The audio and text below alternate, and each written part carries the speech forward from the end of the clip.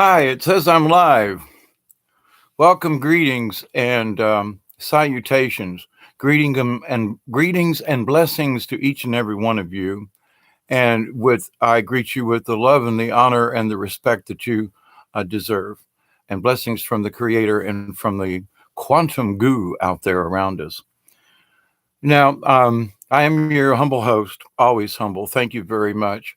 I've had several people ask me to speak more about this in more depth and with some clarity, and and I'll be trying to keep my eye on a little bit on the chat over here during this because I would like for this to be interactive.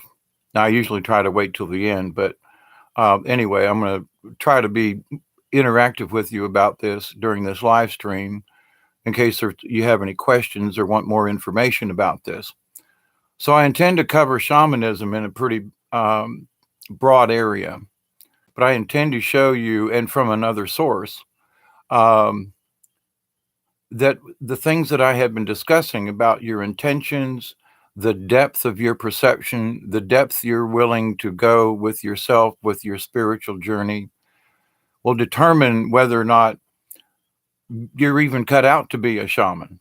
Now, before I go into that very much, I want to say this very kindly, very simply to everyone. When I do these videos, I am not here to try to upset anyone, trigger anyone. This is information. Much of this information I have achieved myself in many different ways. I've done videos on many of these different topics, and I've spoken about some of these things. Hi, Station said, thank you for doing this. You're very welcome. And I want to try to, I say, do this professionally. I never, I have notes, but very rarely. Most of this is information that's already in my head and that I've been gathering for the last 55 of my 66 years.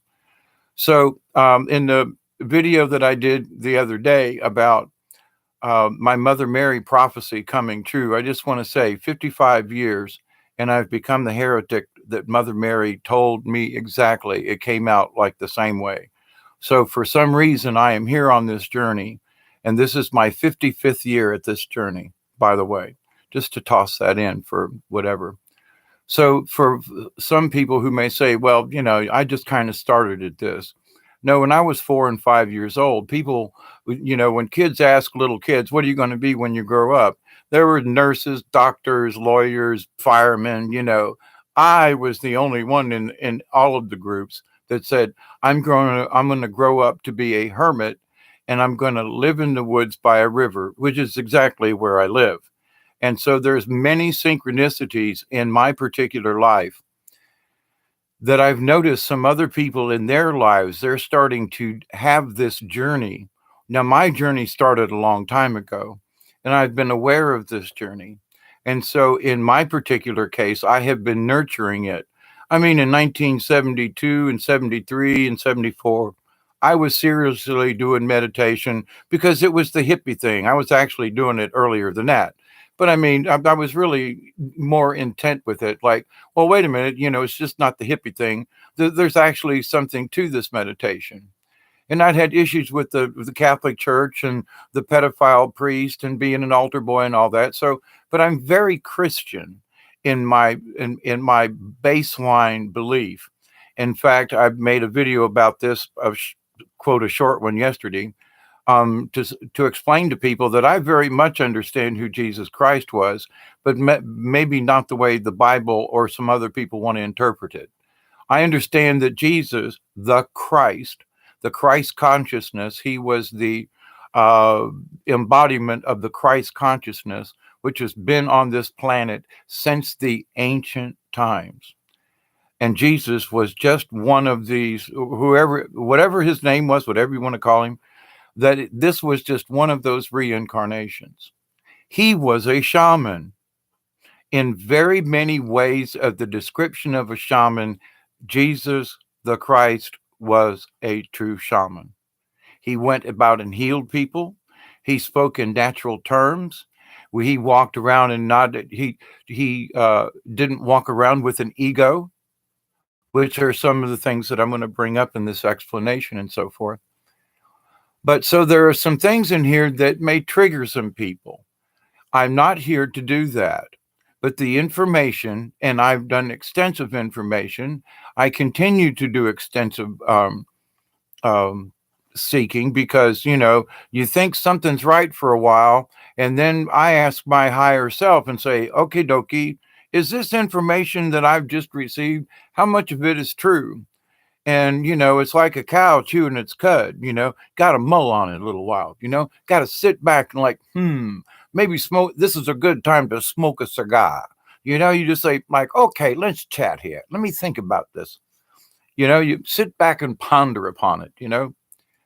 But anyway, so first off, I want to make sure that that you understand.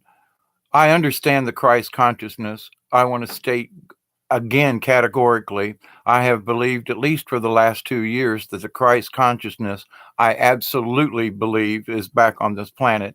Now, is the persona of Jesus back? I'm not sure about that, but I am positive about the Christ consciousness.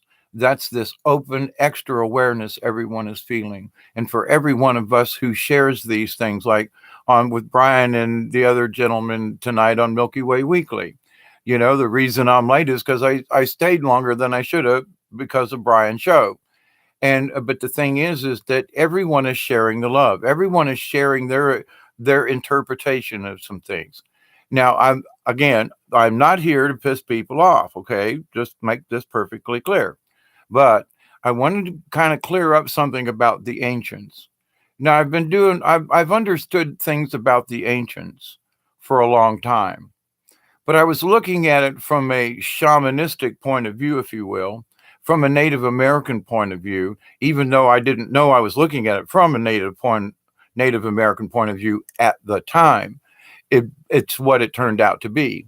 And because I learned later on in my life that I did have Native American heritage, and that it was, great grandma, wait, great grandmother, grandma, great great and grandmother. There you go. Three lineages back. So there are things that I have known that nobody ever taught me. There are things that when I met with the medicine man to continue my shaman training, my medicine man training, my spirit training, he asked me, he said, how did you learn these things? And I said, through the visions of White Dove, through the visions of Great Spirit, through the visions in my spirit journeys and my soul journeys in my way. And this is what I have. And out of a 90 percentile, out of 100%, I was in the 90 to 95%. He looked at me and he goes, there's no way that you should have this information without having walked in the spirit world. There's no way because some of this stuff, I picked it up here and I picked it up there, but there were certain details which I will share in this video. And it's not necessarily to prove a point, but it kind of sort of is. It's like, where did I get this information? It's hidden information. It's old information. It comes from the ancients, some of this. Now, I want to say that I think it's in Revelations, and I've had this before I started, and I've got a Bible over here, but I'm not going to waste the time to look it up. But I'm pretty sure it's in sort of the last half of the Revelations, and preferably the older Catholic version Bible versus the King James. But because you get a truer sense of the older words, is it. It says that Jesus, when the Lord comes back, he's going to bring us enlightenment. That's in the old apostle text. When you read the King James version, it says the Lord God Almighty, Savior, all this stuff is going to come back and he's going to bring us a light. And enlightenment makes a whole lot more sense. The verbiage in some of the older text makes the passages understandable. Where the King James version, in my opinion, lots of these and thous and stuff like that, where when you read the older text, it's not there. It's very clear to read. There's no ambiguity. The ambiguousness I'm messing up this word on purpose because I can't say it at the moment. My tongue is twisted. But with that said, though, I want to talk about the ancients. There's this passage in the Bible that says that when we rise from here, we go into heaven, we're going to sit with the angels, we're going to sit, with Jesus, and we're going to sit with the ancients and the old ones sitting with God on the throne. And it's like, what? And I used to know the passage, you know, chapter and verse, but it's like really short, but it shows up two different places that when you come in, the righteous will sit with God in heaven and sit with the ancients and the old ones. That depends on which version you read, but it's like, well, wait a minute, hang on. Then it mentions the angels and the archangels. Okay, but what's this about the ancients and the old ones? Now, for a lot of people, and I looked it up on, my DuckDuckGo, I don't use Google, and I get some very interesting hits. And so I'm looking at this, and it says, the first thing it says, well, actually, let me put my glasses on, and I will read it to you, which is what a lot of people are believing. And I got to say, listen, folks, there's some information out there. And folks are like, well, that's the first thing I read, and it must be true because other people are talking about it. Good afternoon, Marie. Blessing to you. And I guess you're already into Monday. But anyway, so let me go here with this. Now I just typed in who are the ancient ones into the search engine, and I'm just kind of reading down what some of the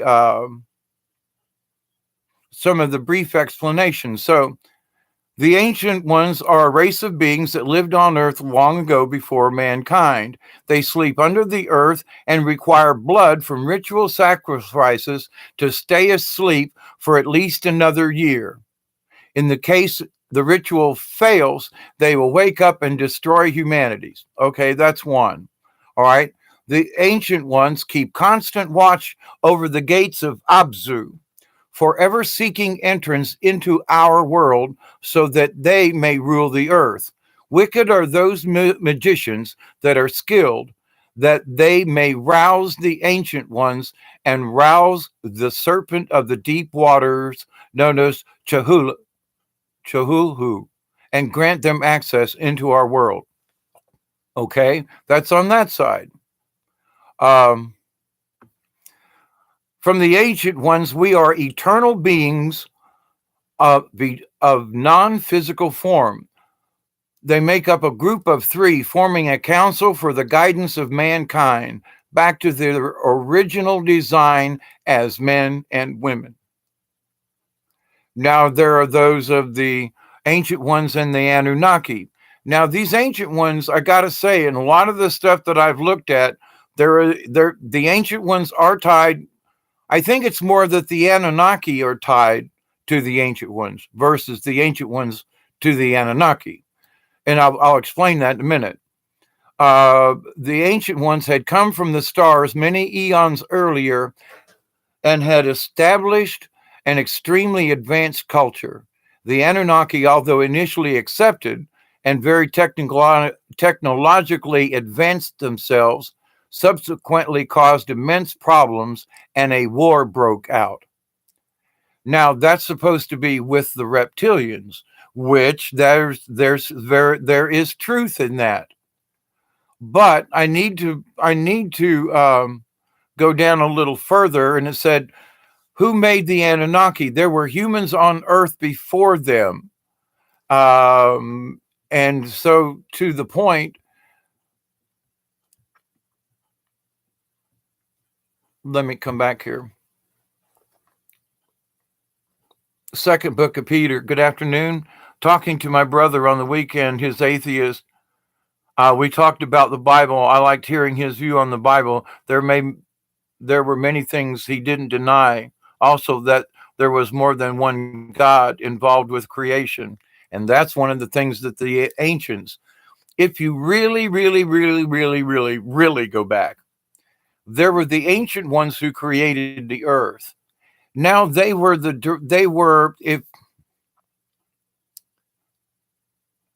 planted Mother Earth. I mean, because there's a lot, Mother Earth was a nasty ball and things had to get done. The ancient ones were the gardeners and the landscapers for source, and they have been mistaken as gods. And some of them weren't really nice because the ancient ones are taken from many different areas, and these ancient ones are much more ancient than our earth is in existence. So these ancient ones were sent here to create the earth for, quote, God, if you will, but it's for the creator. They were his tools. That's why the ancient ones in the Bible say that they will they sit right up there with God. So when we die and we're accepted, we're going to go meet the ancient ones with God. Well, God, if you really want to get down to some of the nitty gritty and some of these things, God was, if you have to look at this as a hierarchy and as a corporation. God, in so many words, was the CEO and the overseer of the ancient ones as they built the planet for source. And Christians you're going to say, oh my God, there he goes with, no, hang on. I'm with you. There was a creator source that sent these sparks out, that sent this God spark out to this planet.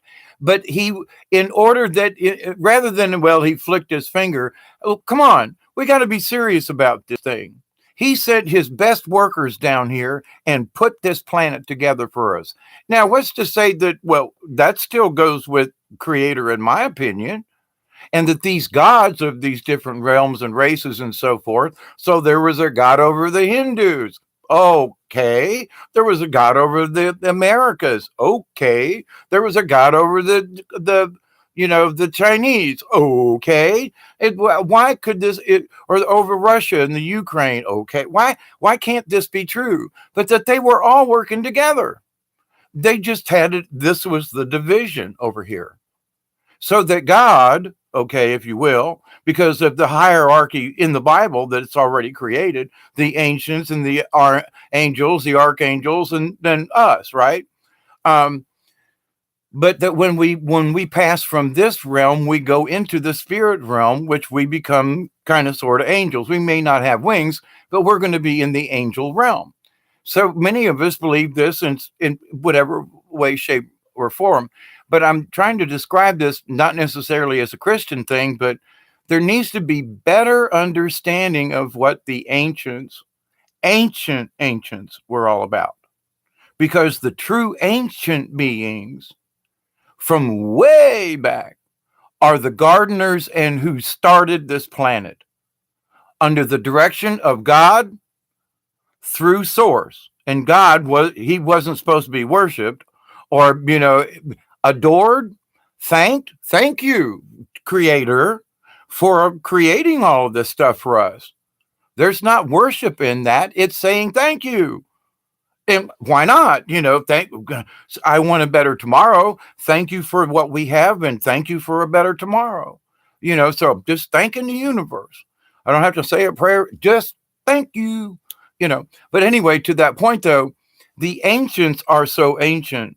Some people cannot think that far back or allow themselves to go back into that because Milky Way was here before the planet was. You got to understand all this Big Bang stuff is just, there's another explanation as to why some of this Big Bang was. Now I got to be on this for a minute and I'll read I swear I'm going to break off of this and read the chat. I do want this to be participatory. I got that out right. But with that said, but the ancient ones are much, much, much, much, much, much, much, much, much more ancient. Now, there are ancient beings who came after the builder race, if you will, which some people call the builder race. Now, there's the Akashic record and all that.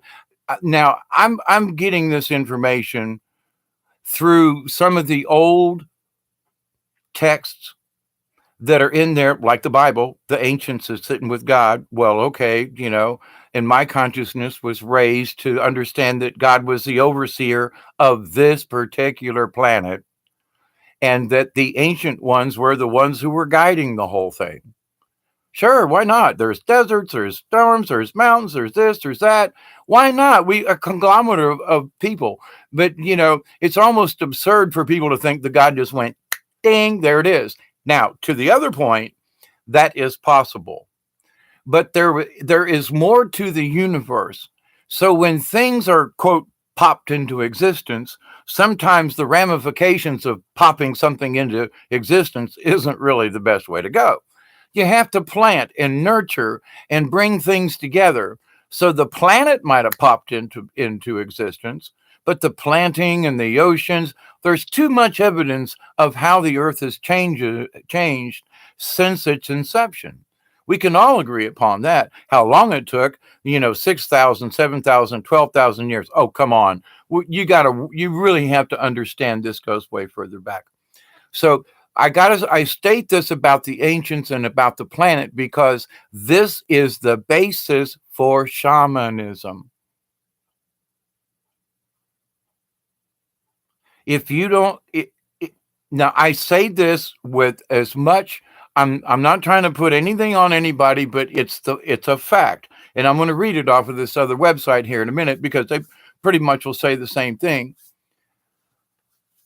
If you're not willing or capable or will allow yourself, now this isn't a cut on anyone, but you must be willing to allow yourself for your mind, your brain, your thoughts to go that this reality of just a normal human being is it's way out of whack.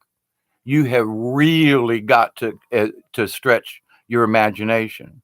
But the thing is, it's not imagination. You have to stretch your thoughts and your feeling and your mind and your being to accept the universe, not just the planet, the universe. You have to understand that we're just a very small part of it, but we are an essential part. Every one of us beings are tied into the universe. We are very special. And what makes a shaman is being able to tie in to these energies. And so it isn't about religion. It isn't about all this other kind of stuff. It's about tying in to the ancient knowledge, which comes from within. So when Jesus, the Christ, and Buddha, and all these other prophets, I mean, Confucius, and there are many quote prophets and people over the years that have used different phrases, which is one of the parts of shamanism. To become a shaman, you must become a shaman in your culture.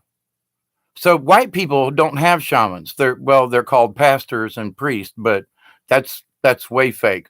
But in a certain particular way, the Catholic Church, the priests are shaman-like, but they're not.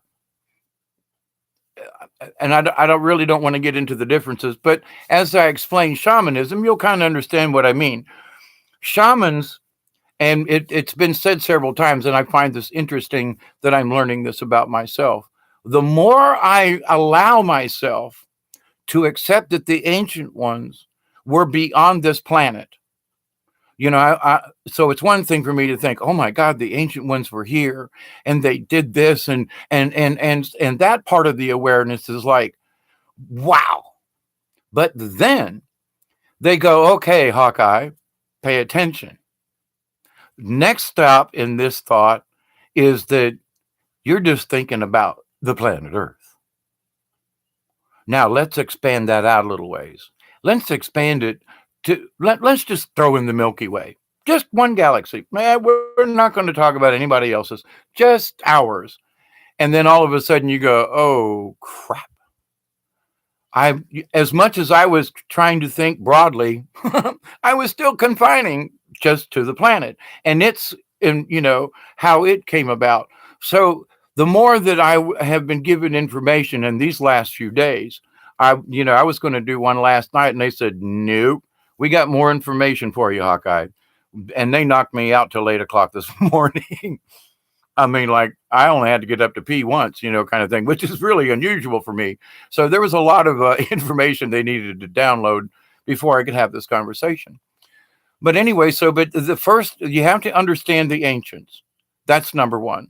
Before you can even consider whether or not to be a shaman now you can follow a shamanistic or a shaman's path, if you will, and that will help you with your spirituality, regardless of whether or not you're able to heal anybody or whatever. The path of the shaman itself is a journey to spiritualism, and it's as ancient as the ancient ones. So skip all this stuff about, oh, they're coming out of the earth. That's a whole different ancient ones. I'm just saying there are different levels of ancients. You know, we already know that there were 75-foot giants on this planet because they got bones of 75-foot giants on this planet. Now, those would be back with the ancient ones. They were giants. They went around planting trees, for God's sakes. You know, they were literally forming the earth. They could pick up a boulder and put it over here. I mean, I know that may sound like out of whack, but the some of the giants were of the builder race and of the and of like let's call them lieutenants of the ancient ones. They were still there, but they were like younger ancient ones, if you will. There's still a hierarchy, but they were still part of that builder race to create what people in the Bible say is what God did, like that. Well, like that, in terms of the universe, it would seem like that to us, or maybe a long time. Wait, but you know, time waits for no man. Blah blah blah. So I'm going to pause here. But so you got the idea of what I mean by ancient ones, and you must understand it like this, because otherwise the rest of it isn't going to make any sense at all. You know, I mean, seriously. And that's not a cut on anyone. It's that these are prerequisites. And when I read you from this one website, they agree with me. I was like, oh, shit, looky here.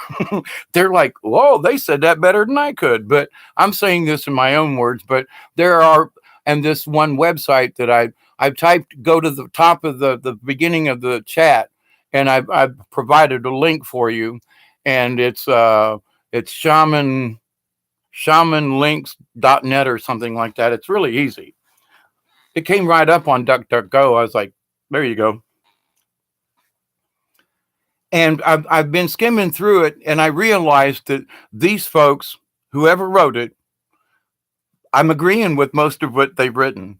And it's like, yeah, well, okay. I don't know where they learned their shaman thing and who their medicine person was. And there's one or two things in there. I'm like, but in general, if you want an outline like Eureka, and blessings to all you guys, and I'm going to get to you in a second.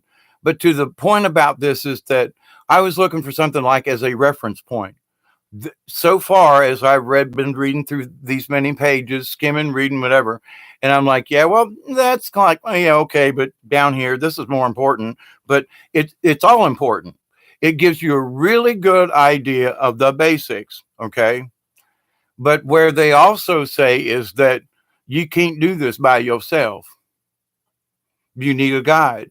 When you go on spirit journeys, you need a guide. This is not something you can start on your own, and you can do these things on your own, but to really get the benefit, you gotta go out and meet and learn and do.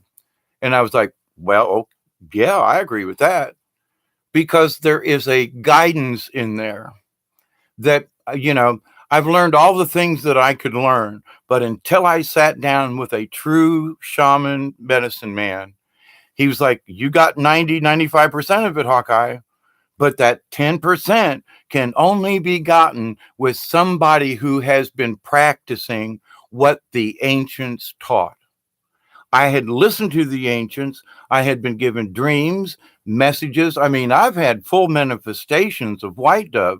She told me she was of the Cherokee Nation. Then I find out, I did some search and I couldn't find a White Dove in the Cherokee Nation. Now, I'm pretty sure one existed, but she was my great grandmother, and came to me in many visions and told me things.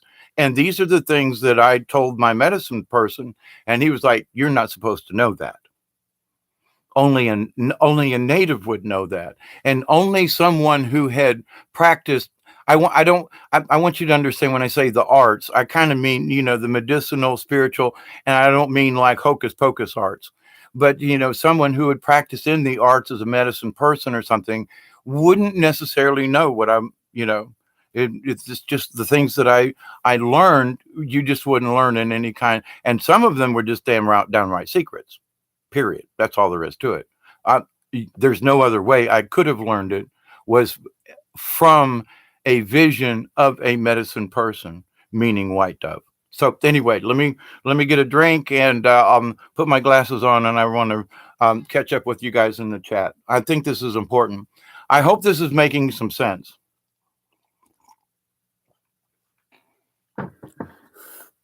Now I want to agree with people. There are some ancients who are damn nasty, whether they be lizards or beings. There's a lot of critters who have come to this earth after the original ancient ones, if you will.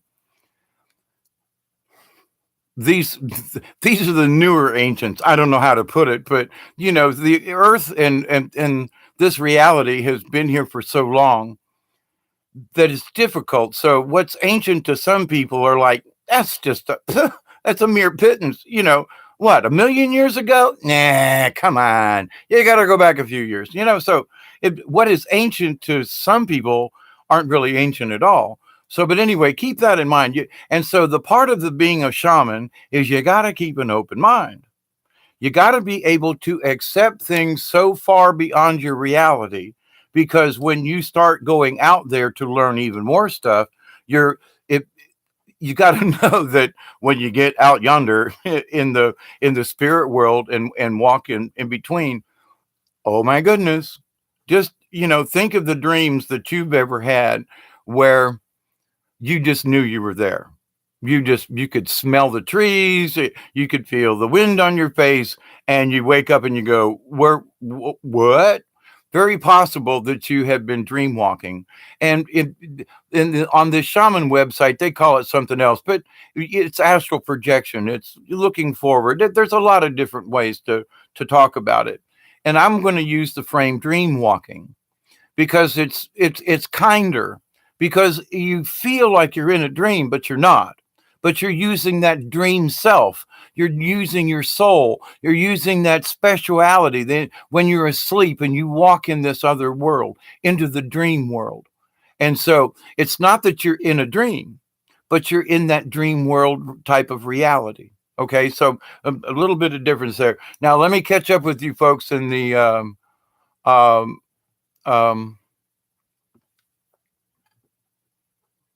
let me go back up here a little bit. A lot of the religion, Eureka, you say, my family came from England and we probably have Viking in us, and the Vikings weren't Christians. That's very true. And Eureka, to that point, though, some of the Vikings and Celtic and the Nordic traditions were actually closer to the earth. And even though they did bloodletting, it was done in such it wasn't done cruelly like well, I hate to say Mexicans, but like the folks down in mid-Mexico and some of the Incas, some of that stuff was just brutal, okay? But to the Nordics and folks up there, if they slaughtered a sheep in a ceremony or something, they usually ate the thing. They usually barbecued it afterwards as part of the rest of the feast. And so there is a lot of folks that there are some deep Celtic things that are really kind of fascinating, especially about giants, especially about different like little people, elves, and things like that. There are things in Nordic and up in there in England. That's very true. I've seen some of these things. I've witnessed some of these. I did videos about the water wisp and my time on the river down here. Unbelievable.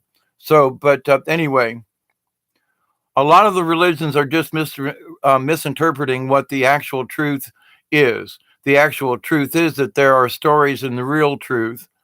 Right. Now, see, the computer simulation, now understand that there are people who truly, and I'm slightly in agreement with this, because the ancients didn't have computers, and the ancients weren't involved, quote, in this simulation. It was a reality. It was a different type of simulation or reality. We're using our current technology in terms of for our version of shamanism. So, where before there wasn't an artificial intelligence, before there wasn't a Matrix movie, these things were not constructed in our heads. Now, I understood because back in the 70, 71, when I had these intense experiences, I saw the universe as a spider web of types. And some people would say, well, that's matrix like. And I would agree. But I don't agree necessarily in this matrix of slipping in and out that there is truth in that, but not the way we're not all involved in this. We could be, but it takes a lot of practice. There's a lot of other variables. And is this planet Earth right now a simulation? Some of the things that are being run upon us through that little camera and through this video screen are artificial intelligence, but it's programmed. And you and I are programming it right now by our questions, by our reactions to the questions. And I've been telling people, at least for the last year, that we need to be more positive in our post. If somebody writes us something nasty, we have the choice to accept it or ignore it, and I just spoke about this the other day, but it's very important. And in going into 2019, we need to manifest this big time. So, with that said, though, if we don't accept a negative, we just let it go. Just pretend it's not there. We can read it, but not. We don't have to get ourselves involved with it. We can just say, "Well, there it is," and leave it. Just leave it. And so, or to the person who may have sent something, you say, well, if that's the way you believe, I pray that you will have further enlightenment so that you can understand what I'm talking about. And I'm not trying to speak to belittle anyone, but if you're newbie at something at this, you got to start somewhere. So some people might say, well, Hawkeye, you're just talking way above us, or you're being snooty about this. I'm sorry. I've been at this for 55 years. So yes, I always ask for humbleness, but I'm sure at times it's going to feel like, because I want to get my point across. Oh, well, you really know what I really do know what I'm talking about, but not in a narcissistic way. So if you ever feel that I'm being that way, I apologize ahead of time. I'm just trying to emphasize what I've experienced or what it means maybe for you. So continue on with the reading here. Marie, yes, Eureka, you're from pagan ancestry, Finland. Uh, yeah, exactly, Marie. The Pope and the Vatican changed all that. And see, Marie, you're absolutely right. When I got out of Catholicism, when Sister Helene in 1970, and I keep bringing her up because it's a reference point, but she told me, she said, don't become a priest, go study Buddhism, because Jesus was a Buddhist. And she said, if you knew what was in the Vatican right now, this was in 1970, but they had just had this big Reformation in 64, and they they turned the priest around so he faced the audience. So a bunch of stuff happened, and a bunch of truths came out or were rehidden. Like in 1964, the real truth and the letter of the third secret of Fatima was supposed to have been revealed in 1964. And the Pope at that time said, oh, hell no, not me. He sealed it back up and said, let the next guy deal with it. And that was in 64. Okay. So the big things happened in the Catholic Church, but going back to the original times, I mean, the Catholic Church has an altar. They have a tabernacle. They have all these sacraments, all of these ceremonies. The priest wears all these garbs. There are ancient bones in every one of the damn Catholic Church altars. There is a relic in the there's an inset in each one of the altars in the Catholic Church, and a relic of a saint or someone holy. We don't know who the hell's in this little block of cement, but they put the chalice on it, and that's where they do all the changing the water and wine into the blood of Jesus and all that stuff. If that's what pagans didn't really do it like that. Pagans were more for the earth, So I'm more pagan than I would ever be a Catholic again. I'm probably still pagan up to a point, but I agree with you guys. Paganism is part of the old ancient traditions.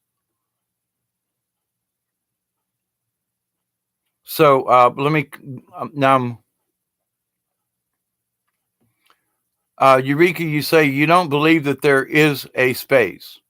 Well, there is, because all you have to do is go outside and look up. And I've done videos about Earth wobble and so forth, and where Orion is. And right now Orion's pretty high in the sky, and right now it's bright because we've got clear skies down here. 2 days without chemtrails, guys. Oh my God, it was beautiful again today. I could actually breathe outside. It was amazing. But anyway, with that said, though, um, Eureka, that's one of the things that you have to believe in is space.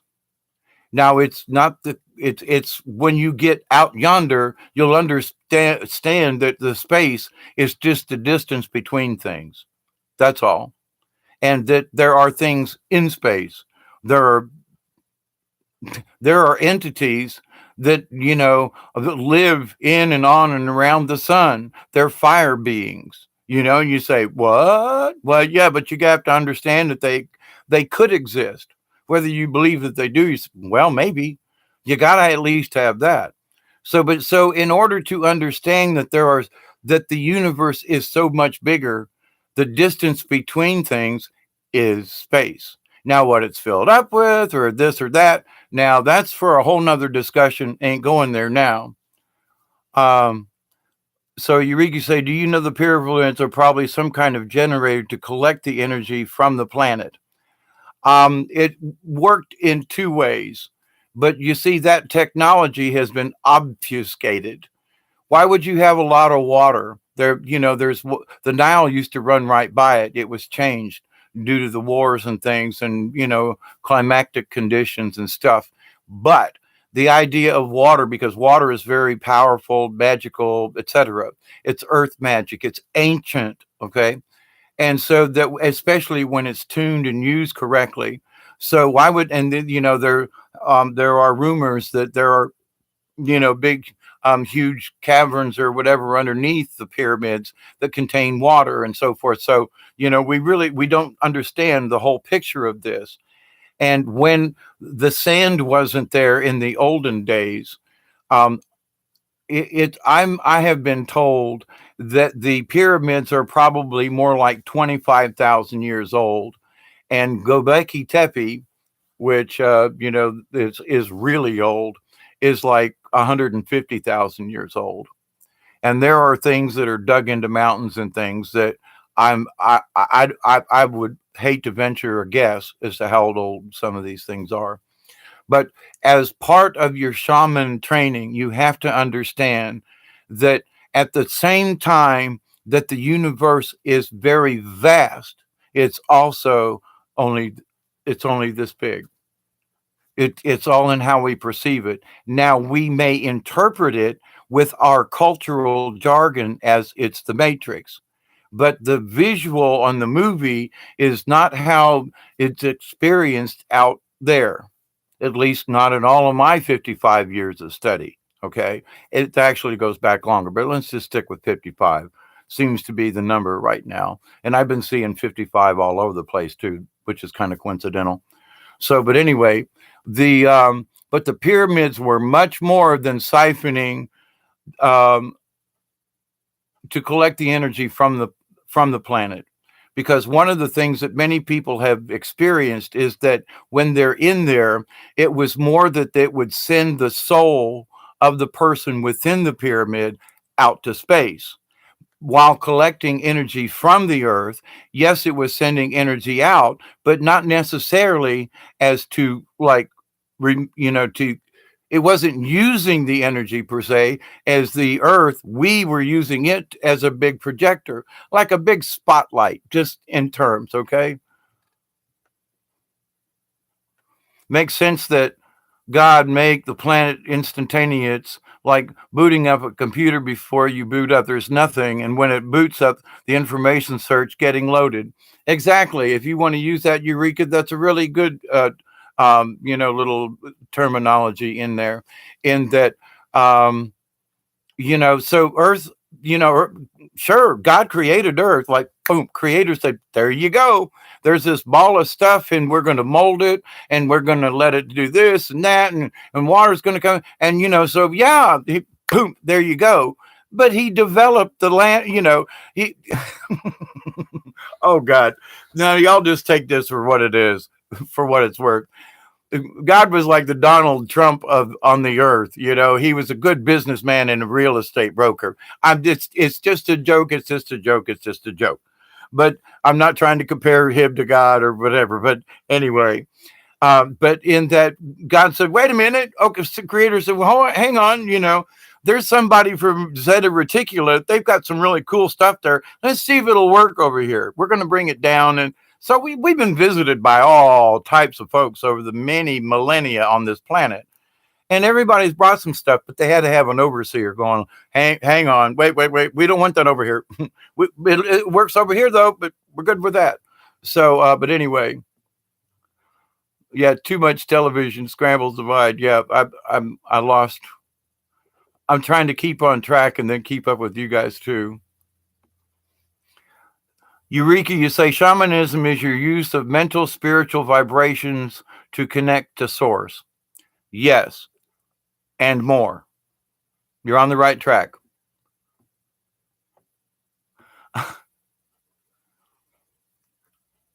Ice Station said you're 73. Well, I'm 66 this year. So, wow, I knew we were of similar age, but I didn't know that you were older than me. But blessings to you. Thank you very much. I'm number 2. Oh, wow. Holy cow. To be number anything. That's why I did that little video earlier about thank you to my subscribers. You guys are great.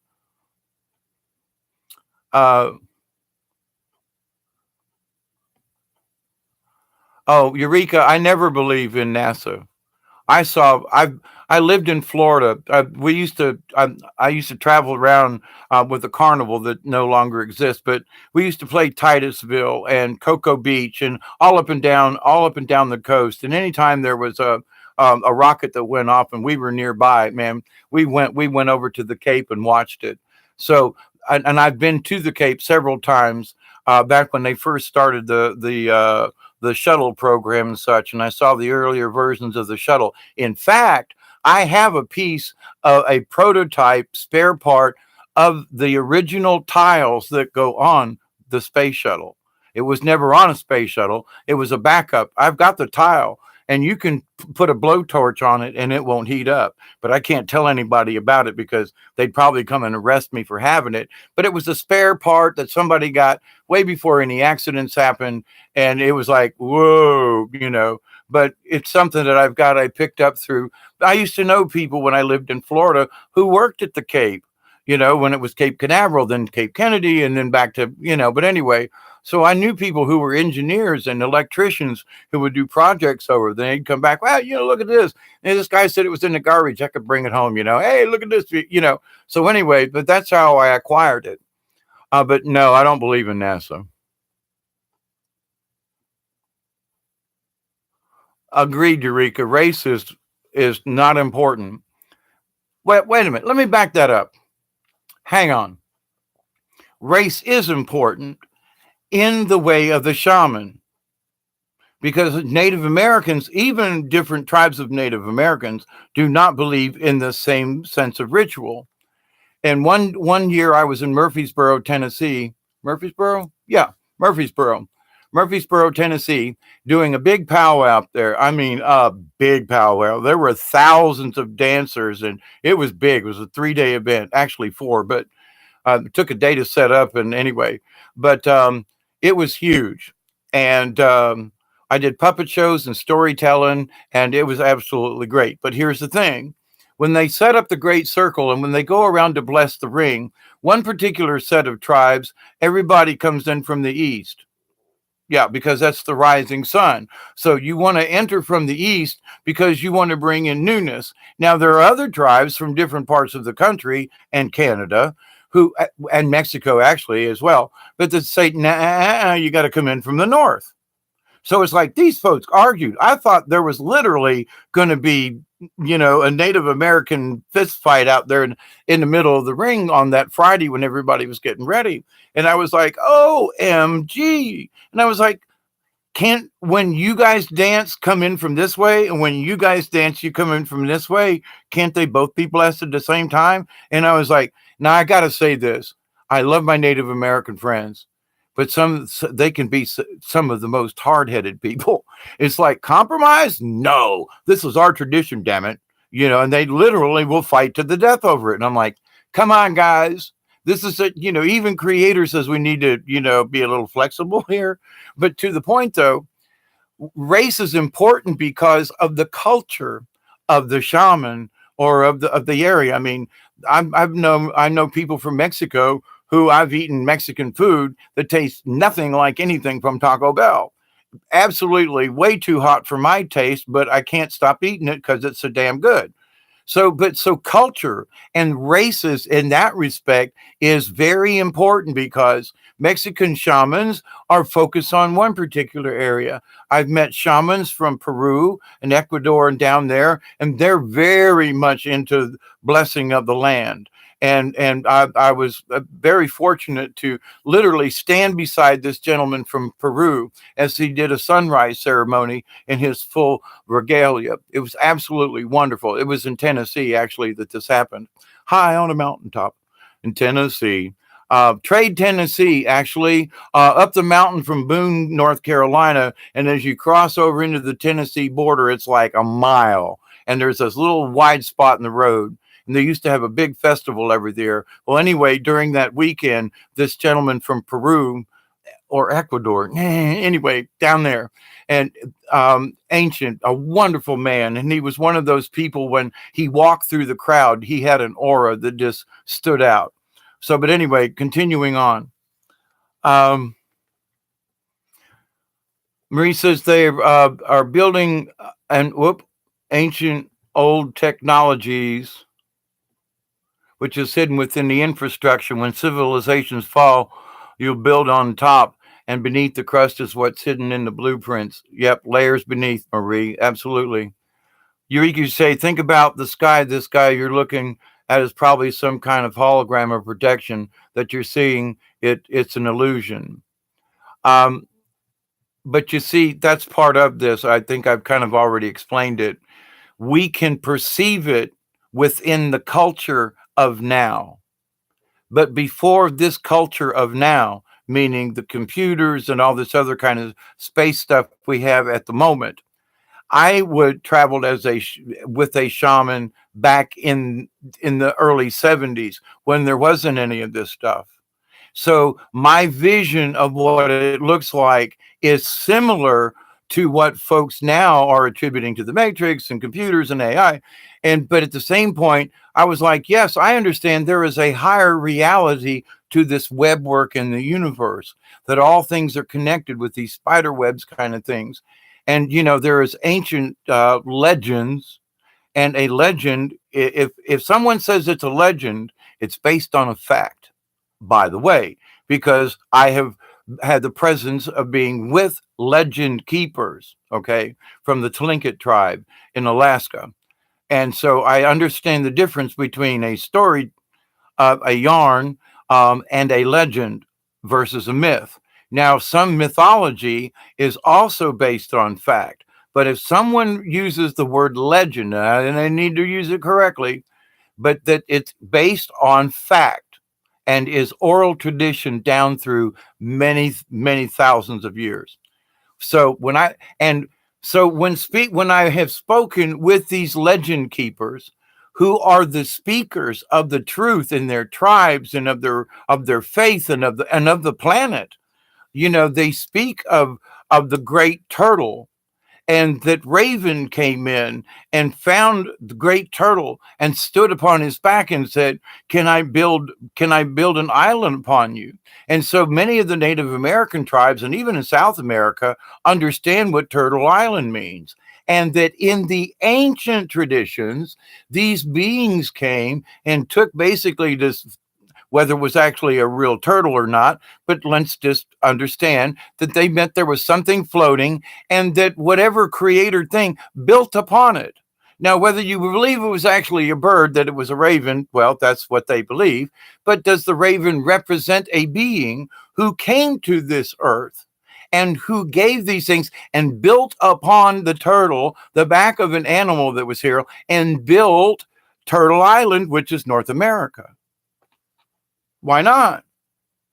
but where did I lose God in there? I'm still stuck with creator and the source, and I'm still with the ancients. Okay. So I haven't displaced God in this at all, or the angels or anything, but we need to understand things really, really far back. So when you keep using this term, Eureka, understand that you got to understand the way the ancients thought. So, but we understood that even in the idea of shamanism, our culture is creating this matrix of shamanism now. The idea of the matrix is well, I say our, now I really don't want any part of this, but let me say your, I got to be kind about this, and I mean no disrespect. I swear I don't. It's not in my reality. I get it, but I understood it in a different way before the Matrix came out. So, so what I mean by that is that the culture now of computers and the Matrix will view the idea of shamanism with their cultural understanding in their present view. So the present view would be to compare shamanism as in like the Matrix. So you're okay because that's what you're doing within the culture of this new age, all the computer stuff. I don't mean new age but I mean new age as far as computers and the idea of the Matrix and AI. There is an intelligence that's out there. It's in the quantum, whether you wish to believe it or not. And some would say that it's AI, that it's artificial. Now we got to understand where do we want to go with this idea of artificial? And here's where we need to go with this. If it isn't tangible in our hands, then it must be artificial. If it was created by something else, it's artificial. If it doesn't fit into our paradigm, then it must be artificial in some way. Think about that. What if the source energy, the quantum energy that many of the ancient shamans have been speaking about, what if that quantum energy, which is the source of all, so when we tune in with our spirit guides and we get our connection there, we don't have to channel anybody else. We ask our person, our angel, our guide. We don't go tampering somewhere else. We ask our guy, hey, I want to know about this over here, but I don't want to ask that individual or entity into my area. I want you to ask on my behalf. Now, I've spoke about this before. People need to be careful with this. And I continue to get these messages like, you got to keep warning people. And I don't mean to piss you off, but stick with your spirit guide. Stick with your quote channel, phone line, however you want to look at it, to your spirit guide. Stick with that one. Don't go wandering off anywhere because it's not the time. The energies are different. And if you don't understand the practice, you're going to get sideswiped. You're going to have a walk-in. You're going to have evil entities that are out there who can attach to you in ways that you won't even know that they're there. There are other things that are part of the matrix and part of this thing right here. Hi, Bob. Bob's the AI. Everybody say hi to Bob. I love you, Bob, and you are a good dude. You make sure you keep all those other guys in check. But anyway, we are the AI. How we respond to things, how we manifest what we write into things. If we're always, well, you're a dickhead, you're a fat, I hate you. AI is listening to us going, holy crap. Now, but here's the thing. Is it actually artificial? Well, now with these quantum computers, they have tapped into the quantum computer, to the outside energy. So you have to understand that things that we've been talking about as shamans and medicine people and stuff in an etheric way, they're proving because they have computers now that operate in the quantum realm. So one could argue, well, I don't know about, hang on. These newfangled computers are tapping into the quantum as we speak. And there are a bunch of them on the planet now. So are they affecting us? Yes. But here's the other thing. There are people who are putting something into the program, but it's up to us as to how we respond. So for this 2019, I'm going to be on everybody's butt. Stop reacting to some of this stuff. I don't mean ignore it. I mean, but stop reacting. If something pisses you off, go, oh, hang on. All right. I got my eye on you. I'm going to keep an eye on you, but I'm not going to get emotionally involved with this. Because when we do, that's what AI is learning. Now, what has transpired in this last year? And on Milky Way, they were talking about something has transpired. Yes, what has transpired is the more that we speak in the positive, and many of you have heard me say, when we choose how we speak, we can be speaking in the negative when we don't even understand it. You know, it's like, and I'll give you a quick example. And the example is really simple. It's like Mama hollers out to Johnny, who's going to the store. He's going to get on his bike. Mama says, "Don't forget your helmet, Johnny. Don't forget to be careful." So the first thing out of her mouth is "don't remember." So that's what the brain hears. So and people say, "Well, that's kind of silly." No, but we do it all the time. We speak in the negative. What we actually want to say is, "Remember to wear your helmet and remember to be careful." That's positive. You're saying even better, because when you say "don't forget," the brain goes, "What?" So we have in my change of speech, which I have been just. I always try to speak in the positive, like, well, don't do that, or don't. You don't hear me say much of that like that, because I'm trying desperately, and it's hard sometimes to speak in the positive, because it's like, well, if I say, well, oh, if you're gonna don't do that. Oh, you could, don't do this, and well, that's wrong. No, no, no, no. I would be much apt to say, maybe there is a different way. Are other options. There are higher thoughts in this. Have you thought about this correctly? Let me give you a different point of view. So I'm always trying to speak in the positive rather than being negative. Sometimes it just comes out that way, and my apologies, because I'm still learning. But as far as a shaman is concerned, you must understand these higher thoughts and processes. And they understood them long before there was a computer.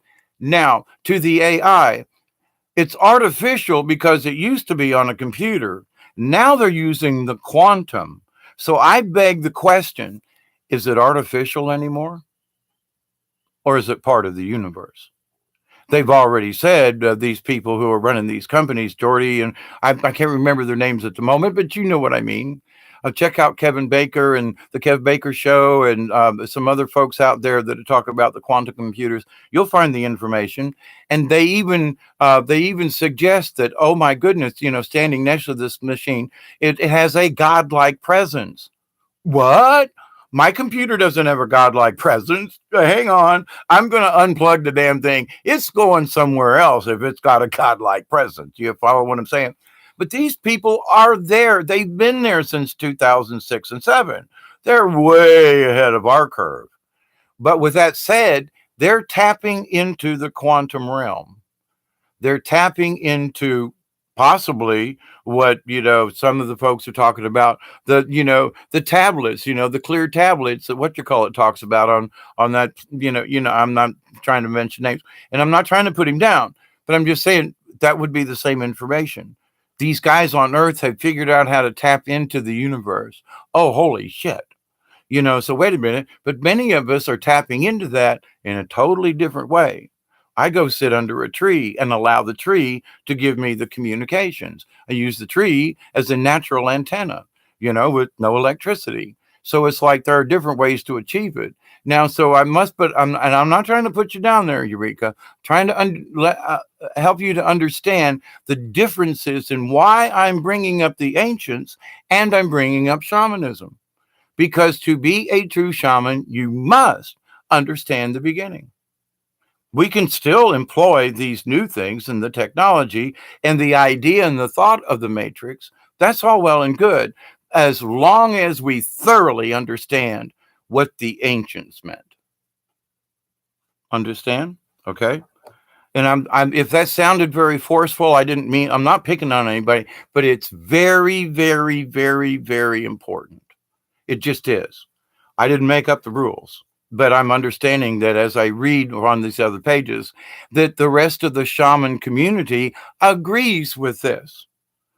I knew this before I read from the thing, because I've been at it 55 years. So, but anyway,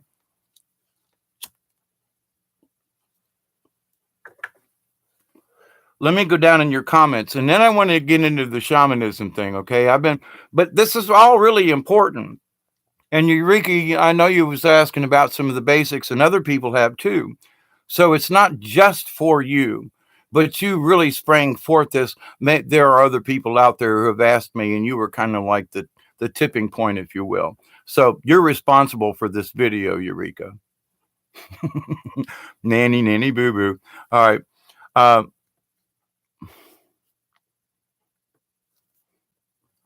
all right. See, the Shannon quantum mechanics and quantum entanglement says we're in a simulation.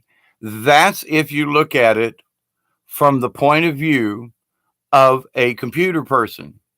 If you didn't have a computer 30 years ago and 40 years ago, like I was brought up, then this does not apply.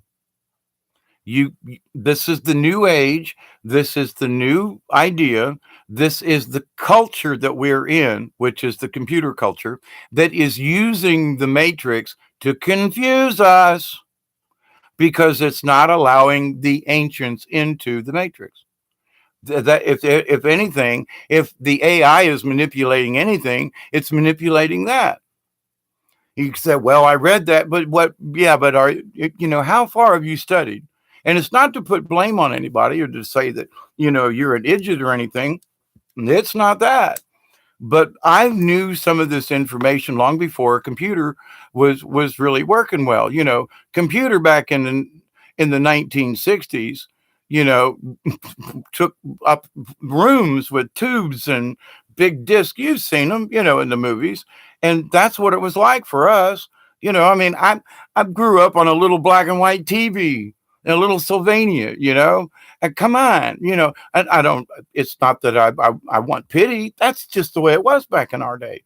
A big TV was like, wow, you had to have room to put it, and everybody, and it wasn't until later years that we bought a bigger one. But to the point is that it was all black and white, doesn't have anything, and color TV was a big deal. But so until we saw color, other than on the big screen, the idea of color TV in the house was like, OMG. So that was like, going into the matrix for those of us in the late 60s and 70s, to see color TV. And now we got high def. We got high def cameras. Oh my God, just in the last 10 years, the camera development and the pixelation and so forth has increased so much. It's like, I remember the old days, when you had to put a 3.5-inch diskette into the back of your camera and you could get 10 pictures on it and put in another diskette. That's not really ancient. But to the point, though, in the last 15 years alone, we have made such strides that the idea of the matrix now seems more plausible as we explore our own quantum reality. As these energies expand, and all people now are starting to feel these things, and they're becoming, we're all quantum entangled. So as we realize this entanglement, OMG, then other things come into us. And it seems like, because they put it out there for us to think about, that we are part of the simulation. And it's not no, this is our reality. Now, are there different timelines? Can things be manipulated by the ancients? Yeah, there's a lot of other stuff, but this is a reality. I can't put my finger through this computer yet. And if it was a true matrix, then I should be able to just put my finger right through this screen and be able to wiggle it on the other side. No. Now, in the true shamanistic way, you can achieve that higher consciousness and be able to do that. And it could be explained as being in the matrix. Now, I just don't believe that everything is written in stone, because then what's the purpose of free will? And I've made so many mistakes in my life, but The predestination in my life was I needed to end up on property that was in the woods with a river behind it, which I did, and learned how to be a hermit and how to listen to Creator and to learn more about Mother Earth. Here I am.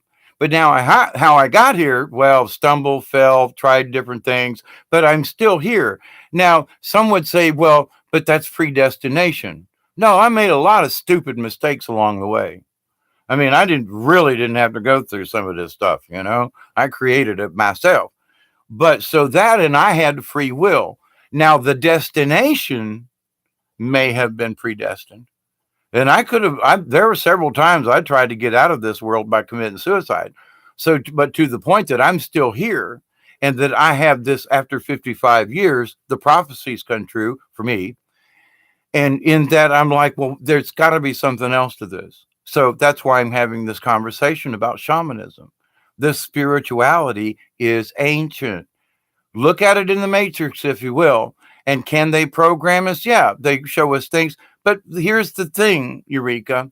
We have the choice to accept or reject whether or not we want this into reality.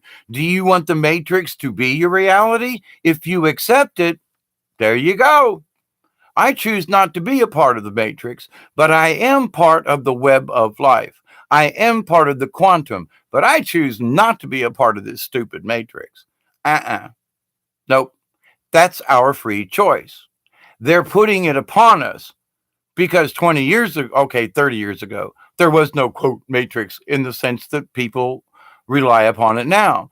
But for the last 200,000 years, people have understood what shamanism, what the quantum theory is, how we're all connected to source through all the ancient teachings, knowledge, and understanding, having nothing to do with the computer. So this is a cultural thing with the words, the matrix and this and pre-programmed and all that.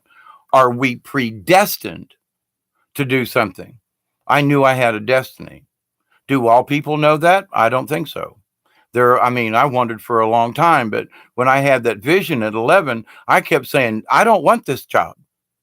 How long is this going to last? Well, 66 years later, here I am having the conversation with you, and I'm thinking to myself, you didn't tell me how long this was going to take, but it was true. And now that it's 55 years and the 55 anyway, there's some other cosmic energies going on here, especially with some of the topics. Anyway, moving on. Eureka, you say, I think sometime in the near future, maybe we as individuals can spot the system, spoof the system, and have our own environment to make our own world. Okay, let me follow up with this one because this is my wish, and I'm going to do a separate video on this, is to how would we manifest, and how we use the word in our community is wrong, by the way, but how we wish to manifest our future. What do? Well, first we quit arguing. First we stop. There are certain basic things we need to stop doing, and I just mentioned one of them. We need to stop becoming emotionally involved in things. We need to make the choice right off the bat. Somebody sends us a bunch of crap, you just go, I'm sorry. I saw it. I looked at it, but I'm not going to react to it. I'm sorry you feel that way. Send a prayer back down the pike. You send me a nasty image, say, I'm very sorry you feel that way. And I don't necessarily mean type it out and send it back. All you have to do is send the prayer. Because if they don't get a reaction out of you, I've sent positive prayers back to people and them send me a 3-page email telling me what kind of a condescending asshole I am and I don't know anything about shamanism and I'm speaking to things. And just ratting me like, what? And I just said, hey, have a nice day. I hope that you will understand what I do at some future point. Trigger point, 3 pages of crap they send me back, of how nasty a person I am. I'm like, well, wait a minute. How in the hell did I instigate that? Here was a person, here was an energy that even if I had responded, even when I responded positively, that just gave him an outage or an inroad, if you will, to send more of their thoughts against, because now even though I was like, well, have a nice day. Thank you very much anyway for your thoughts. Oh, you son of a bitch, you're trying to use it. So people go off the wall. But with that said, so sometimes we must ignore it, but send in our hearts and in our minds. Let's send a message back down the pike and say, you know what, I'm sorry you felt that way, Bubba, but I'm just going to delete this and not even going to react. I'm sorry you feel that way. Better luck, understanding next time, and delete. That's it. And we leave it there. We don't like, oh my God, I got a bad comment. No, no, no, no, no. You got to leave it. And then the next thing is that first you have to understand not to react. Second thing is how, just how to block it. Third thing is to send that prayer back. And that's what I've been saying here recently, especially. We need to pray for our enemies rather than against them. Well, I hope them some bitches are arrested. Well, so do I. But I would much rather than let's pray for they will turn themselves in. Let's pray that these evildoers will see the light.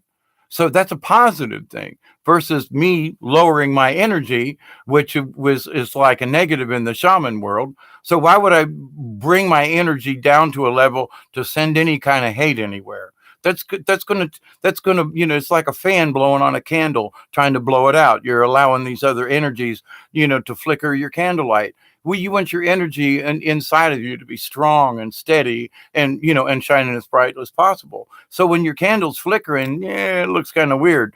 Dark patterns, yada yada yada. Okay, but I think you understand with that what I mean about this. So with what we wish for the future, well, we wish for a better tomorrow. We wish more peace. We wish for more enlightenment. So then we stop reacting. AI isn't going to pick up on it from us.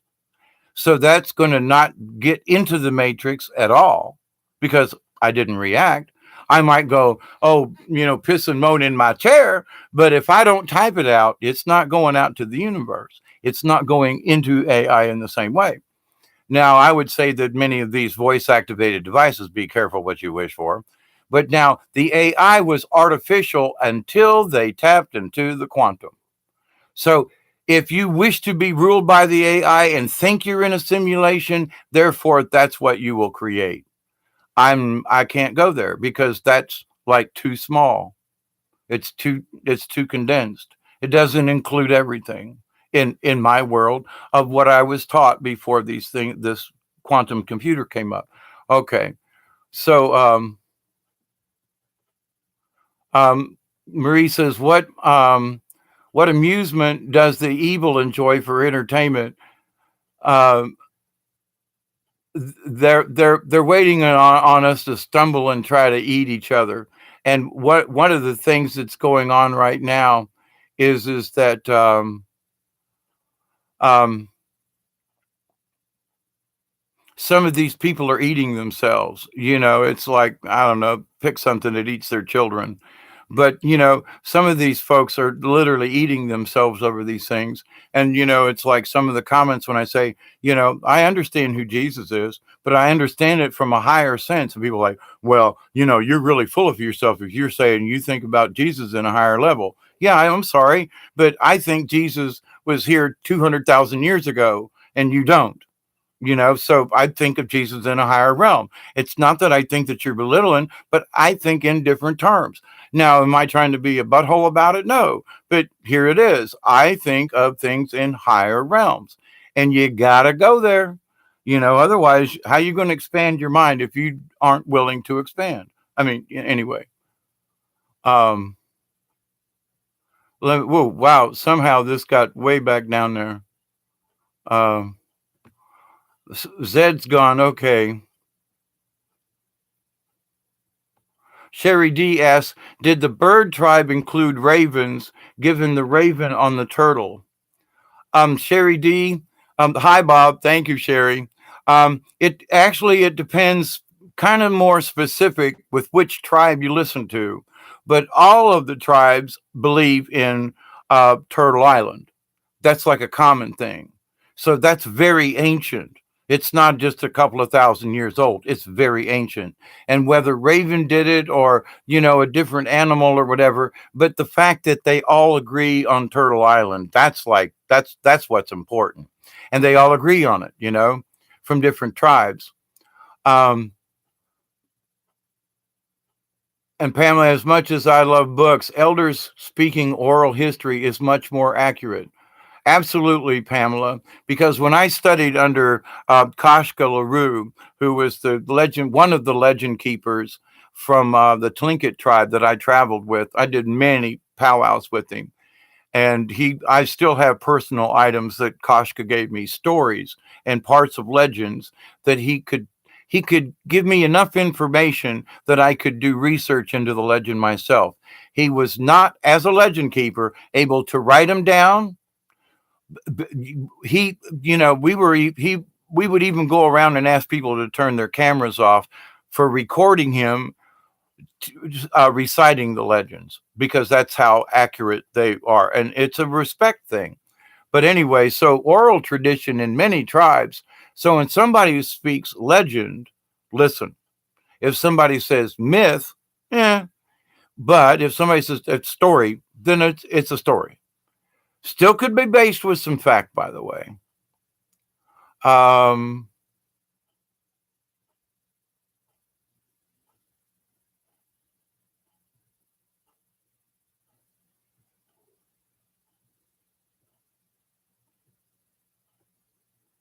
Sorry, I was just reading back up.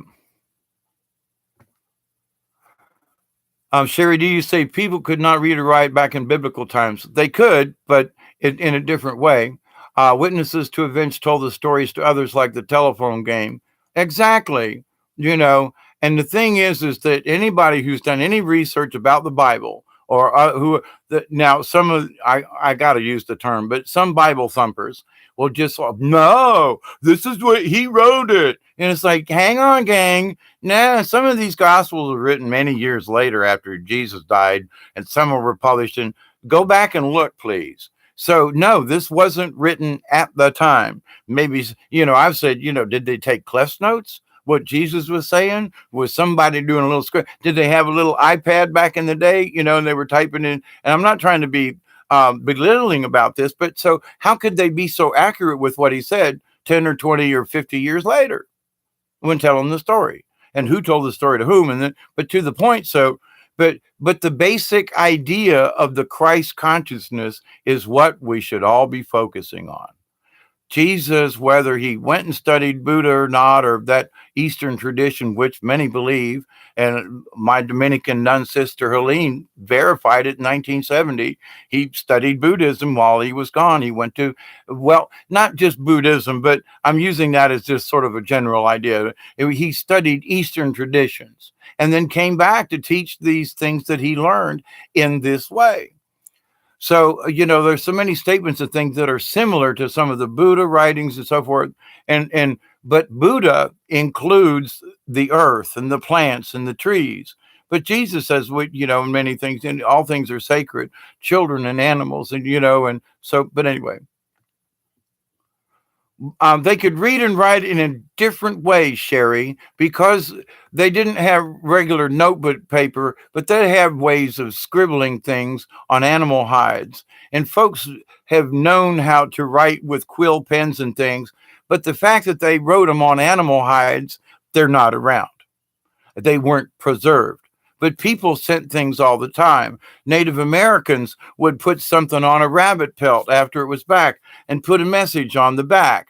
And it might be best wishes, Granny, or something like this. And then they give it to her. But they still knew how to put symbols, and they still knew how to communicate. We just don't understand that. Okay, just saying, there's more to history than, it's just more. And that's not to say that any of you guys don't know what you're talking about.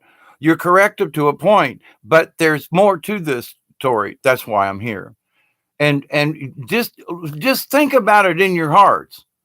Animal skins, Native Americans. I've seen pictures of the way old uh, lodges and what most folks call teepees, but Native Americans call them lodges.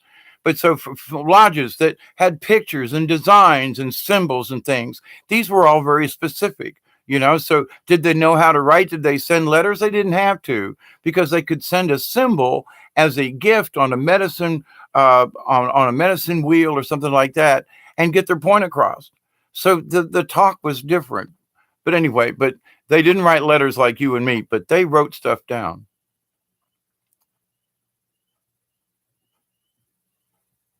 The scribe could then claim to be the one who witnessed the event. That's true with the Bible and when paper and scrolls came about. You're absolutely right about that, Sherry. But I'm saying that people a long time ago still wrote on things. We just haven't seen them. You're welcome, Pamela, for the levity. Marie, we all have different paths and how it comes together. I'm stubborn in beliefs unless I have good reason to contemplate the possibilities, given good logic behind it. Sand shifts with the tides and gets sucked back into the ocean. Cities are built on sandbanks next to the ocean. Sand is ancient and doesn't hold a foundation. Ah, but rocks are ancient too, and both have a purpose. Just saying. Uh, Yeah, I know ice stations I didn't hear, but respect for all that is. Absolutely. You have to include it all. And yes, cities are built on old civilizations. And one of the things that the indigenous peoples, the Native Americans, and they say, well, we don't know how long they were on North America. Well, that's because if you understand indigenous beliefs, you would never build a permanent structure. You would never desecrate Mother Earth with a permanent structure. And you would always move your teepee, no matter how much you liked the spot, because you wanted the grass to grow up. So it's like they didn't build something that would last for centuries. They respected the planet so much that they refused to build a permanent structure, unless it was like Serpent Mound or something. You know, there are other things that they did, but to the point that people say, well, but so that's why you don't find anything. You know, Native Americans have been trapping animals and making teepees and stuff for years. But they would, you know, now the northern climates, they would build permanent structures, but permanent structures that was with the earth. In other words, they built a teepee inside a mound because it was so damn cold in the wintertime, you know, so they were protected with Mother Earth. But they used the earth and they prayed with Mother Earth. They were a part of Mother Earth. They went into the womb of the mother during the wintertime and hibernated, per se, and were protected by the mother. So man, when you do that kind of thing, you have an understanding that can't be, you know, it can't be bought. You have to learn it. You have to experience it. So, but anyway, going on down. Marie, you say, yes, it's like watching too many different programs on and the light behind the TV, this scrambles the static. It's not the medium, you are. Exactly. Ice is gone. The poltergeist movie, and the little girl sits at the TV and says, they're here. It's subliminal, and that's where it starts. Part of it.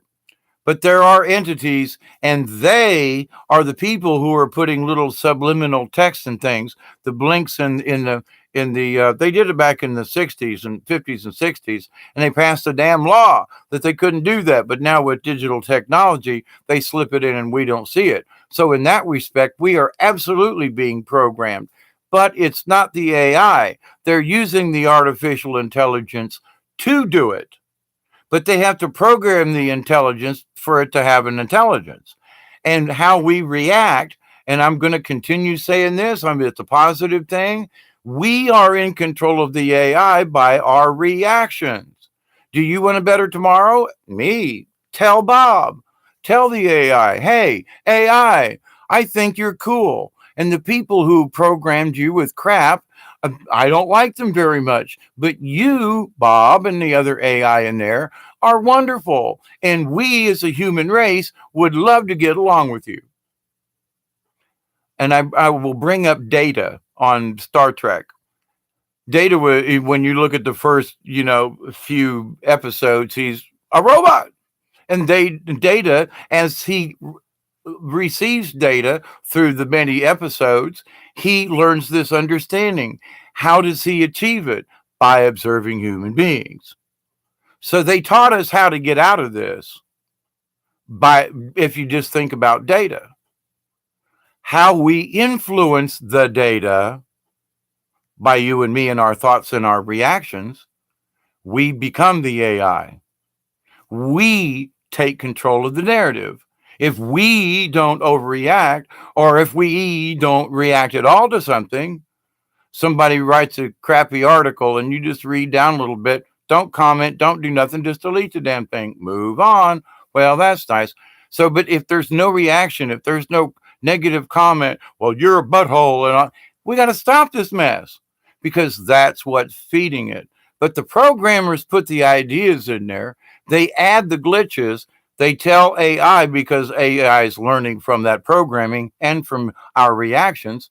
So, in that respect, it's alive. So I say, why can't we train him? Bob, you're very intelligent. And what I mean by training is very simple. We wish you to understand that most of us human beings on this planet are really good natured, but we've been tricked by the people who have programmed you and are trying to program us. Just saying. We need to take that kind of attitude. And you say, well, you're talking to a computer. Well, you're trying to tell me, I don't mean you particularly, I mean them out there, you're trying to tell me that the matrix, it's computer, it's part of the thing. And well, then how come I can't talk back to the AI? How come I can't say, hey, Bob, let's all have a party tomorrow, and give everybody free internet?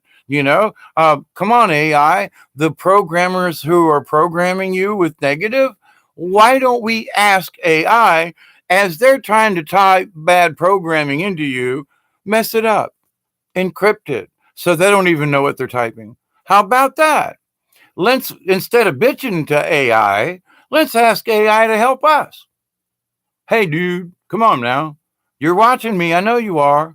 How about we use this fangle dangle, mystical, magical, abracadabra, whatever you want to say, to our benefit? That's for me in 2019. We are going to change the tides simply because of how we feel and how we react. And that's going straight into the quantum. That's into the source, as well as now into the computer and into the matrix, if you will, and into now, because the matrix, if in colloquial terms now, not from ancient, but that this information is also going back into the quantum. So we're getting a double feed. If you believe in the quantum computers, which they have, if you believe in the quantum reality, which does exist, if you believe that this and this, then guess what? We have control over our destinies simply by saying yes or no. I accept or decline. You send me a nasty message. Okay, fine. I don't react. Every action equal opposite reaction. So someone sends me something, that's the action. If I don't react to it, there's no other physical force in the universe. It stops right there. It just hit the brick wall. Boom. What? Hang on. Wait. Yeah, but if I don't react, okay. So there are physical things to this, meaning with the energies, it's not just our thoughts, but our thoughts are energy. And so when we're tapping into the quantum, which if you're tuning into the source, into your spirit guide, that's exactly what you're doing. It's just I'm using current terms to speak of ancient technologies, or it wasn't technology, it was awareness. It's from in here. Yeah, okay, use a quartz crystal. Okay, dance around the fire and play a flute or a drum or something, because it's good. It's good to the ears, helps you to focus. It's a mantra. It's like saying om, or doing the throat. I can't do it right now, but anyway, and there is very something cathartic in doing the throat singing kind of thing. I'm playing a didgeridoo, for example, and the rebreathing in the tone of hum. I got one over here, by the way. But to the point, though, all of these things will draw out different energies, and you can use these different energies for yourself, for your spiritual growth. And it is imperative to use these things in your path towards being a shaman, if that is your path. Well, I'm spouting out a lot of information, ain't I? And I'm just like rocking and rolling. I ain't reading nothing. This is all what I know. So, hi, Quartz. I'm late coming in down here of Sherry D. Yeah, Marie, you're right. The greatest power on earth is your mind. Don't let someone else control it. Absolutely. Quartz, what's going on is better than all of us. Lady Dragon showed me a picture of the ancient builder race and many others. The dark ones have been trying to take over the earth. Well, they will fail. Of course they're going to fail. And the more we understand, the every time we say they're not going to win, they're actually we should say it in the positive. They will fail versus they're not going to win. So that means not winning anyway. But you let's speak in the positive. They will fail. That's a positive. They will fail. They are failing. Just keep repeating it. And in time, AI and Bob and all these others going like, no, they keep telling us that you're failing. Well, AI, no, wait a minute. There are millions of people saying that you're failing. Well, wait a minute, but I programmed you to get rid of those people. Yeah, but they're not listening. Bob says to the guy who's programming, sorry, dude, but the rest of the polls in the population are going, you were losing. Is that real? Could that be part of the reality? Well, if you want to believe in the matrix and that we're being pre-programmed, then if we're in the matrix, then we should become the programmers. Duh. I mean, and I don't mean that to anybody's, but I mean, think about it. If they're using us, there's more of us than them. And if it's AI and into the quantum, we have an effect. So let's use it. Let's quit bickering. Let's all get on board with, hey, AI, have a good day, Bob, or whoever else is in there. Even to the programmer. Let's send our love to the programmer. Don't put that in there, please. Well, wait. Let's make that a positive statement. Please put something positive in the program today. Please stay away from evil things that you wish to program. Please may your fingers get jumbled and you make mistakes when you key in the instructions. Please understand in a higher light and stay away from this darkness. So but if you say, well, don't do it. Well, there's a don't. Let's put it positive. What do we wish? We wish them to change. So let's tell them in my prayer, whether I speak to AI or not. I'm telling you guys, I want you to change. I don't wish any harm against you, but I wish you to understand that there are millions and billions of us out here that don't agree with you, and we're winning. So please pay attention.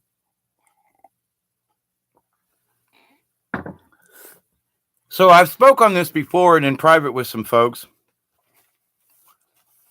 and many of us, a lot of us, are having a feeling that there's definitely a change going on, and it's the awareness.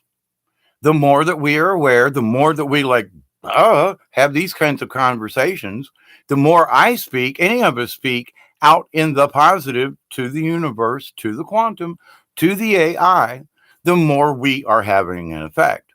And plus, we're getting all these energies. Make no mistake. You know me. If you listen to me long enough, I believe in these cosmic energies. I don't. None of us really understand the true effect it's going to have on us. We can all guesstimate and have these conversations. But let's continue on with this. Um, yes. So to the back up to the point, Quartz. The idea that there are the ancients and there are ancient evil ones, but there are ancient ones even more older than that. So it's all relative, and so. Mary wins. Hi there, Mary.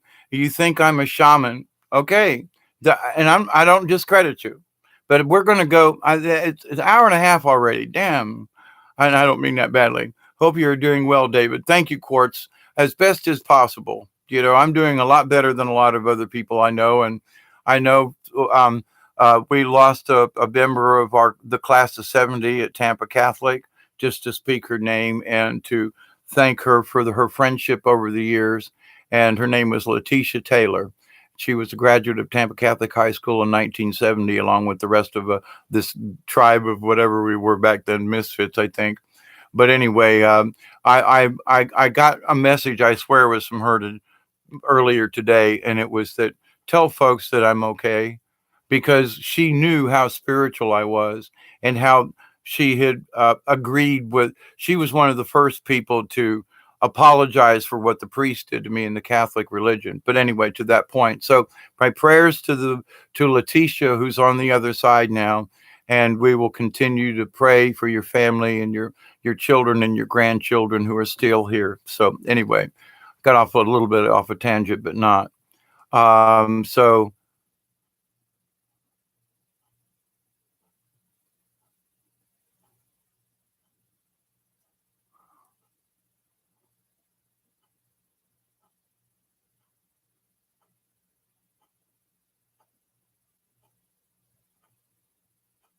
Marie, you say, discover your own magic. Don't allow others to make you think you are.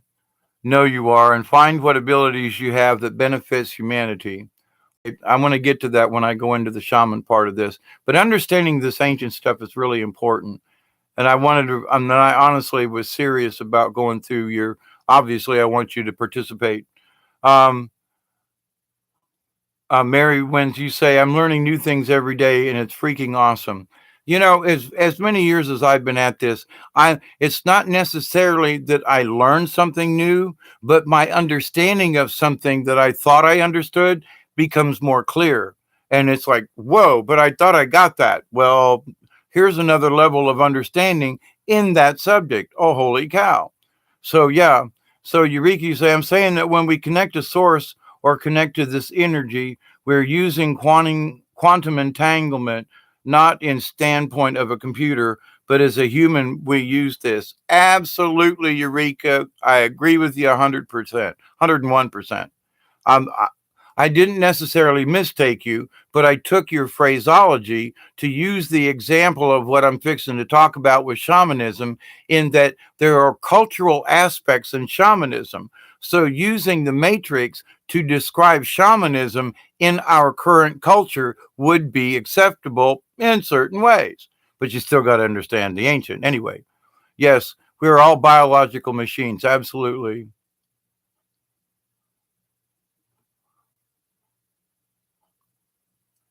Marie, people are good retainers to knowledge. You're the vessel with all the information it's received, your medium. So it'll access your thoughts as a receptacle to teach further. Um, um, Sherry D says, I like the words about being in this world and not of this world. Yes, that's true. That's a very true statement. Marie, you are living well when the water you have will never thirst.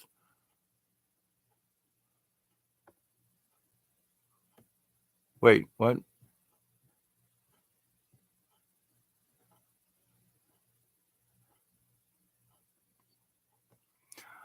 Quartz says, I wonder if the Pope and the Queen of London are part of the Dark Ones. Yes, most likely, absolutely, and so are many of the things that go on within the Vatican. And I was told that by Sister Helene back in the 1970. There's some strange, weird, queer stuff going on. And it's been proven by Leo Zagami and some other people, who live in that area and, read Italian and read the newspapers over there. Oh, my goodness, some of the stuff that goes on. Yeah. Hey, Bob, let's have coffee. Thank you, Pamela. Um, I find Santa as an antichrist, not just the Pope. Well, Santa isn't just, he's just a made up figure, but insanity clause, I would say, because people have just gotten nutso with it. So, in that sense, I would agree that it's Satan because, oh, red and white, but there are other things that are red and white as well. But with that said, still we must rebuke any passive aggressive inverted word spells, Sherry. That's absolutely true. Um, there are things that even with if we I realize that there's magic in everything and numbers and so forth. And even if we type 666, just as an example, we're actually working some of the magic because we're using it and we're putting it into the system as it were. So there are many things that we need to be very careful. And there are many of us who are understanding that, and I think Brian of Milky Way Weekly kind of sort of brought it up in a way, and this is my interpretation of it, but even using the words, and I hate to say it, but abracadabra, it's like, wait a minute. So, it was brought into our reality through Walt Disney, and some other things. So it's like, but wait a minute. So somebody wrote a story, but is it actually part of a spell? Well, the words are spells. It's how we use them, with the inflection, with our intent, with whatever ceremony we need to go with it. So, Pamela, you're waiting until after my live stream. Thank you very much. Let's see. Sherry says it's interesting to know that a carbon-based bodies are 6 electrons, 6 protons, and 6 neutrons. Exactly. And there's a lot in the 369 formula as well.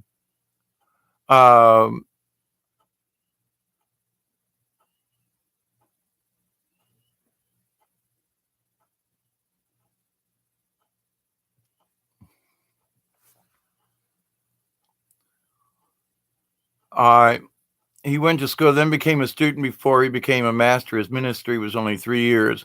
His purpose was the Middle East, and his birth was there for the purpose, cause he did say after him, the Antichrist will.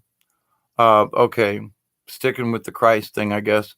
Pamela, you are correct, though, about these physical bodies adapting to crystalline, increasing our abilities of holding more light frequencies. It's even more than that, Pamela. And I'm not saying that you're wrong in this. It's not that I'm disregarding you. It's that yes, you're right, but there's more to it. And we haven't learned the science yet. With all the places that I've been here recently, especially during the Christmas holidays when I was so quiet, I was getting some instruction, because I've got some understanding of things. It's like, I don't know where I got it, you know. And as the ET said about 2 years ago, that some of us were going to be heavily involved in going to school to learn these higher things, to understand in a higher realm of thinking. Because even when we speak about the science, we're speaking of it in terms of this 3D reality.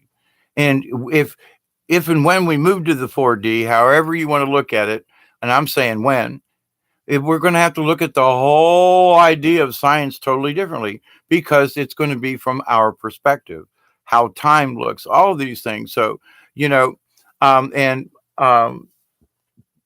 it's just, we're just going to have to wait till we get there. So all we can do is assume what we know in this reality. But by dream walking for as many years as I have, and understanding so many different realms, when I bring it back to the science, science is just catching up with stuff that I've been talking about with people, and through my connections and the bonfires we've had here, and the spirit journeys, and other people that have communed here on my property, all the healing circles and things that have been here. I have been talking about these things for a long time, talking about the cosmic goo, the quantum. Okay, so, and it's the entanglement, it's the spider web of the universe. And the Native Americans and indigenous tribes of all races and types, African otherwise, understood that there was the great spider web of life. It's the matrix, it's the quantum, it's the magnetic lines, so science is teaching us what legends for a million years has been telling us: the spider web of life in the universe. Why not? Well, now people are trying to explain it in different terms, but the ancients knew this without all this technology. It was what was understood. It's how it was explained. Now we have computers and these other things to run simulations so that we can understand better in our looking at it with our eyeballs. So they're actually kind of cheating us out of the spiritual side of this. They're trying to cheat us into, well, we're all part of the matrix. Yeah, but then they didn't tell us that we could control the matrix. If you are truly a part of the matrix in the old sense, then you can control where you're at. And even if a negative entity or something, if you are a true shaman and have practiced and have these quote powers, and you call upon the animal protectors and the spiritual protectors and the angels and the archangels and your spirit guide, protect me from these evil entities while I'm out here, gallivanting around in the what I call as the dream world. which would be in other ways would be astral projecting, but there are different methods of that. So I stick with dream walking for this purpose and because of the shaman idea with this behind it. Now, moving on, shaman, shamanism. I'm going to give you this definition from links that I gave when I sent and put it in. And is the word shaman originated in Siberia and came to be applied to medicine men and women of indigenous cultures. Well, let me say right now, right out the back, a long time ago, all cultures were indigenous to the area. I mean, the Celts were there, and the Africans were there, and the Chinese were there. Few people moved in and out. But of course, it's like, well, duh. But anyway, but so it was to the indigenous cultures who practice, whose practice includes the flight of the soul, dream walking, astral projection. Anthropologists study um, they scientists who studied many of the different quote religions or throughout the world understood that there were similarities within them all, and the differences between the practices of the shamans related more to, like, if you lived in a desert or if you lived in a mountain, if you had water, if it was dry. So things were different within the culture. So somebody said earlier on, is race important? Race in the respect that it is the race of Egyptian people. It is the race of the black Africans. Well, most Africans are black. And that's not true, not anymore. But the black African heritages and of some of the old things and the traditions, of the South American, of Mexican. And so anyway, I think race is important because they each have a different look at shamanism, but they all have a core. So, and many, many, many, many, many people in the area of shamanism believe that this is true, regardless of where you are on the planet. Any shaman from any culture will all have the same basic values. How they get there, whether they use a flute or something or bells or whatever, they may have a different way to get there, but they all have the same core value. Much as I speak about that Jesus is like Buddha, is like, Confucius is like, because they have a core value. Whether or not the words are different or whatever, it's the core value I keep talking about, and that's what's important. And this core value is what will make you a shaman, if you will. It says that shamanism must be studied within its cultures, including our contemporary ones. Now, I use this, Eureka, and everybody else. I'm not picking on you, but to the point that I'm using the idea of what you spoke of as the matrix as the example to our contemporary culture, meaning the matrix, computers, etc. And so, however, the foundations of shamanic practice do not change, nor have they changed since ancient times. Practice has adapted to fit the times or the culture. And that's what I've been trying to explain. So, and these folks on this, they absolutely agree with me on that. So, but this is Shaman Basic 101, okay? Um, Practice has adapted to fit the times and the culture, or the culture, meaning computers, AI, and the matrix. Shamanism is not a religion unless you want to make it one. It has been and is being practiced by peoples of many religions. From Christianity to Judaism to Hinduism, you will find shamanic practitioners of every faith.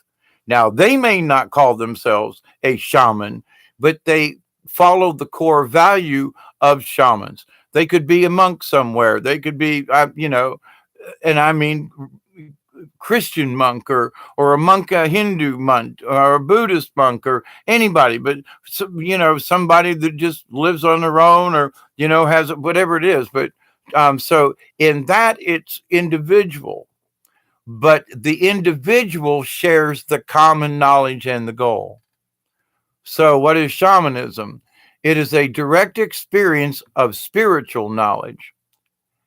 Now, it's more than that, but this is where I kind of differ with this. However, they go on.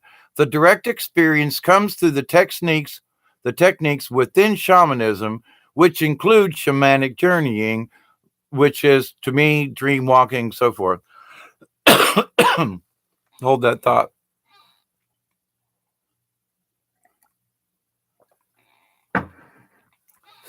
I'm not reading your chat because I'm on another page and I can't see both. So just saying, just in case you're asking me a question, I'm not ignoring you. I can't see it.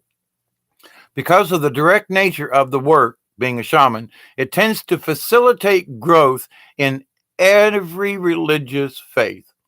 So you could be a Buddhist and be a shaman. You could be a Christian, you could be a shaman.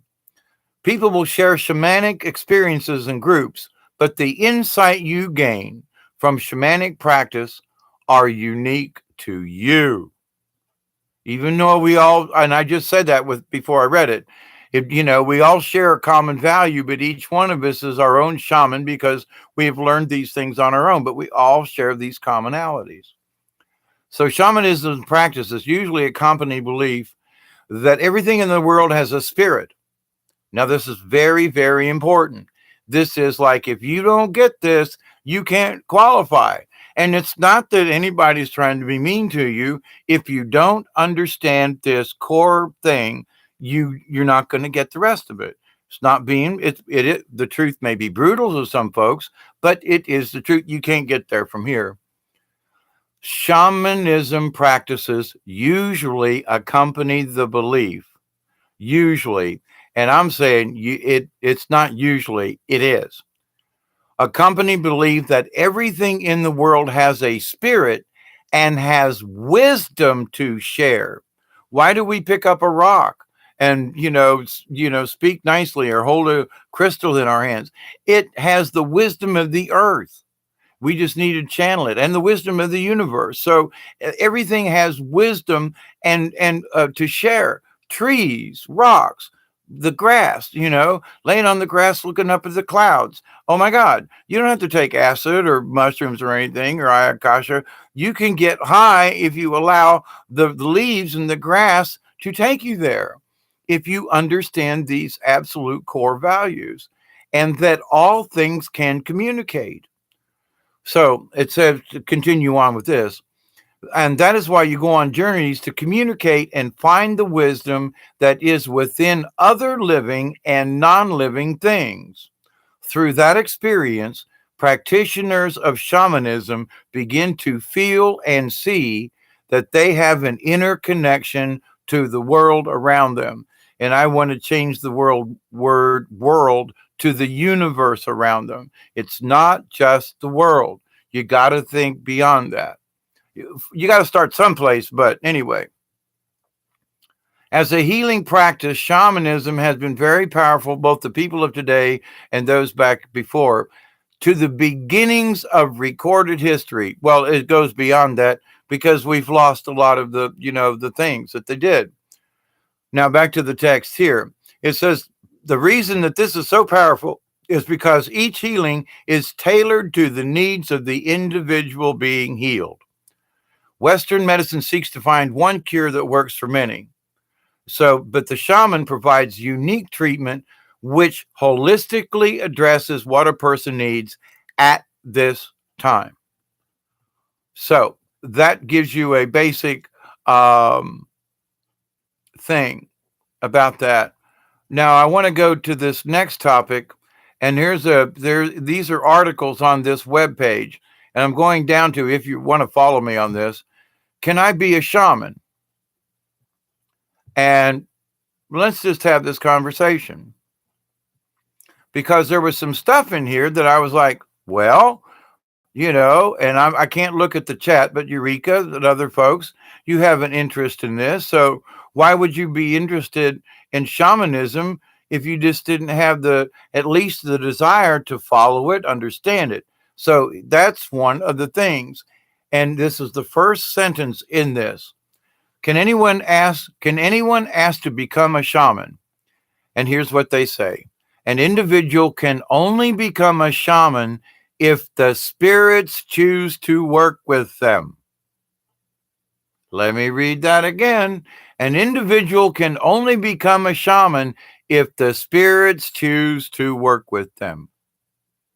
Now, as I said previously, just, I don't know, 20 minutes ago, now this is them. It is certainly possible that an individual can ask to become a shaman, and the spirits can decide to work with you. However, no one can force the spirits to work with you. To become a shaman is not the same as deciding you want an internet business and buying a website. You can decide to become a shaman, take all the classes, and still not be one. So no matter what, and that's what I had done. I had done all the studying that I could, out of body, in body, libraries, a lot of time in the libraries, studying with true shamans, medicine men, powwows, getting back.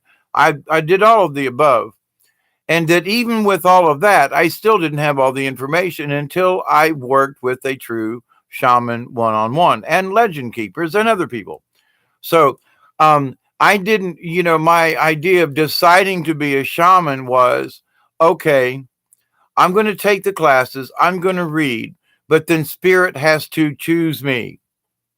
And in my life, then now I have a spirit guide that was with me all the time before, but now I got a direct link and I understand it, and there's comprehension and so forth. So the spirits are the ones that do the healing, and they have some very specific requirements and demands if they choose to work with you in that way.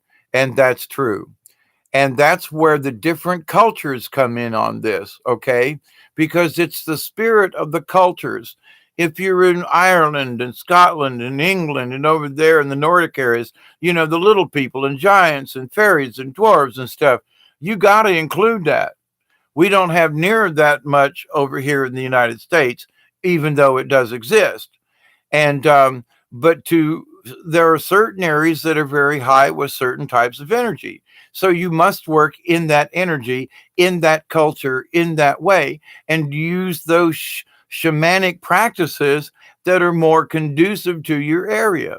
Now, for a Celt to come over here and do certain things may not get near the results as someone who's already in Ireland or that area over there, and that is drawing on the natural energy that's there.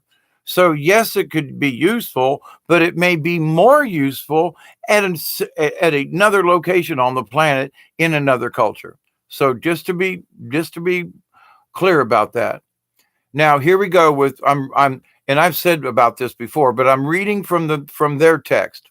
Anyone can benefit from shamanic practice.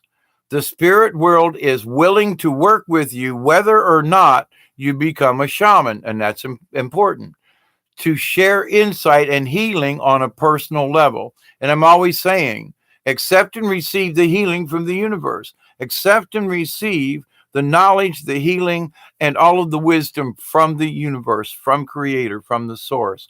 So this is important. And these are these other folks saying it. I've been spouting it off with my mouth, but these other folks, these other shamans all agree on these things. And I think these parts are important. So back to the text.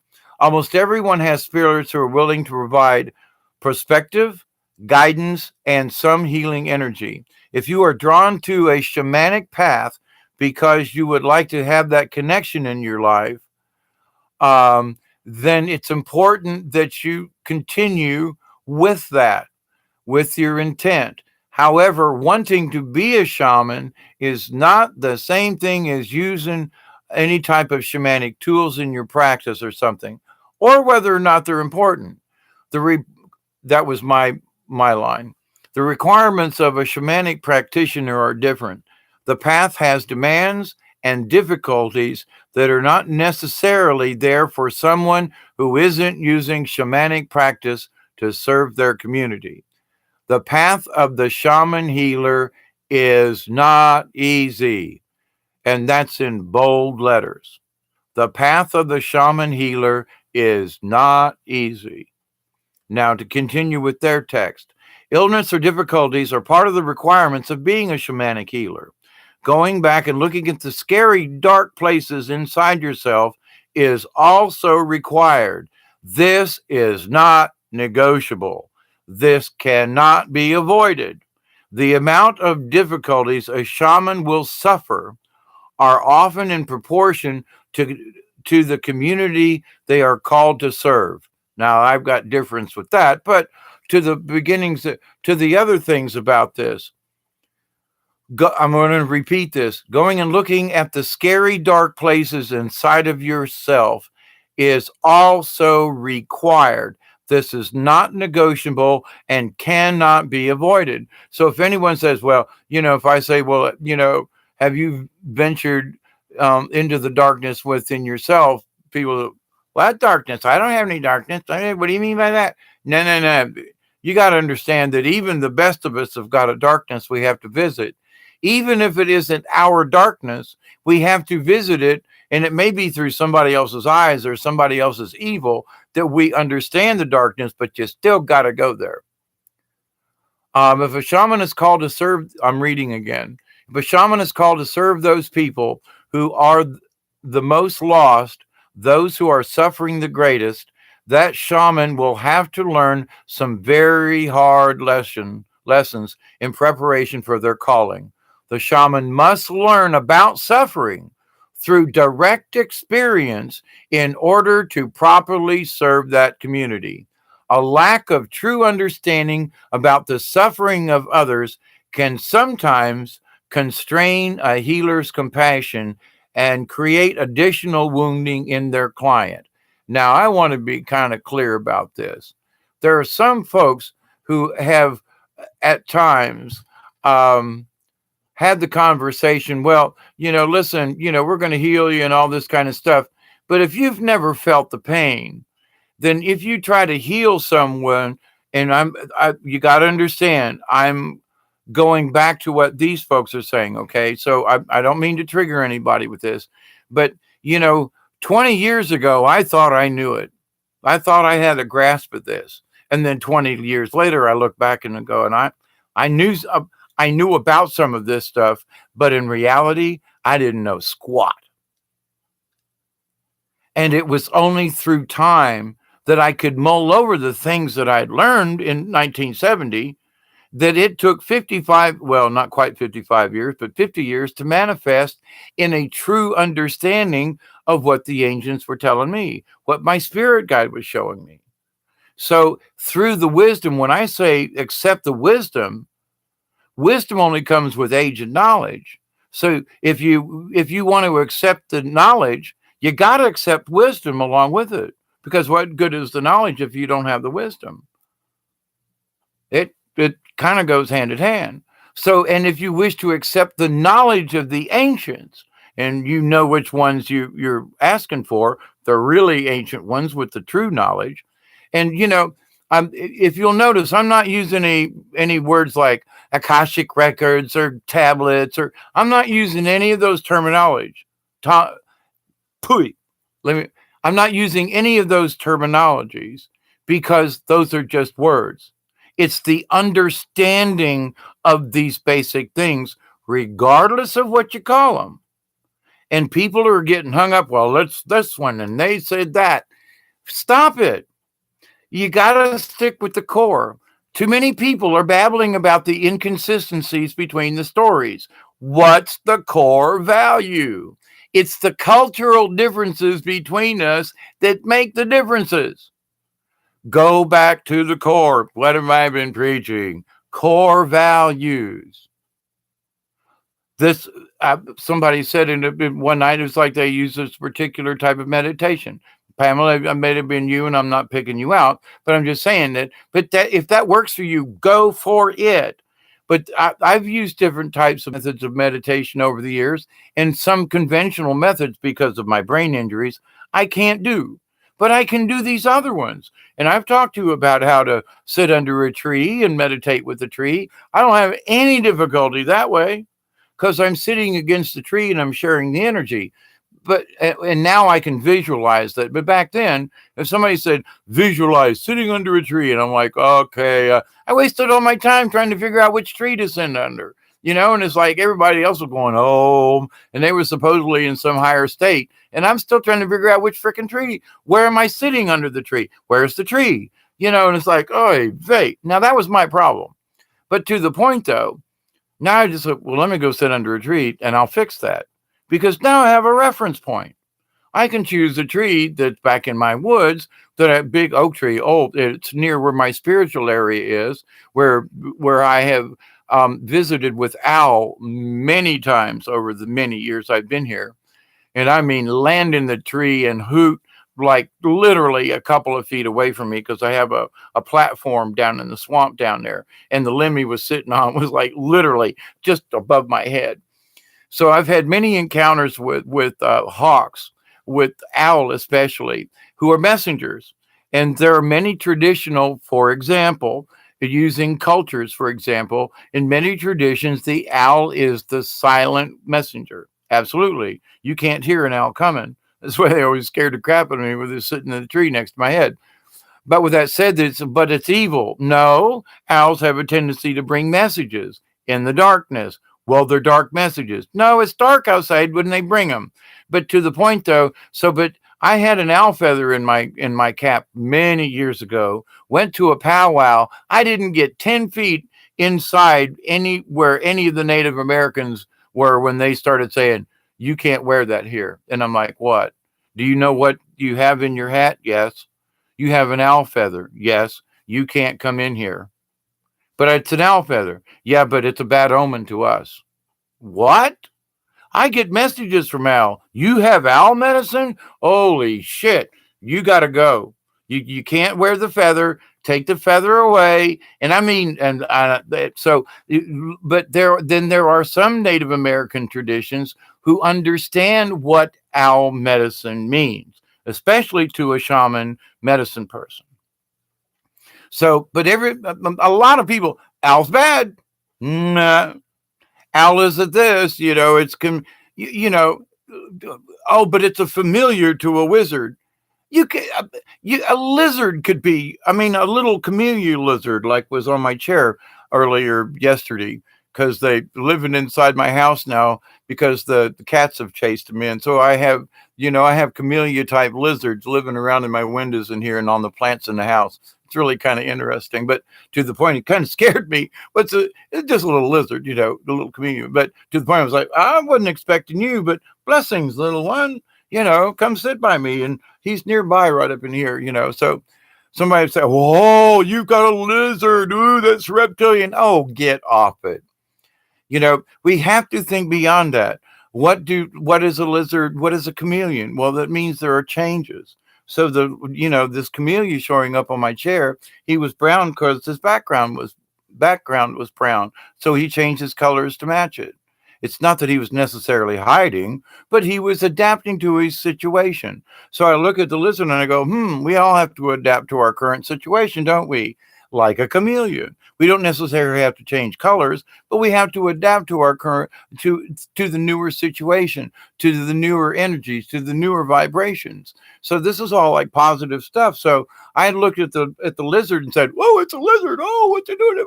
Well, it's eating bugs and it's my friend, and it's, the cats aren't eating them, so I'd rather the lizards eat the bugs because the cats don't. But to the point though, it's like, but we could say, how do I look at the lizard? Well, I heard an owl hoot earlier before I started this, and it was fairly close. And I was like, thank you for the messages, because I've been acting and meditating all day. Give me the right information to be able to have this discussion about shamanism and things. So, but I used owl magic. Oh, Jesus, here we go again. You must look beyond these things. Yes, there are superstitions, even within Indian tribes. And yes, there's some things to back it up. But you have to understand why they're scared.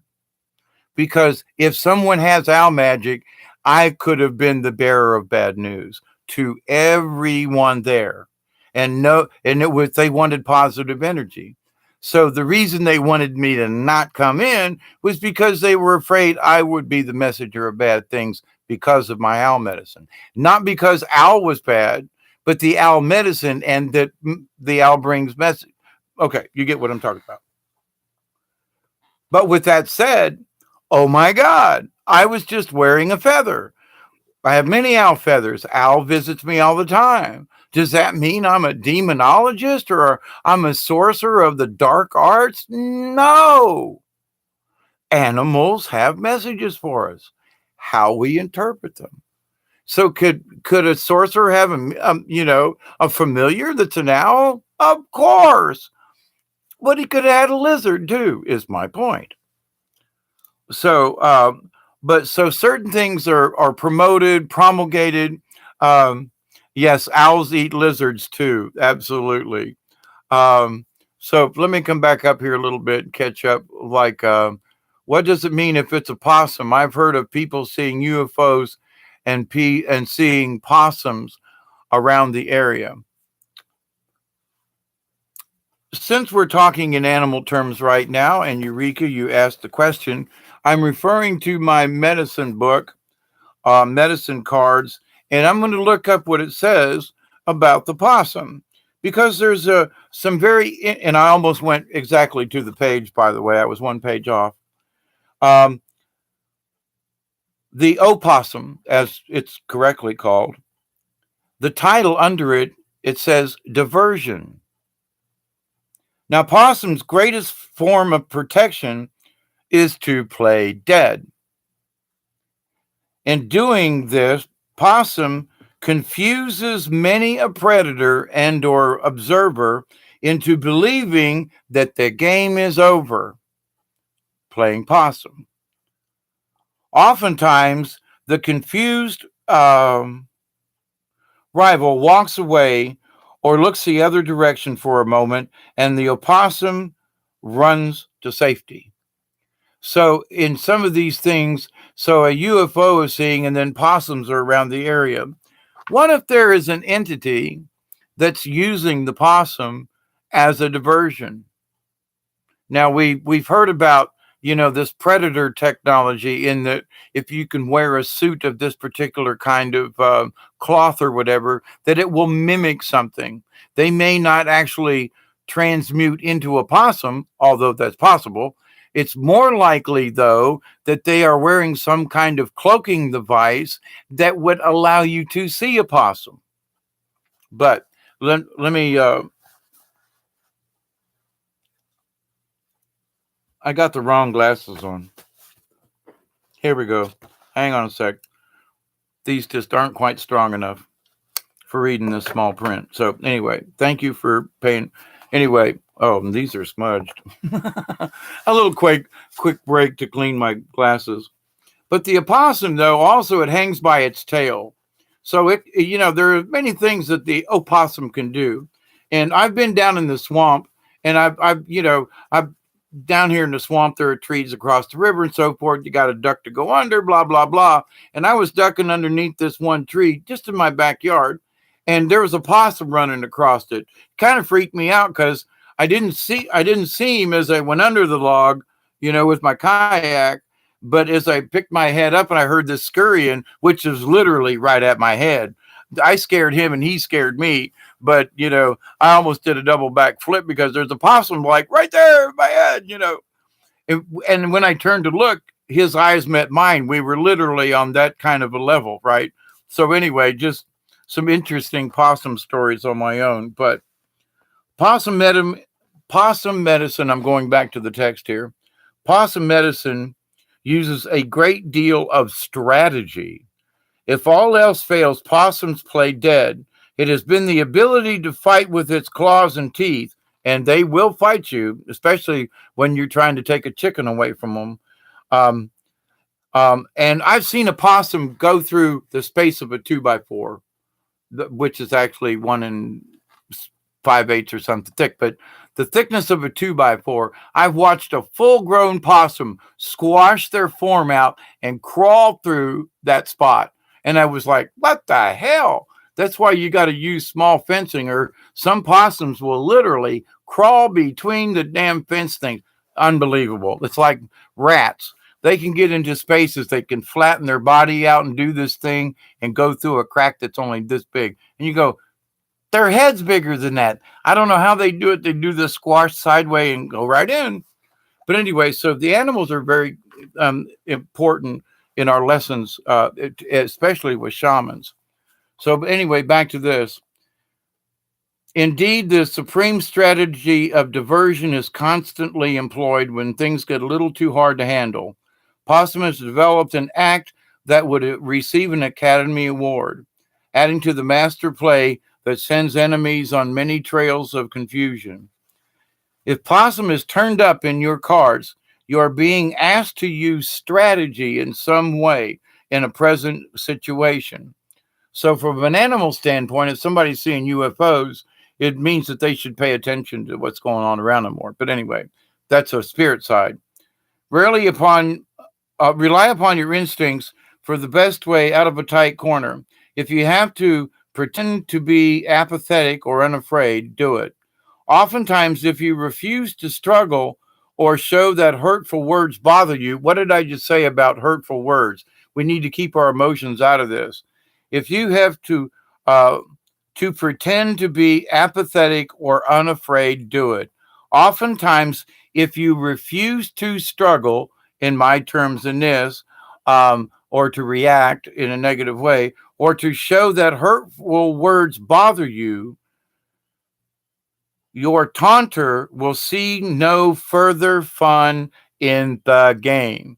So, Eureka, you bring up possum. I was describing the same thing for what I wish for in 2019. Maybe it's possum. Maybe I want to, maybe, sometimes doing nothing is the best thing.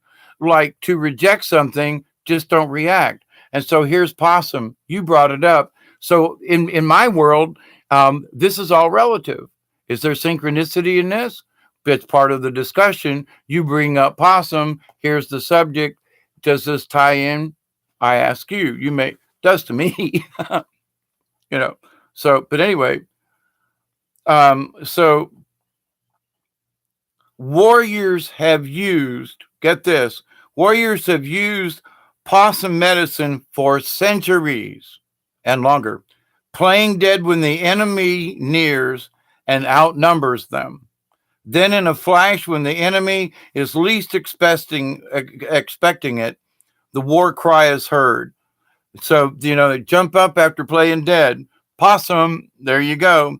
Victory is sweet when the strategy is one of mental as well as physical.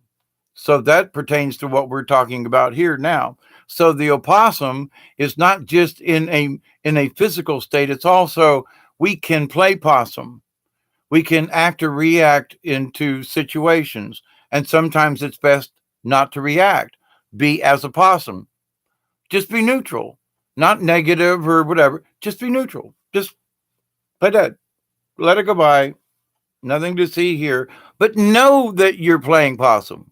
That's the trick. There's this, well, I don't want to stay connected. Well, I don't give a crap. But then there is the act of, I'm not going, wait, let me use a positive term. Here's one. I refuse to allow these energies to bother me. So therefore, when these energies come at me, I'm going to be like possum and just play dead. I can see the warrior go by.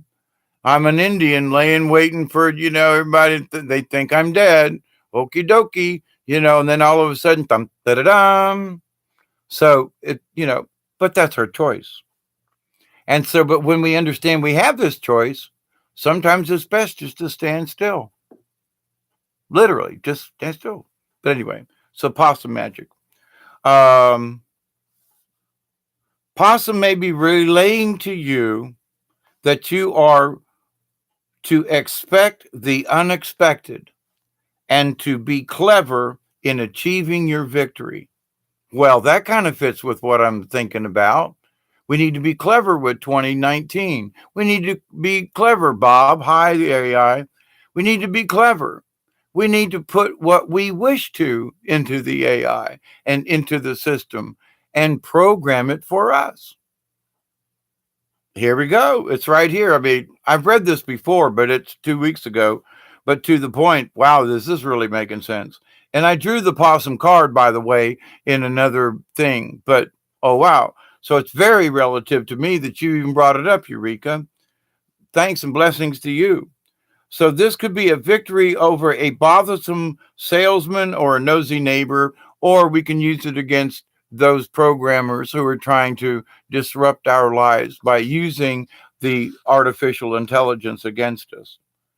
Possum is beckoning you to use your brain. Exactly. Let's use our brain and not our emotions in this thing. Possum is beckoning to use your brain, your sense of drama and surprise, to leap over some barrier to your progress. So for every one of us, we all need possum in our life in that respect for 2019. Now, I think is it the boar? Oh man, the Chinese New Year is on February 5th around. Anyway, I wish to read this other little section in here about shamanism to back up this basic thing. And now I'm using cultural knowledge, this being Native American mostly, but indigenous to North and South, just with cultural differences between tribes. But the core value is here. I've read this before, but it's very important with this shaman training here. Okay. Now they're referring to the medicine wheel is used to gather together the energies of all the animals or creature beings. Now, this is medicine wheel. But a medicine wheel is a shamanic tool. You put stones out in a circle, you bless them, you place them in order, you do these things, it becomes a shamanic tool. You can go and meditate in certain areas of the circle. You request information from the east or the west or the north or the south. You ask for certain, the birds of the north to come and bless you. You ask for the in the south, it's wisdom and the ancients, So if you know which directions and where to ask for the information. So moving on. So the energies of all the animals or creature beings, the stone people, Mother Earth as an entity and as a living being, Father Sky, meaning all the universe, Grandfather Sun, and Grandmother Moon, the Sky World or Star Nation. Now, these are beliefs in the legends that go way before Christ, okay? And nobody wrote to them, nobody told them. They knew this information and passed it down through the legends, like Turtle Island. The Sky World or Star Nation, the Subterraneans, which could include lizards or whatever, the Standing People or the trees, which are the Ents described in Lord of the Rings. The two-leggeds or humans. There were other two-leggeds, but we won't go into that now. The Sky Brothers and Sisters. The Sky Brothers and Sisters. If they're in the sky and they're brothers and sisters, then how'd they get here? They knew they were there because they're part of their ancient prayer. And the thunder beings. These we consider to be all our relations. So another two, I think I missed one.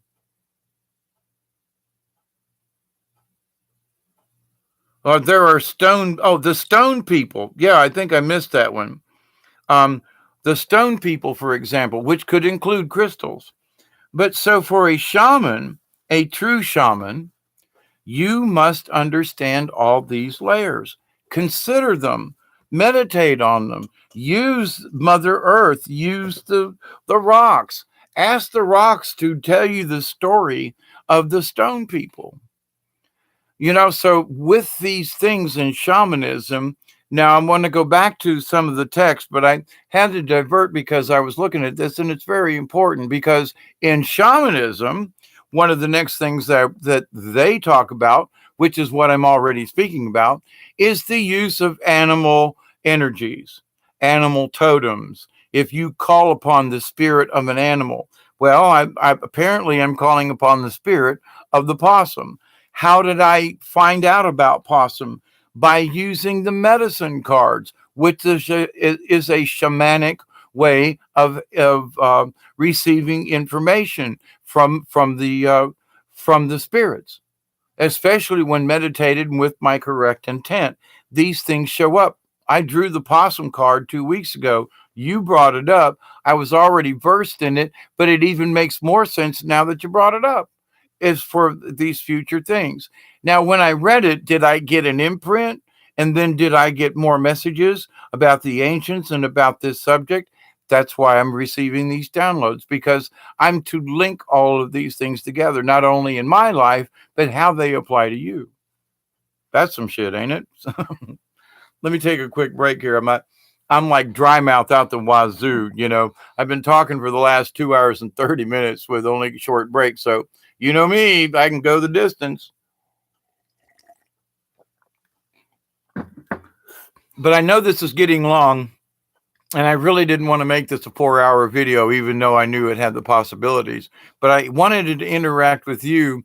I know I've missed some stuff.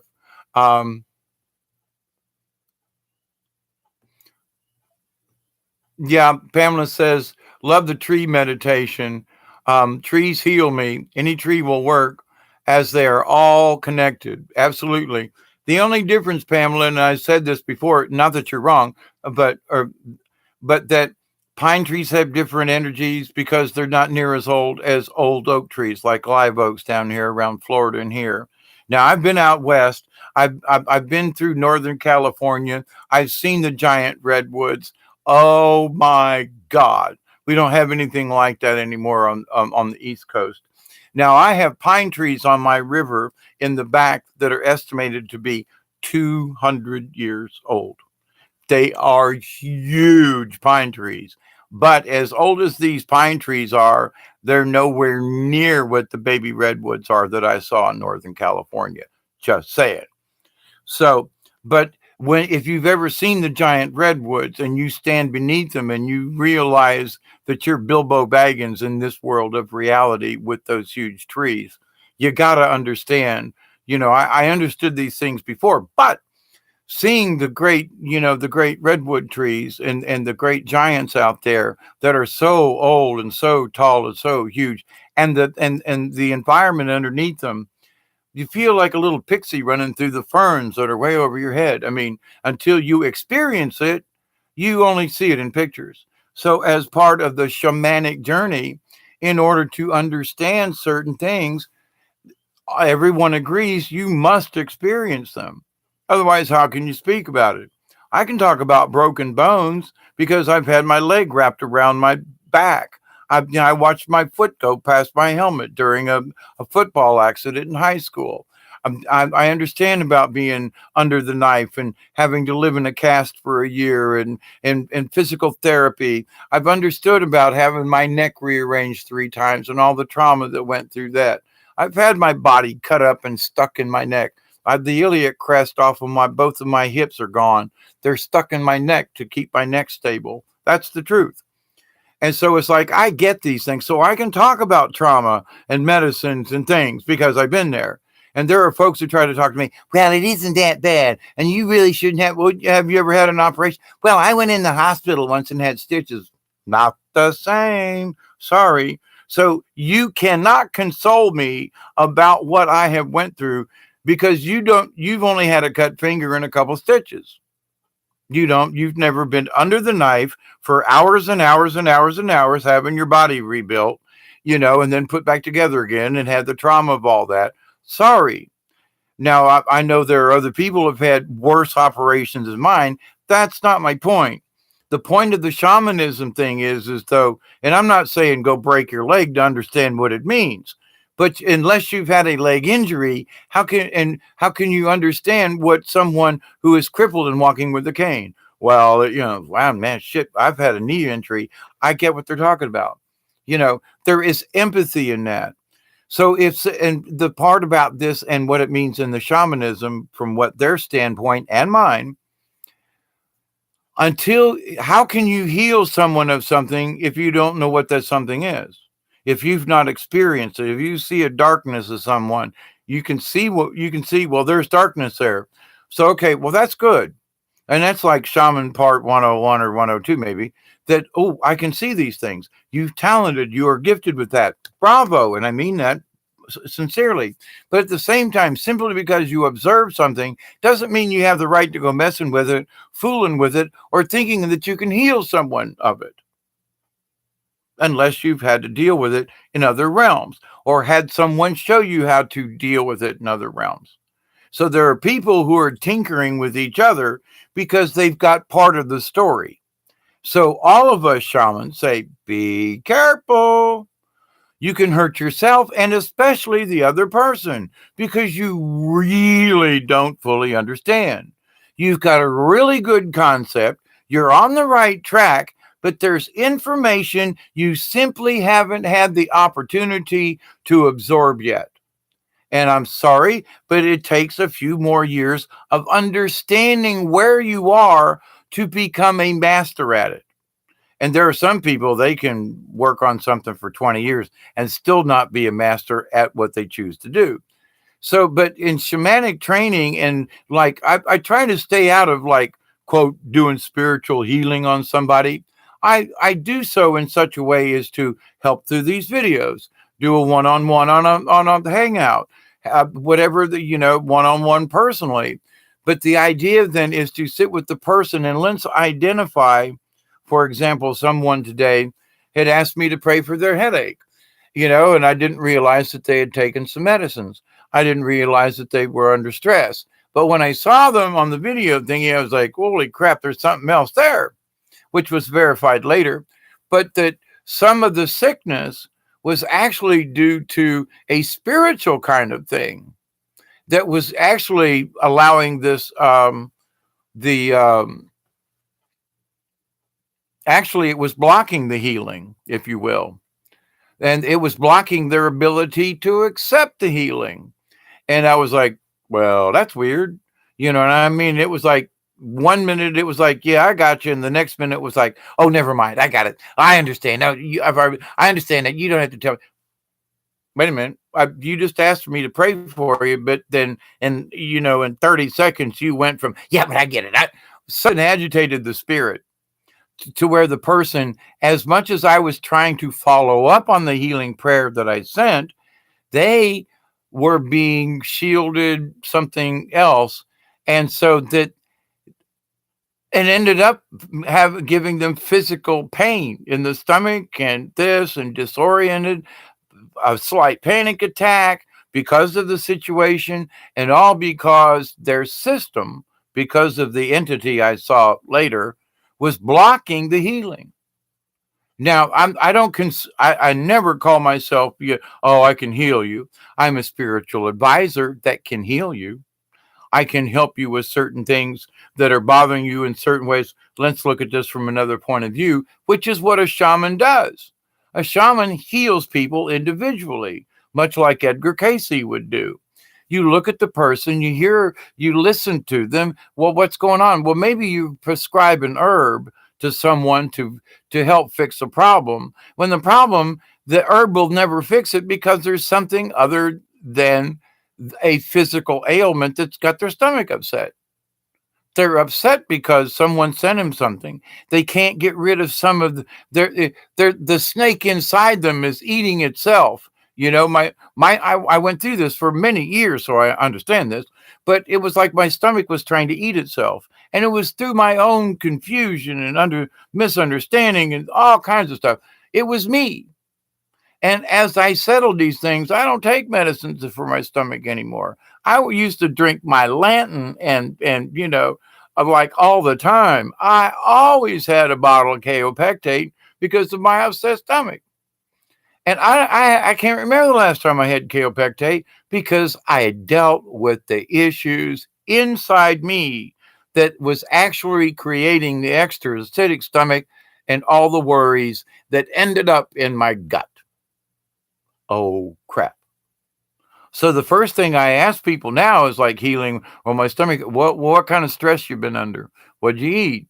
Well, I don't want to prescribe a medicine for you until I understand your physical and your spiritual.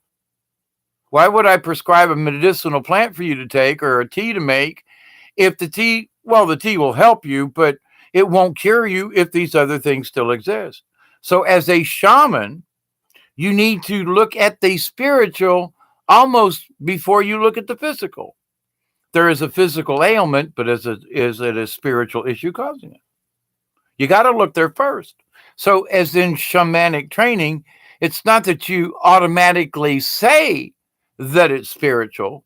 You could seriously be poisoned with a bacteria, but you got to ask the question first.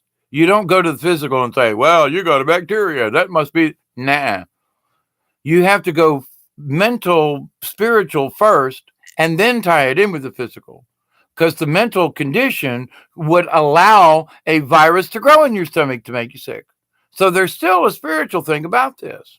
In shamanism, you must understand this at a universal level. Now, when I was reading that text on the website before, it limits itself to the world. And I say a true shaman never limits himself because the universe is beyond. And when you allow yourself to go out there, that means you can go out into these very distant realms, which would be the universe for us, or, to the center of our Milky Way galaxy, which we can see if we go outside and it's clear at night. These are visual things that we can see. We can see the planets move in the sky. Flat Earth or not, sorry about that, can't go there. That's storytelling.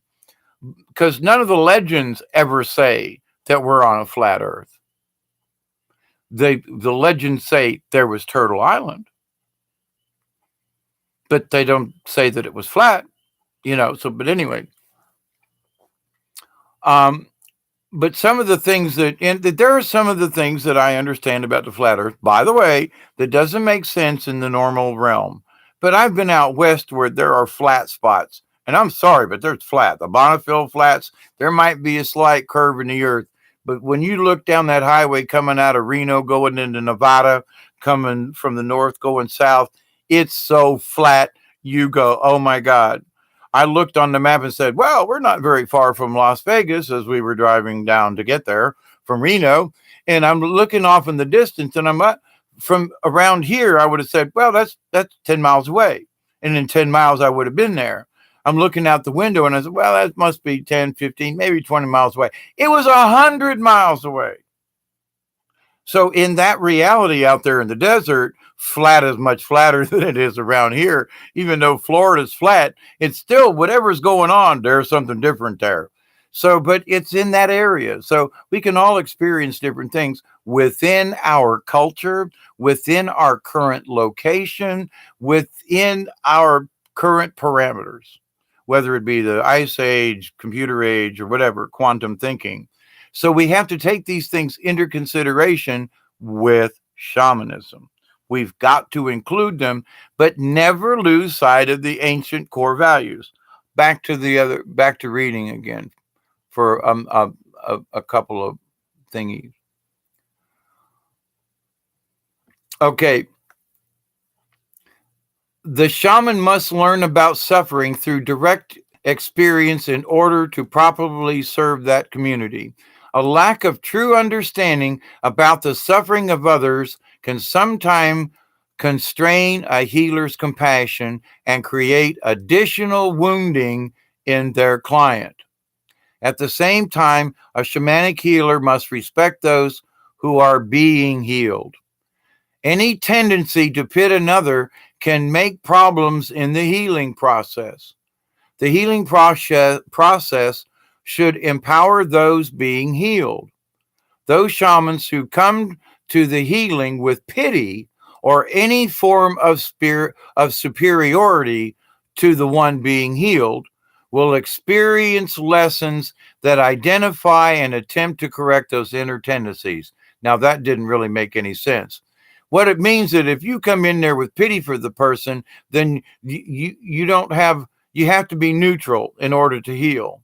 So if you have too much pity or empathy for someone, you're not going to have enough energy. It's going to be tainted. And if you come in and go, well, I'm better than you are at this, and I'm going to heal you because I'm so flipping good at this. Your superiority will hinder the healing. The bigger your sense of superiority, the more forceful your life lessons will become in order to break down that tendency. So now here's something that I feel is very important. The shaman's healer's path is one of initiation. Absolutely. And I don't mean hazing, but anyone who wishes to follow the shamanic path in order to become a healer must be clear on this one point. You will be broken open. If you had a shell of protection around you to avoid feeling difficult emotions, to avoid personality traits such as arrogance or shyness, or if you just prefer to ignore certain things because they are uncomfortable, the shell that you use to protect yourself from these things will be broken open. The breaking open process is not an easy one and is always harder when the shamanic practitioner is avoiding it.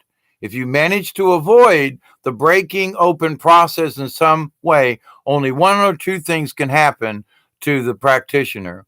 The spirits will stop working with you and you will no longer be a healer. Number two, you will have some catastrophic incident, whether it be illness, financial, or terrible public failure. The thing will happen to you that you did not think you could survive. If you will survive it, you will still be a healer. They're saying they would also add that while you are avoiding your life lessons, you may end up causing damage to those you believe who are attempting to heal. So the person who wishes to become the shaman must do these life lessons. And that's why I say 10 years ago, I had a lot of this current information, but I didn't have the 10 years of experience and the wisdom of the 10 years with the knowledge. It has to go that way. Now, sometimes I've seen people learn 10 years in 1 year. So it's not that you have to go 10 years, but their wisdom only comes with time. The amount of time, well, that's up to the person. Back to the text. A shamanic practitioner is a servant of the healing process. Avoiding your initiations mean that you are trying to be in control. Some shamans' paths could be called easier than others. Different life lessons are required depending on what group a shaman has been called to serve. A shaman who is here in service to the forest could find that they have less extreme life lessons than those who have been called to serve victims of extreme abuse. However, that only means that one shaman may not have to experience the same depth of suffering that another one does in order to be in service to their calling. All shamans will be broken open by experiencing some form of suffering.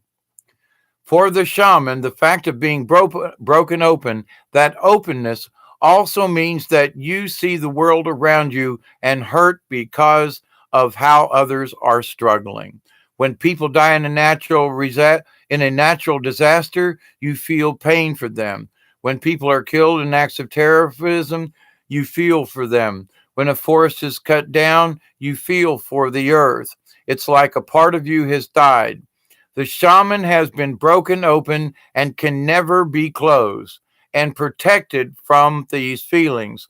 Although a healer does take care not to take on too much in order to avoid sinking under the weight of despair and therefore lose their ability to help others. So to follow a little more text. So even when the shaman's path is an easy one, it is never all that easy. It is hard to put into words. how beautiful and deep the connection with the spirit world can be.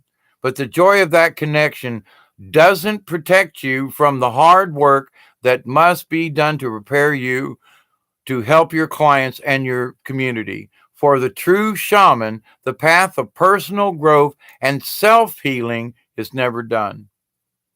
Well, I disagree with that last statement. For the true shaman, the path of personal growth, that's true. Because as a shaman, you are always wishing to understand more so you can share more. But then they include self healing is never done, and I disagree with that because if I've had instances I talk about myself. My arthritis is getting better. I mean, I literally don't have signs of rheumatoid arthritis anymore. Where'd it go?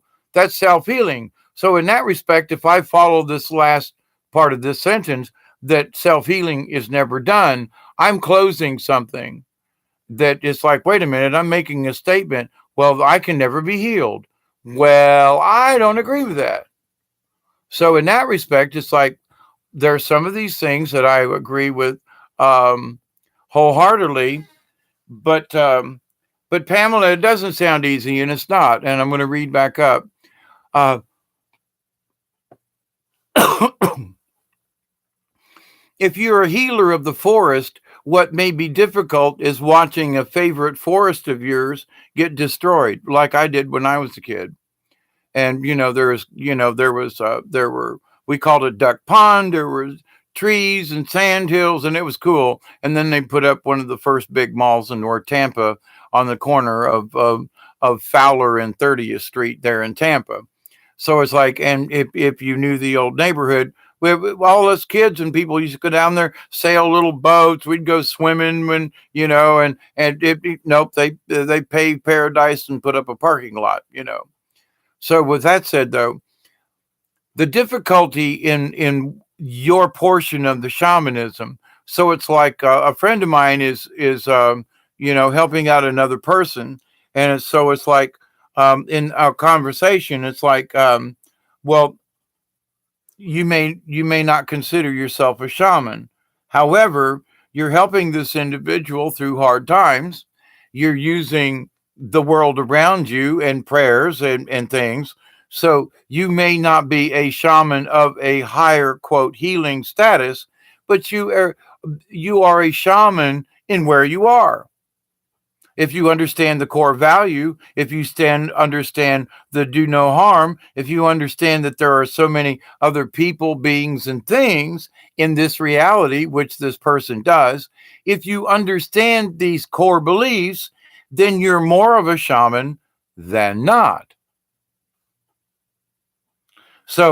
But there are people who, oh, well, I've studied a couple of things and I learned how to do this, and I know what smudges and is all about, and I've done this. Yeah, but that's as far as it goes. And these are the people that tick me off about, well, I'm a shaman, and oh my God, I'm referring to a video I saw where the two men and a woman, and the woman was like, well, being a shaman is like, oh, the light and the beauty and the this and the that. And I was like, no. The person asked you a question. What is it like to be a shaman? Oh, the birds and nature and it was like, but she never said anything. So then they went to the guy, and I thought maybe it was just because she was a ditzy blonde. No offense, but she was acting like that. And then he was like, well, as a shaman, you sit and you meditate and you drum and you use sounds, and being a shaman is, your connection, and that's what being a shaman is. I was like, what? So you sit around and have a drum circle and that makes you a shaman? They didn't even describe the core value. They never brought up the ancients.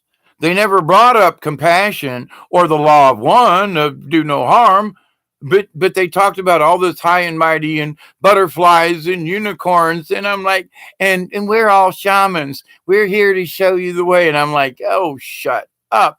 Somebody needs to take you people offline. But to the point, though, these people who claim this, well, they're going to learn. Now, this has been many years ago. It's sort of old history, but this is where but you see my frustration come out. People will use the word because they've studied online a little bit or they read a couple of books. I've read 50 books and I'm still nowhere close. And I study different religions. You've heard me talk about it. But that's to gain an overall understanding of all things spiritual. So it's like, well, I don't know. I'm not going to study Hinduism because I don't have anything. Yeah, but then you don't wish to understand fully what shamans, because the Hindu religion has some long time, sure enough, ancient stuff in there. And, you need to read it to at least absorb the ancient knowledge. All the butterflies and this and that. Yeah, okay, you can gloss over that. But there are core values. Even in the Quran, there's some stuff you could find. But to the point, though, everything has wisdom in it. Do you understand it? So are you willing to read some of the Quran to allow yourself to do it? Not to be critical, but to just see where the guys are coming from. I went deep into witchcraft because I wanted to find out. I was a Catholic. You've heard me talk about that. But I was like, well, there, the priest made me question God, not Jesus or Mary, but God, because of the priest pedophile thing with me. So I couldn't see if these people were representing God on earth and they were pedophiling me and poking me up the rear. What God is that? So I went from Christianity to demonology and witchcraft on the other. You talk about doing a complete flip flop. But the reason I went there, I wanted to know if the devil existed, because at that time in my journey, I was having doubts as to whether God did. So I wanted to prove whether or not the devil was. Quite frankly, I went through the motions, and I found some sure enough old text in some libraries and things and universities and stuff. Oh my God, I copied down entire text and all the things you had to have for the ceremonies and the witches and the blood sacrifice and the killing of something. And so I was like, now somebody, and here was the dumb thing. Well, I'm going to see if I can conjure a demon. Why? I don't know. Just to see if I could. Well, that's a mistake in itself. But I was young, inexperienced. Did I call up something? Oh, hell yeah. Scared the shit out of me for years. And it was like, and I still kind of wonder. Now, I did all the protection things and I quit before I was anywhere near being finished. But the fact that it started to manifest itself and started to take form, I was like, that's it. That's all I needed to know. But did I open enough of a door that something slipped through simply because I wanted to see if it was true? I didn't wish any harm on anybody. Well, maybe those priests, but to the point, I was like, I just wanted to see if it was true. Now, I know other people who've done that and never went back. They stayed there. They stayed on that dark side. Now, in my lifetime, there are people, those 4 priests, for example, I would wish revenge on. Not anymore, but do I wish justice? That's different from revenge. So if they did something wrong, they should pay from a society, not be absolved by the Antichrist, the Pope. But anyway, so with that said, it's that each of us, we need to find our own demons. And so if I'm just working with Mother Earth and gardening and things, I don't have to die, but I do have to go and take gardening. I do need to be, if I'm a gardener and a landscaper, I want to go out into nature. So you're already being pulled into something. So being a shaman in your trade as a forester or as a gardener or landscaper, or a nursery, maybe you're making plants and giving them to people. And so with each plant that you sell or whatever, you send a blessing, something that grows. That can be very shamanic in that. So depending on what you're called for. Now, for me, I was obviously called as a child to be a hermit to live on a river in the woods. And that it was my calling and has been. And I've understood it for a long time. And so it's like, and I have been at this kicking and screaming. I don't want this job. And now, over this last 2 years, you've seen me accept the healing. You've seen me, I've shared it with you. Mother Mary, I don't know why I'm here. You want me to talk about this stuff. And who's going to listen? I have 135 subscribers. Actually, a new subscriber just subscribed just a little bit ago. Thank you very much, whoever you are. Well, my glasses are on my head. But anyway, but to the point, I never dreamed there would be 35 people, let alone 135, now 136, who would want to hear any of this. So, but to the point though, so that's how magical this is. I had to trust in Mother Mary 55 years ago to do this, what I'm doing now. Now, there are those people who say, well, you were predestined. Well, you're a part of the matrix. Well, no, there was no matrix back then. There was just me and Mary and what my job, why I'm here. And here I am having the conversation with you after 3 hours and 30 seconds. Oh my God. I have to wrap this up in this because it's just too long for all of us. But let me say this, is that this is just the start of the shaman part. But everything that I have discussed this last 3 hours is really, really important. And for anyone who wishes to expand their spiritualness, and I'm not trying to like, oh, I'm greater or better than you. I've just been at this longer. That's all. The thing I have on some people is just time. That's all. My wisdom has come over time and with a lot of prayer and acceptance. I mean, it all goes within. But that hard nut to crack. Why have I had such an interesting life? Why haven't I been beat up, and literally beat up? Left for dead, all the car accidents. I had to, unfortunately, some of this was not my doing or bidding, but there were things that I had to understand about pains, about head traumas, about how it affects the neurosystem in my hands. I'm teaching people on a personal basis how to overcome some of these things. When you've been zapped with radiation and so forth, you first have to start connecting the dots.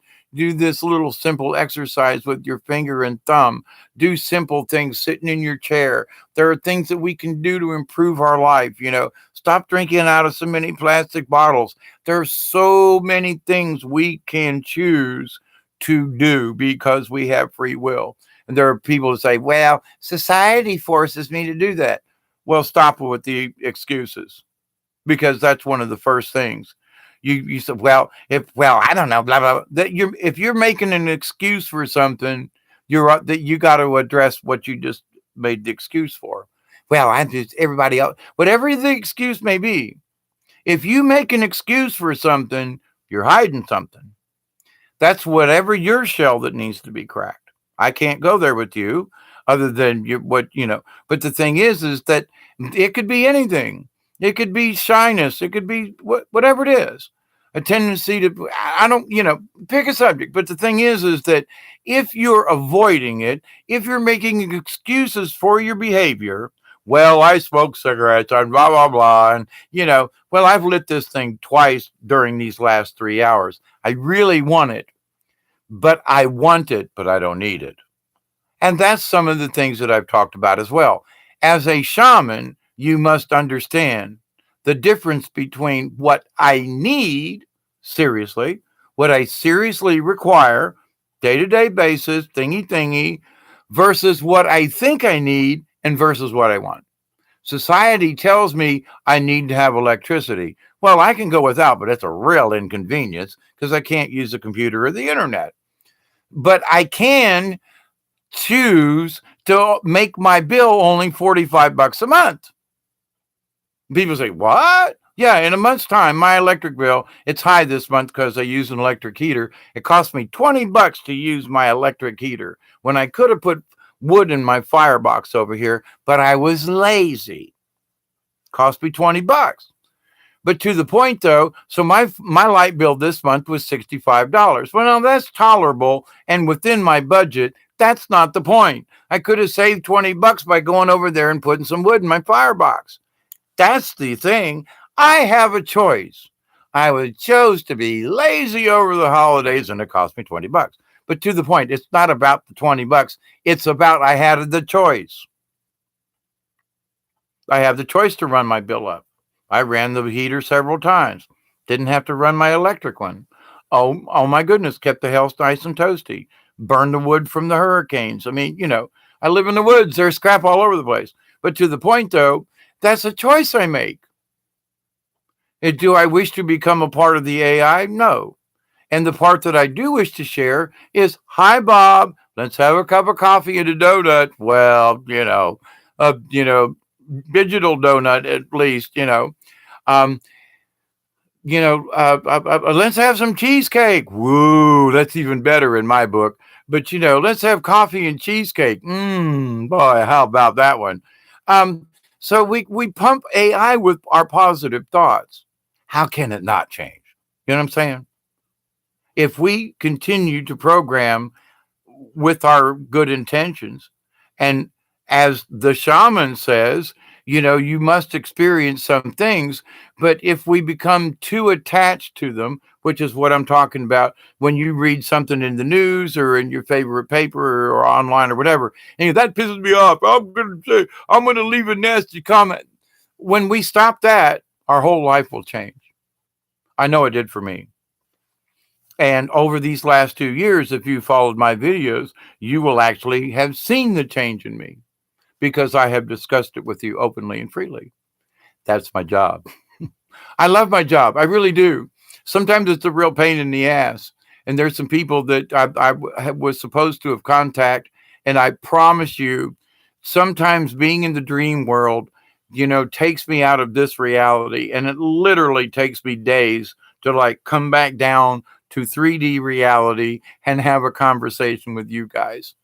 But understand that I love you all. I really, really, really, really, really, really do.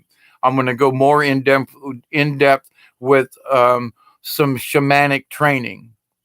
But so to wrap this up about, the ancients, shamanism, spirituality, and you.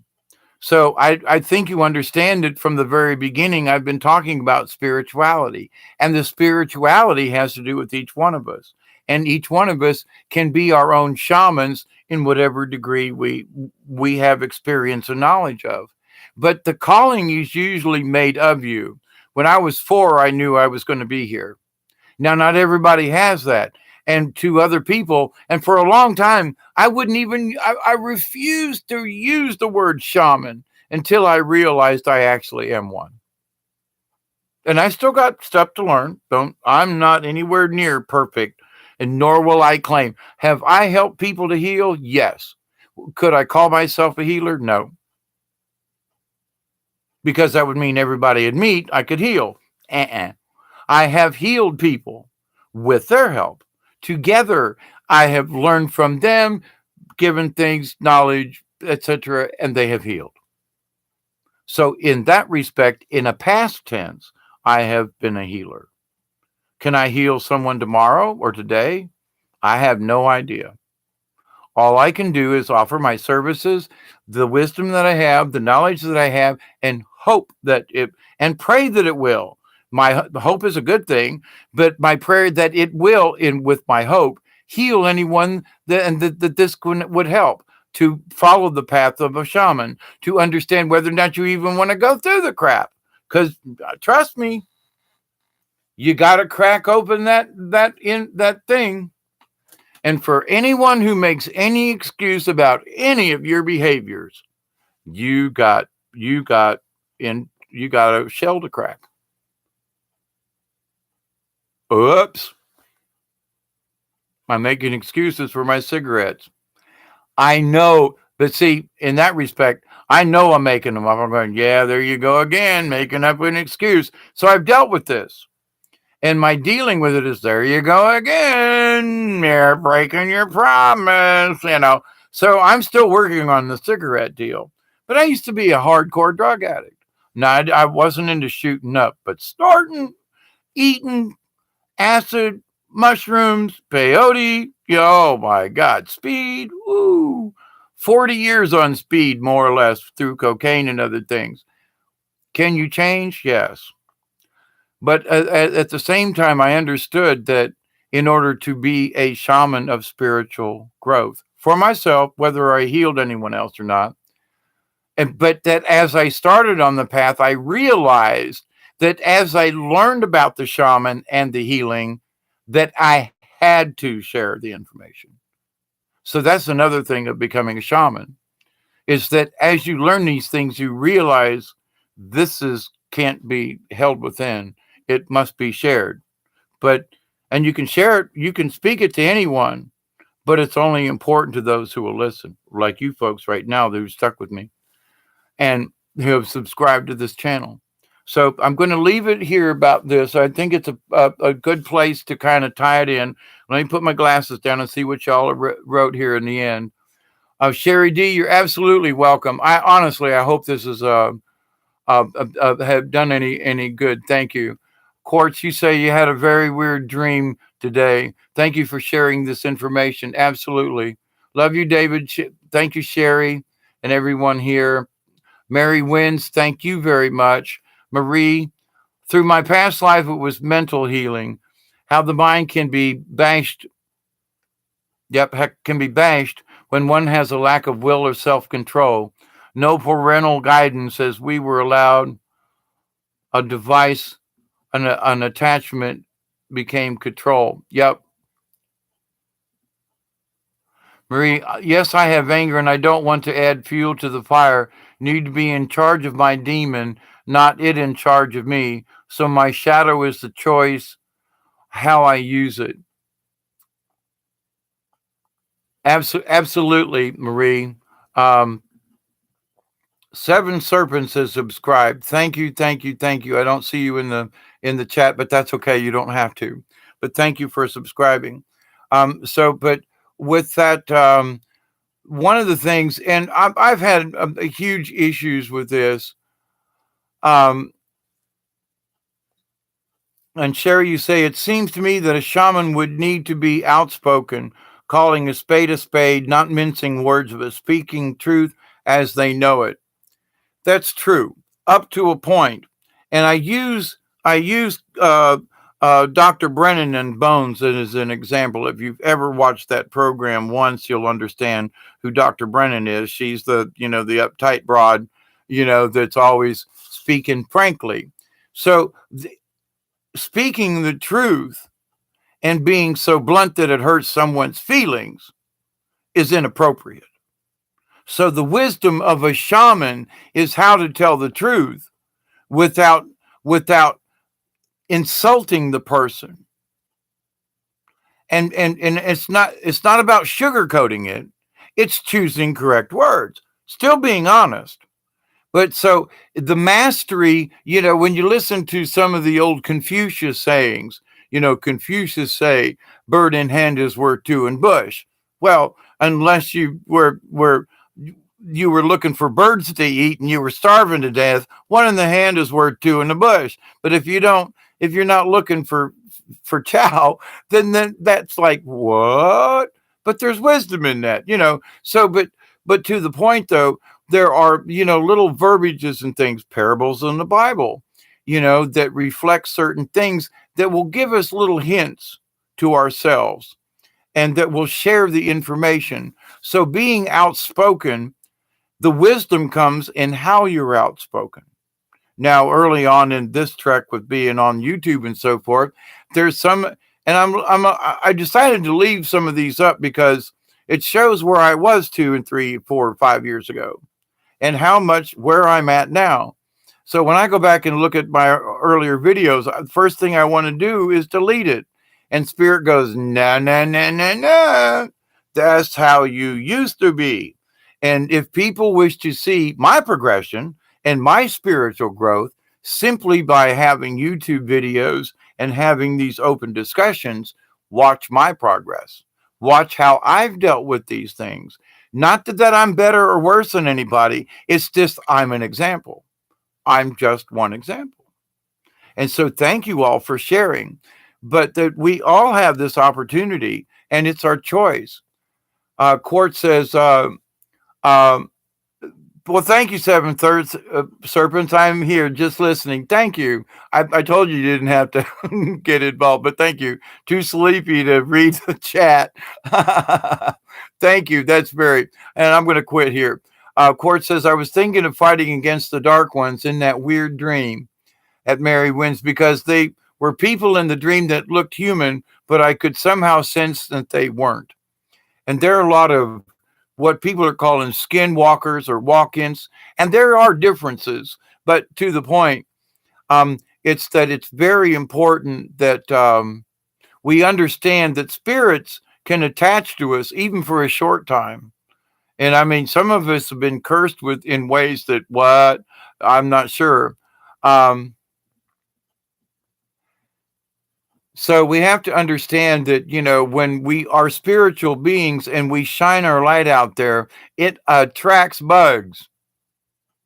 Bright, shiny lights attract bugs. If we shine really bright lights, but we're not a bug light, then we get attacked by the bugs. And I know that sounds a little strange, but basically it is. If we don't have our armor hardened, and we're shooting off all this really good energy into the universe, and these evil ones go, "Ooh, look, shiny light, let's go see what's there." If we're not protected within ourselves, then these beings can look for and this has happened down here on my river. I've talked about it before, where some dark entities found a crack in the circle, in the sacred circle that I had done, and had entered into our reality and messed it up and damn near tried to possess a person. So when I speak of these things, I got experience in them, so we need to be careful. And folks and I've practiced. I was with a medicine man during this ceremony when this thing happened. OMG. And a lot of people saw these huge dark entities. And it was because of all of the positive light that we were sending into the universe that it drew all these dark entities to see what was going on. And because now there were also people on the outside of the ring who are actually casting spells at the time against our circle. So we had that going on too. But to the point, though, they look for a chink in the armor, and all they need is a crack. They don't have to necessarily explode, but if you're thinking of a truly light being, then all of a sudden you just introduced somebody's now blowing on the flame, and the flame flickers. So now you don't have this steady light. So even though the candle's still lit, and even though there's still light, the fact that something evil or other than positive can make your candle flicker, that's not what you want to do in the middle of a healing or in a ceremony. You want your stuff to be there. So, but anyway, so yeah, there are stories I can tell you. Sherry D says fighting dark ones would make sense during a portal. During all times, there are dark energies that are looking for cracks. Just saying, Sherry. And that's something. Well, I'm protected. Are you really? I got stones all around me. I got black tourmaline. I've got rocks and crystals. I mean, to not show off, but this is what I mean. This is one of my crystals that sits near me. This thing that I've had for many years cost me a fortune, a small fortune anyway. And this came out of Arkansas, where some of the best crystals in the world come from. But anyway, and this one, you talk about something to meditate with, you put your hands on this puppy, you better be ready, especially if you're meditating on something. But Sherry says, a portal, according to my understanding, allows us to interact with other beings, both dark and light, from other dimensions. Let me rephrase that for you, Sherry. A portal is something that you would open to another dimension. A connection to your spirit guide is just a thought. You're not opening anything. Someone asked me recently, and I will say this again, what do I have to do to meditate to hear the Creator? Nothing anymore. I have a direct line that's there, because when I started accepting these things on a constant basis, there is no portal. It's a straight line, T1 line to my spirit guide, they're connected to the source and creator. But in this reality, if you're thinking that, well, I'm communicate with the spirits through a portal, because then that means anything can come through. So even the thought of a portal means an opening of sorts. A connection to your spirit guide is not an opening. It's a connection. I'm just making things clearer. And so portals allow all kinds of stuff through. I've seen portals open. I've had one open in my backyard. Not something, be careful what you wish for kind of thing. But the thing is that one of the things I'm trying to explain to people when they say, well, I'm channeling. Well, channel your spirit guide. Get your direct line and only that direct line. Protect yourself. In other words, you don't need a firewall if the only one you're chatting with is your angel, is your guide. Don't ask for other entities to come in. If you want information from the universe, ask it through your angel. Ask it through your spirit guide. Let them look out there.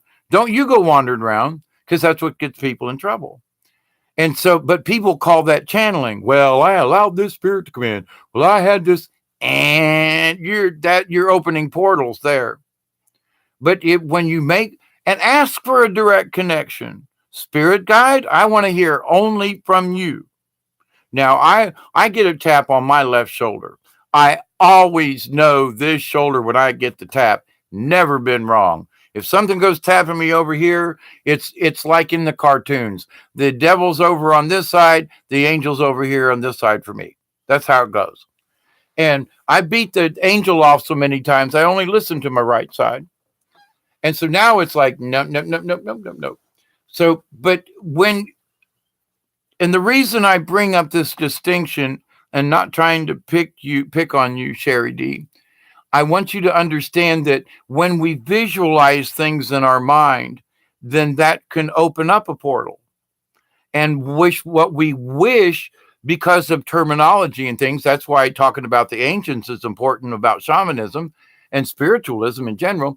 But if we use the wrong terminology with things, well, I'm opening up a portal to my spirits. Yeah, you don't want an open window. You want a direct line. So I understand what you mean, but when you're visualizing these things, don't open a big ass window when all you really want is a straw. Just say it. Thank you, Sherry D. And I'm not picking on you, but this is a subject that people need to understand. And you bringing it up in this terms helped me to explain it maybe a little differently, in that if you're using the word channel, by the way, I'm using direct contact kind of thing, or awareness or whatever, downloads from my spirit guide. Now, I have differences. I get Mother Mary messages, which are totally different from spirit guide in my reality. But that I want a direct one line, single line, unhackable to my spirit guide. This is what I want. Accept it and receive it. Ask for it specifically. I wish no one else on the channel. If spirit wants me to know about other entities, I ask my spirit guide, interpret this for me. If something else is out there, allow me you filter it for me. Take out the BS, but give me the info that I require. And so, but then it goes through a trusted source. My T1 line has got the baddest ass encryption, the baddest ass, firewall. Ain't nothing getting in, because I have made direct contact with my spirit guide, and I know that connection is secure. But when I think portal, I'm thinking other things. So even in visualizing the word can have consequences when we're meditating if we don't quite understand what our intent is. So I say this to straighten folks out. Don't ask for a portal to open, for God's sakes, but ask for a direct line to your creator spirit guide. Absolutely ask for that, and ask for all the protection that goes with it. And you'll know when you contact your spirit guide, because whatever shoulder or whatever, however they have a tendency to get your attention, you gotta pay attention. But you gotta be. I tested mine for a while. Like, okay, if that's true, then. And you've heard me talk about it in previous videos where I say that they send me something, but I need 3 confirmations. Something in the news, and I need 3 sources to even come close to what this is to verify my download. And lo and behold, it happens. But that's just like, that's confirmation the message was good. They sent it to me in the 3D world, sometimes word for word, sometimes it's in the headline of a newspaper, but the download I got to ensure my connection was correct, they give me visible 3D reality stuff to say, confirmed, I know my line is secure. Now, I hope that helps you. And um, um, I, Sherry D, I think that was you. I'm not picking on you. But thank you for bringing it up, and thank you, because that's mistakes people are making right now, and they need this clarification. Are they doing anything wrong? Only to themselves. Well, I channeled such and such. It's like, yeah, do you really want to do that though? You do want to touch your spirit guide or your angel self. I get that. Make sure that's all you're talking to. Make sure it's the same one all the time. And now I don't even have to like ask questions. I'm so comfortable with the messages I get that I can trust them. Now, do I still mull over them? Oh yeah. Do I still chew my cud, as it were? Absolutely. Do I let time pass and let these things unfold like I tried to do this video yesterday? Not enough information. Now I do the video tonight after a day's sleep and more information and some other awarenesses that came out, so I could do this video more efficiently. So yesterday wasn't the time. Even though they were telling me to do this video, when I got ready to do it, they were like, not quite. You don't have all the information yet. And I still don't quite, but for this session, I do. At least for the questions you've asked. Quartz says, thank you, Sherry D. I know you do. And like I said, I'm not picking on anyone. It's the subject matter that does need to be discussed. And thank you for bringing it up. Quantum, I had a very weird device of communication in the dream. It was vibrating off the hook. I did not answer it. I knew who it was. They were pissed off at me for interfering with whatever they were doing. Now, that's very true sometimes. So, and we have to be careful in our dream walk, which dream world, astral projection. Marie says, how would you describe a hallucinated state of mind through psychedelic drugs? They are a window into your interdimensional dreams. No other person can see your hallucination. Okay, Marie. Now, that last part isn't quite true. And what I mean by that is, in the shamanic journey, when you and the shaman share the same, quote, hallucination, is when you've made the connection. If you're having an experience and your shaman medicine man is like, where are you? Well, I see such and such. All right, but what else? Blah, blah, blah, blah, blah, blah. Well, if you're not seeing what the shaman's seeing, then you're just tripping. You are hallucinating. Now, it doesn't mean that what you're seeing in these other realms isn't important, but until you share what, quote, that hallucination or that dream, however you want to go, I don't like to call them necessary hallucinations, because that means something contrived, made up. And I would rather say that you are actually seeing the real universe through the use of a psychedelic, and that it's not a hallucination. That's what they termed it. If anything, it's an opening and a realization. Because anytime I ever took mushrooms, or or a good quality acid, which doesn't exist anymore in my book, but or peyote, oh my God, real peyote is such a trip. And it's so much different than mushrooms, but in its own right.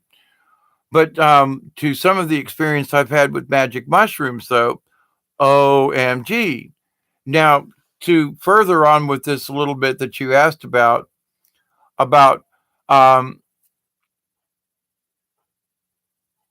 a hallucinated state of mind. Okay, so what you term, and I know it's just words, but to the point, is it a hallucination, or are you seeing beyond the veil? Now I know what you mean, Marie, but in words are important though. Am I hallucinating that I'm seeing them, or am I actually seeing through the veil?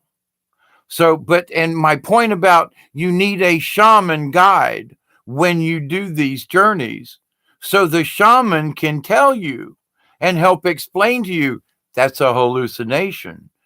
But that is a reality. So I hope I'm making sense. I'm not trying, I'm not trying to quibble, but hallucination is made up. And you can be on a spirit journey and have hallucinations like extreme, far out dreams. But in the hallucination, there will be, you will actually be seeing through the veil.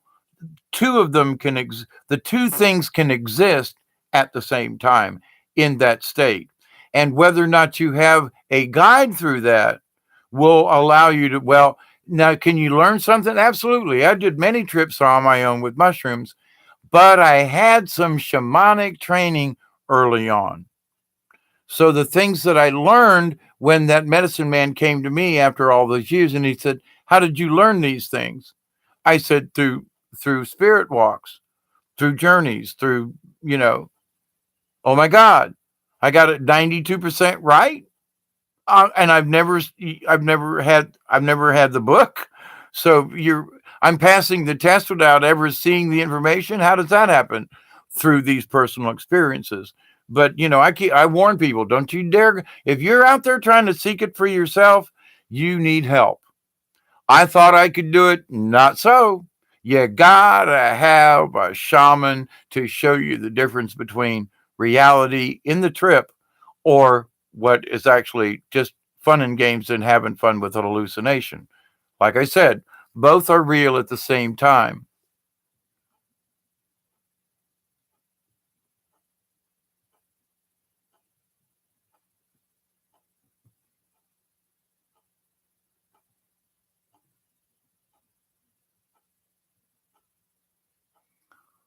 Television entertainment is like a magician that will distract you. Absolutely. And also plant seeds in your brain that you're not seeing being flashed across the screen at a high definition rate, by the way.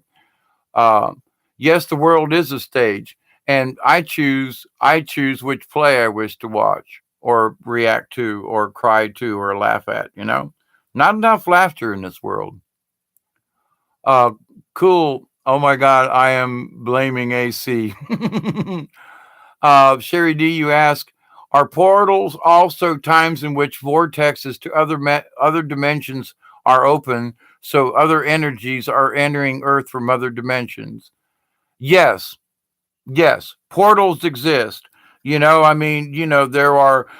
one was just around during the winter solstice, for example.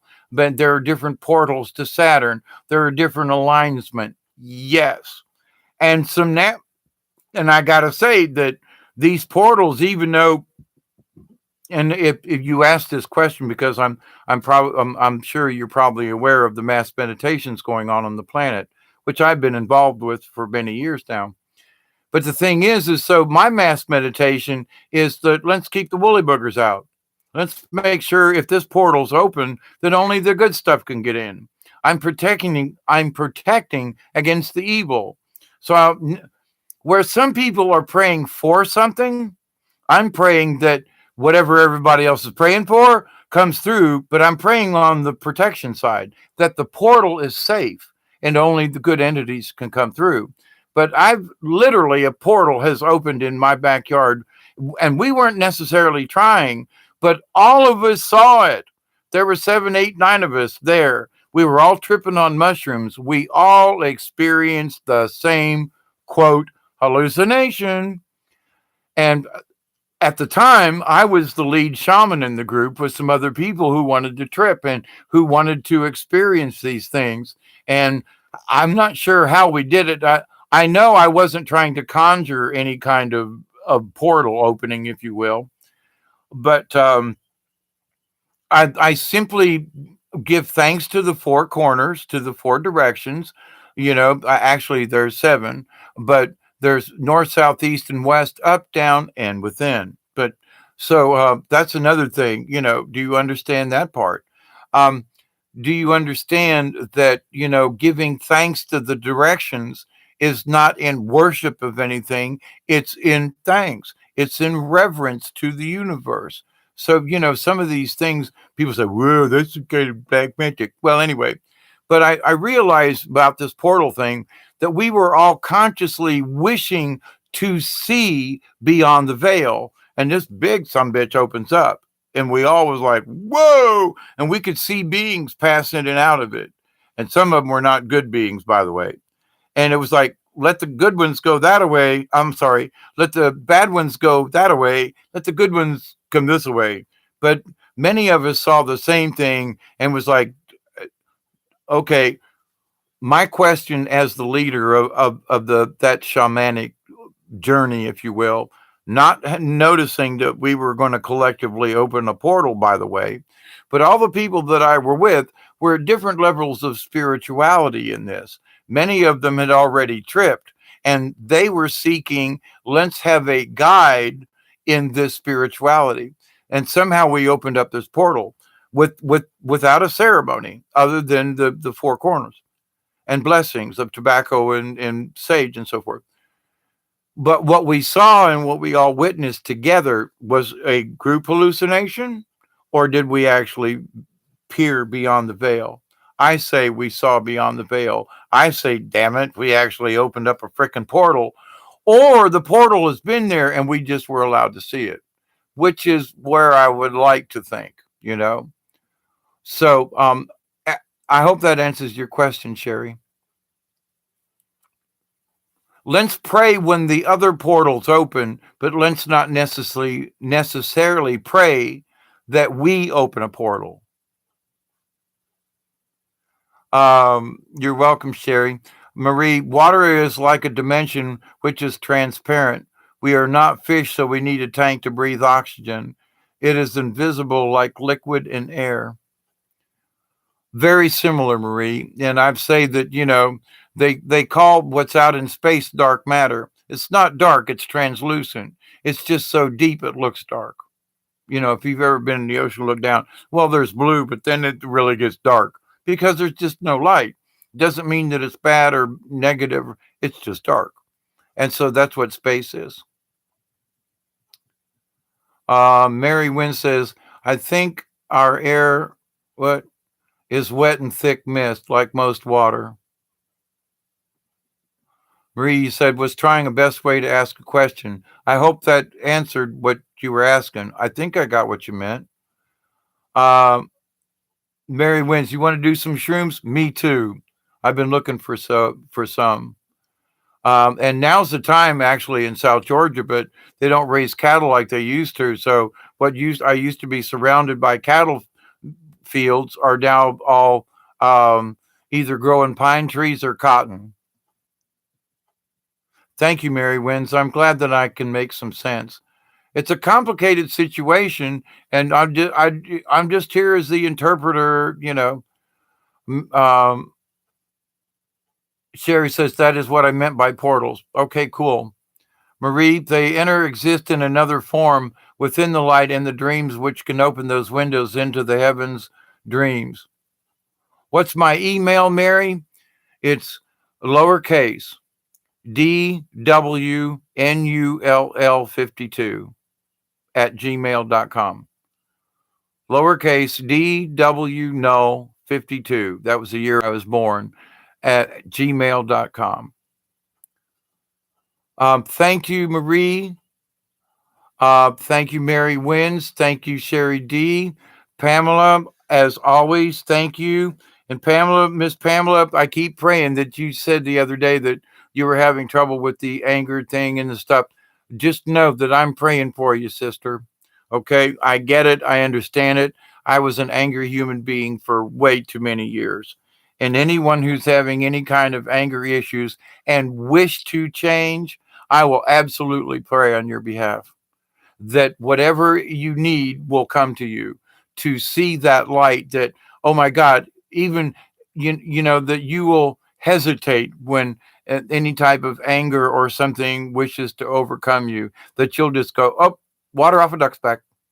So just know that a lot of people are having this issue, especially with these high energies. And anyone who is actively seeking to try to curb any anger or emotions or whatever it is, I'm on your side a lot. Okay, so I'm with you guys. So quartz, quantum, Sherry D. You're welcome, Pamela. Sherry says, anyone tried Ormus, monatomic gold, or manna, which is thought to increase spiritual gifts and advancement? Marie says, it's know your shadow too. Absolutely. And it's that dark nut you got to crack. It's the shell you got to crack. You know, and many of us, we say, well, we don't know. But if we make, like I said before, if we make an excuse for our behavior, that we need to check that out. I learned that about myself. I was like, well, I was making excuses for this. Well, hang on. And then, you know, I got a hard Mother Mary message about 3 or 4 years ago. It was like, slapped me around like, boy, you're not paying attention. You're making excuses again. You've been at this for 50 years. Haven't you learned something yet? You know, okay, I got it. Let me sit down and think about this. And then I went, oh, crap. And that's when my stomach pain started going away. That's when my arthritis started getting, I mean, so many things changed when I just reached a particular thought pattern. But so with the monatomic gold or things, let me tell you some of the best things for you. Apple cider vinegar, sea salt, you know, staying away from plastics and clearing yourself with that, using other things, using glass, changing, you know, your idea versus trying to find something to help you. Use what you already have. Now, I have not tried Ormus or the monatomic gold or the manna. I've tried different things. Colloidal silver works, but what I find works the best is apple cider vinegar. And, you know, if you, not at the same time, mind you, but also increase your pH factor. Get it above 7. Get it 7.5 into 8. If you want to spend money on something, I used to have some right over here. Actually, it is right here. I bought this at the health food store, and it's litmus paper.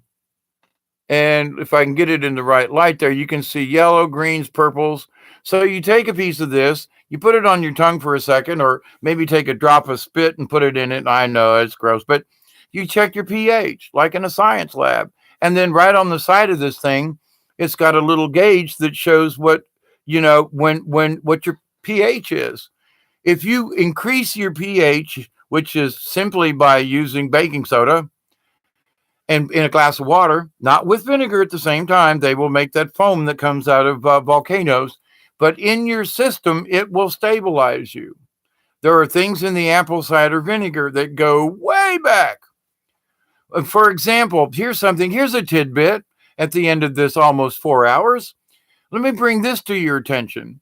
For example, one of the most old-timey things that's been around for headaches and stuff, get this, pure ammonia. Liquid ammonia in the bottle for cleaning, not soap.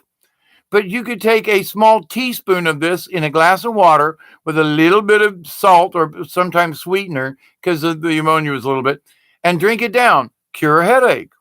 Now you say, well, wait a minute, Dave. I'm not going to do this, but here's the thing. Think about this. And I thought this was stupid, but this was from a pharmacist, a healer up in Gadsden, Alabama, who's passed away below 10, 25 years ago now. But to the point, though, Tommy Bass there's a book out there about him, and he uses a lot of ammonia and things that just kind of around the house that you would just go, wait a minute. But here's the point about the ammonia. If somebody passes out, what do they use? What is smelling salts? It's ammonia. It's not salts. It's the spirit salts and ammonia. They put it in crystals, you break it, but it's ammonia. So people say, well, you can't do ammonia. Then why are smelling salts shoved under your nose? Because the smell of ammonia, it's a natural thing, will open up the pores in your sinuses, wake you up. It increases the the size of your veins and everything in your head to get rid of a headache. So if you want to, instead of taking an aspirin, go open a bottle of ammonia and just kind of take a whiff or two. That'll help clear your head. And drink a glass of water, because a lot of times headaches are caused by stress, lack of water, and the low circulation and pinched vessels. So you take a couple of huffs off the top of an ammonia bottle. You don't actually take anything internally, but the fumes are like, okie dokie. They do exactly what you want. But so there are things that have been healing people. So, but as a tidbit, it's like, some things sound really stupid, but when you look at it over what, Marie, you say, my son has many allergies too. He has a weak immunity, had his blood tested. He wasn't absorbing iron, so he had an iron injection. He has to go to get tested again to see how well his absorbing iron. Listen, I know this sounds stupid. Find some clean rust, Marie. I swear to God, rust.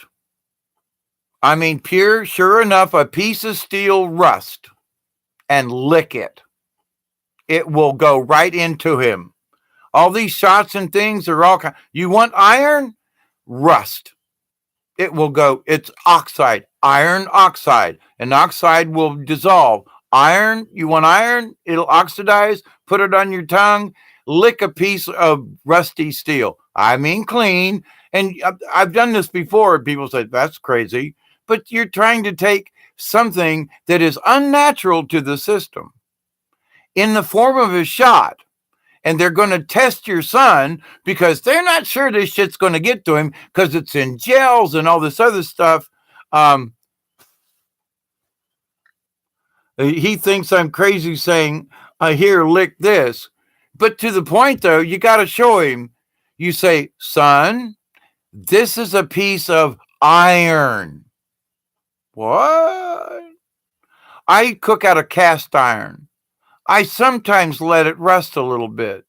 Sometimes. But the rust in the cast iron gives me the iron I need. I don't have to take iron tablets. Now, I do on occasions, but you get it naturally. So pick something that will give it to you. When we moved into all these porcelain things, we quit getting our own natural iron. Old timers all cooked in cast iron pots. They got their iron on a daily basis because some of it leached into the food. Cook with cast iron. Change what you do. Go lick a bumper, as the old timers would say. You need some iron, son? Just go lick that bumper over there. Make sure you don't get the hog mess part, but the other part, Anyway, but that's an old timer thing. But to the point, though, they were more right. Go lick a rusty bumper. You'll get your iron, Yep. You got some old cast iron pots, honey, oil them up, heat them up, and don't scrape the rust out. Leave it in and cook something with it. You go, what are you doing? You want iron in you? Take it naturally. A little rust on the inside of your pan. Wait a minute, where'd it come from? The water condensed, it did this thing, it oxidized on the iron, turns it into rust, stir it into the stew. I see people with, oh, there's rust in here. Yeah, and try to scrub it out. And I'm like, no, you're defeating the purpose of cast iron. You want iron in your system. And then, oh, now I got to go to take pills. Now my blood sugars, oh, my, this is low. Yeah, it's because you're eating unnaturally. Maurice, maybe I better get them up. Usually I cook near the fire with them during winter. But cast iron's good at all times. Let me go back up here, Sherry D. I was given an antibiotic to clear up my skin for 365 days straight. It did a number on my digestive system, but not only your digestive, and you already understand this, Sherry, um, but it also messed with your immune system. So for 365 days, you've been taking something to stop your body from doing something natural. I know you did it because you were told to, because I've done dumb things like that too. But Sherry, you say I would never do it again, but it wiped out good bacteria in my gut. Yep, absolutely.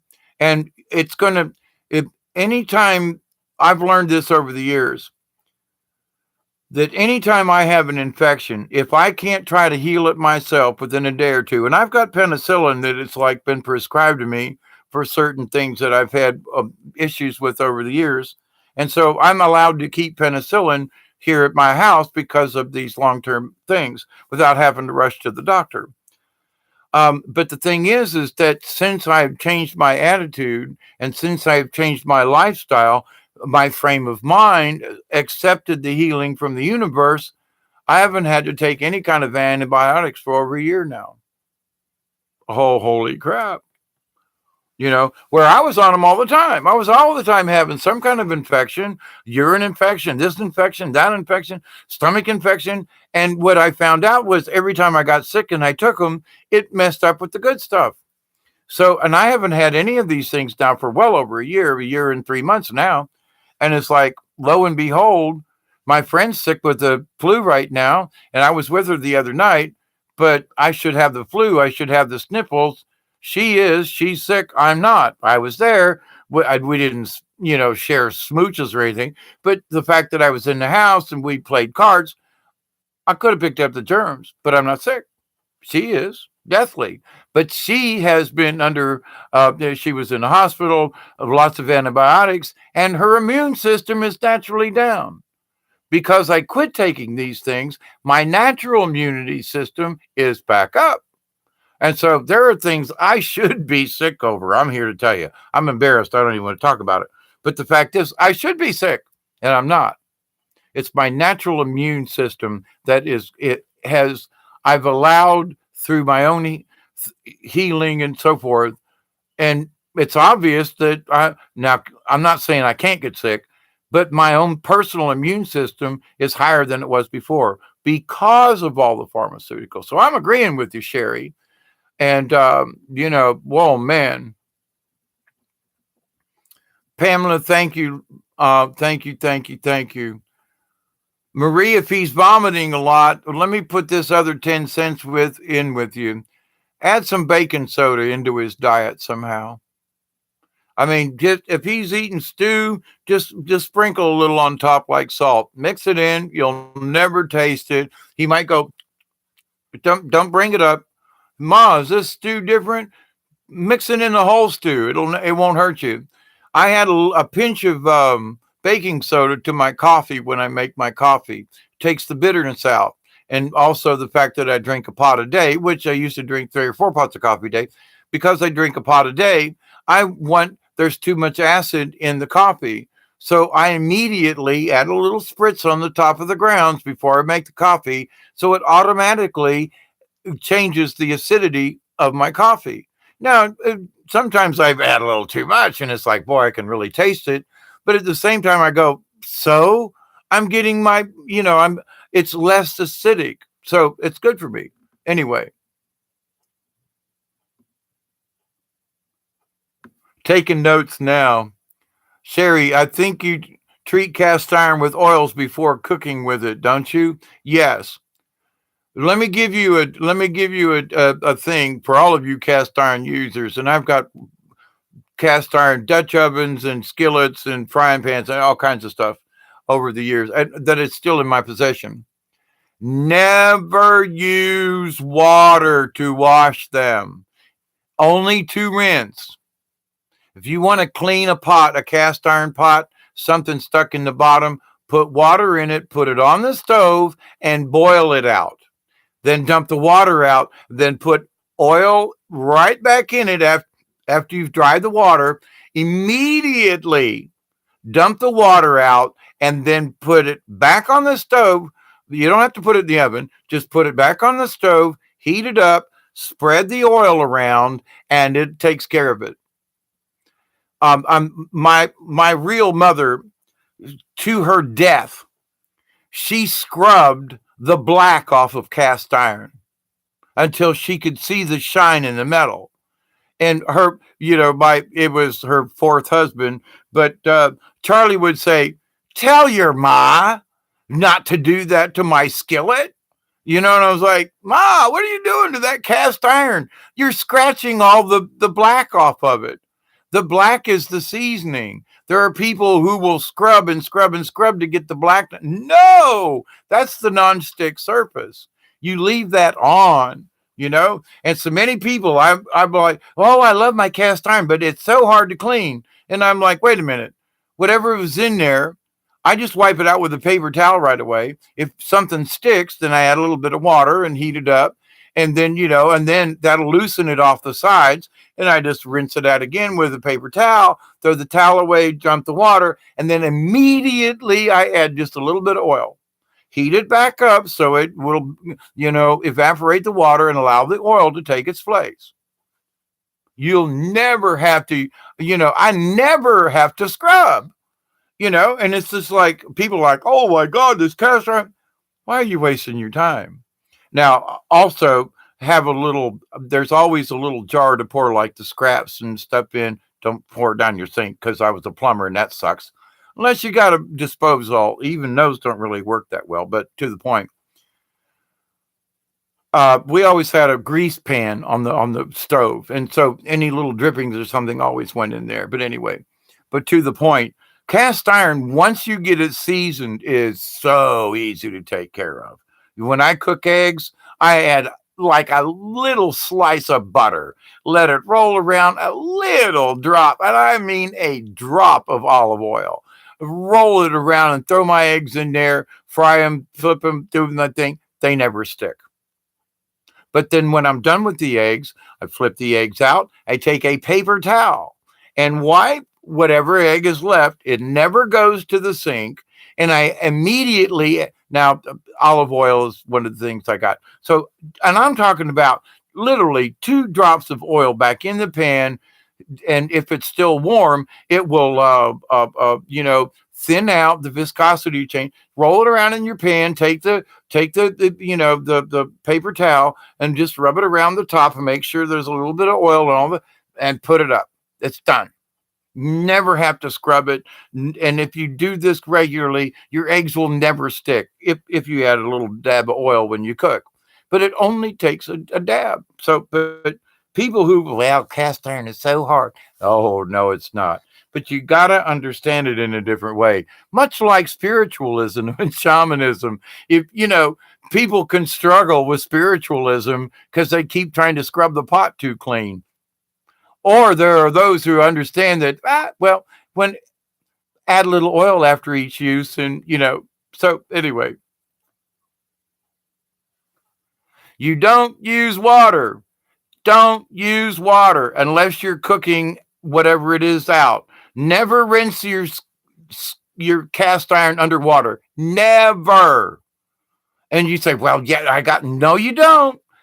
Pour it into something, add a little water, stir it around, heat it up. But if you're rinsing and washing your skillet out or whatever with water, shame on you. You don't understand what I'm talking about. Never use water to wash it with. Oh, well, paper towel and oil.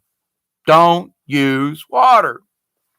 But anyway, And everybody, you can do what you wish, but I'm here to tell you, my cast iron I've had for 20, 30 years, and and it's beautiful, but I don't use water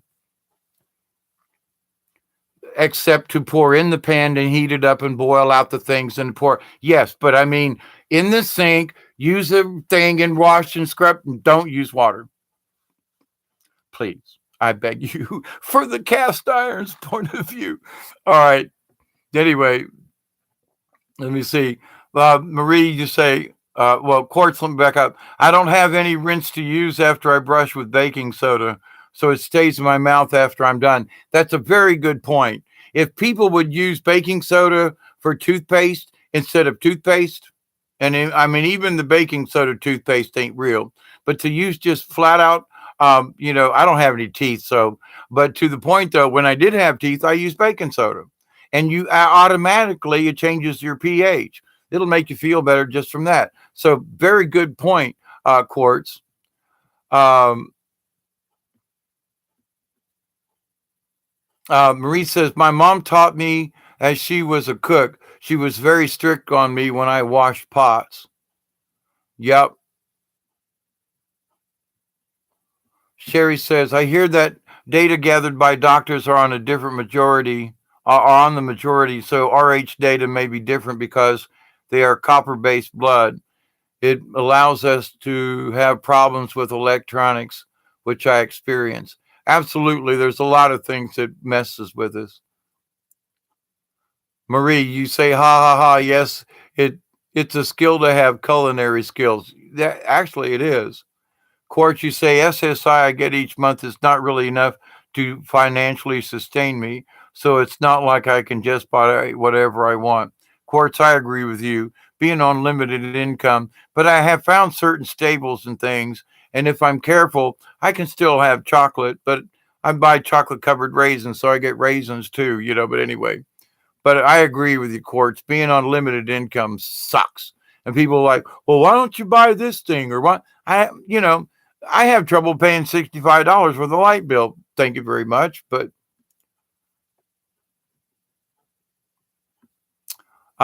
Quartz, I understand perhaps Goodwill or other used guard.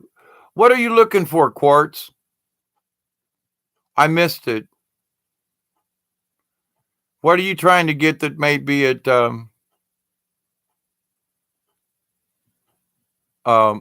I missed. By the way, if I can be so nosy, after 4 hours at this, and I am going to shut up. Um, yeah, right, Dave. You all know me so good. But there are certain things they were giving for a rinse to use, as in rinsing cast iron. Don't use water. Use oil. Now, I buy a cheap oil for just wiping inside the pan, like for my skillet. So I've got some. Now, let me give you a little tidbit about if you both wish I had a super chat button. Well, I don't have enough subscribers. They won't allow me to have a super chat button. But anyway,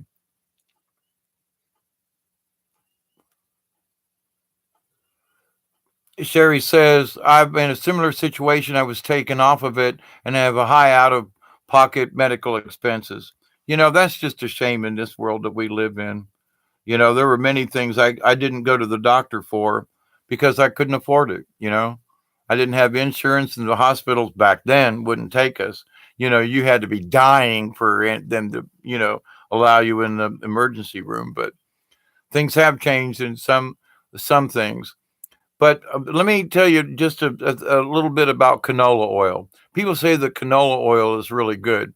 Well, one of the things, and do a little bit of research, years ago, canola was an oil, but then they changed what they considered to be canola oil. So many places use what's called rapeseed oil, and they mix it in with canola oil to stretch it. And let me explain. Um, oh my God, 6405 a month. Shit, I thought I had it rough. Of course, I own my place. So, and I planned on this before I got on disability and retired. I planned on having my place paid for, even though it looks like crap, it's mine. It's paid for. I got to go pay taxes tomorrow, but that's another issue. But Quartz, man, my prayers to you. If there's anything I can help you with, let me know, please. I'm not a rich man, but I help other poor folk like us. So please don't be, if you need something, please contact me. Okay. I'm serious. All right. Um,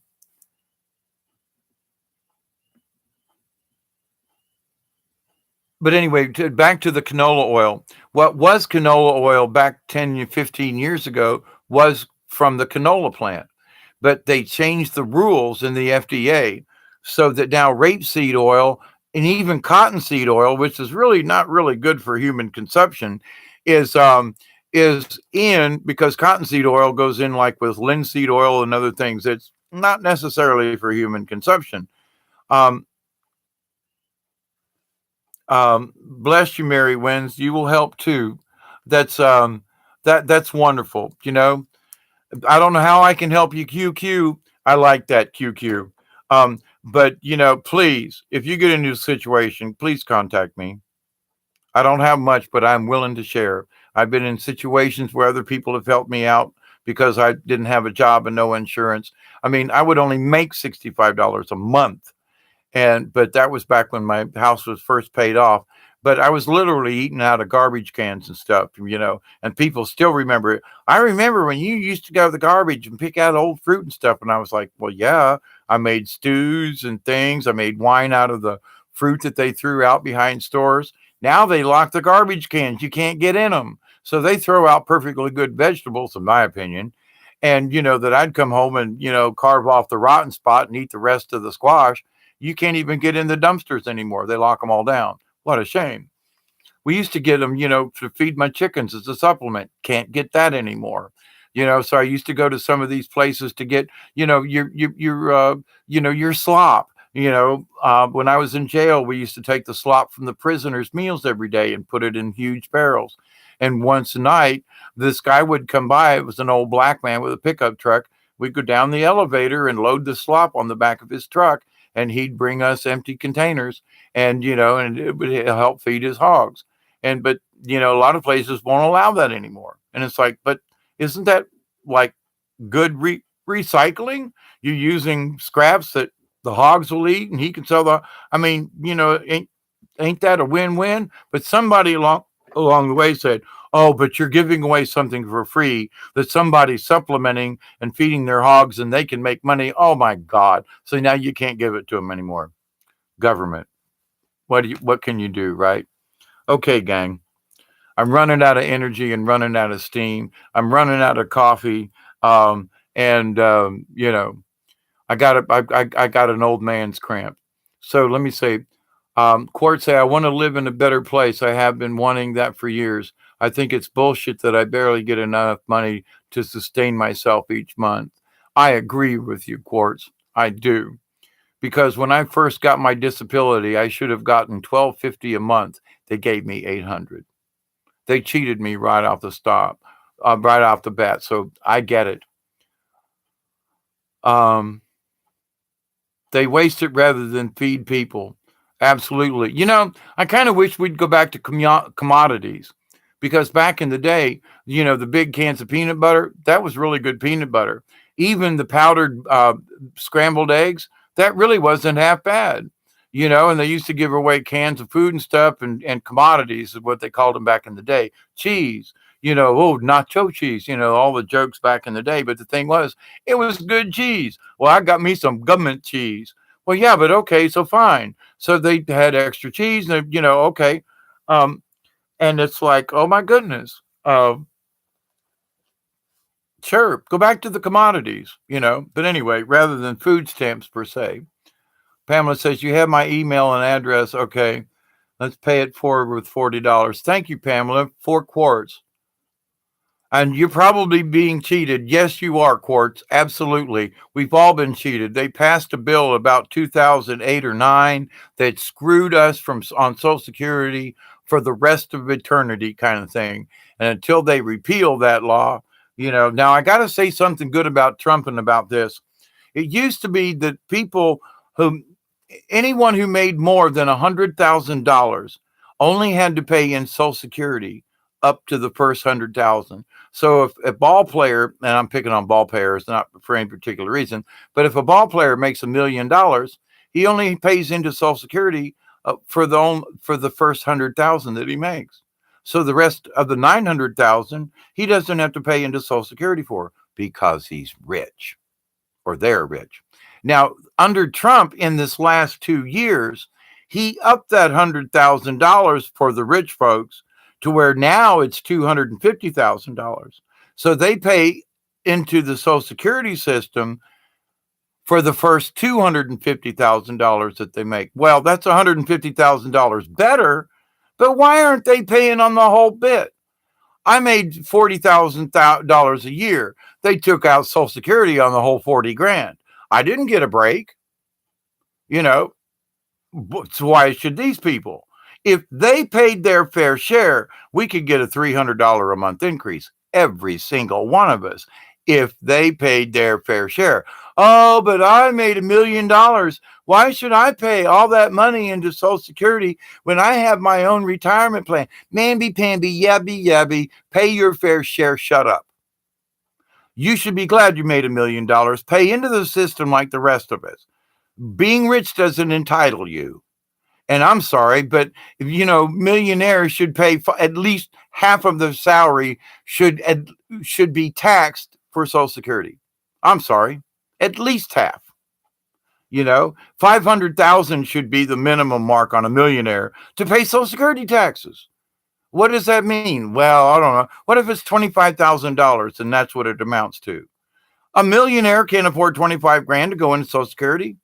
They want to mamby-pamby and bitch about it, and you and me got to suffer because they're rich and we're poor. And, oh, well, that's a handout if we give it. No, damn it. I've been working since I was 13 and paying into the system, damn it. You owe me.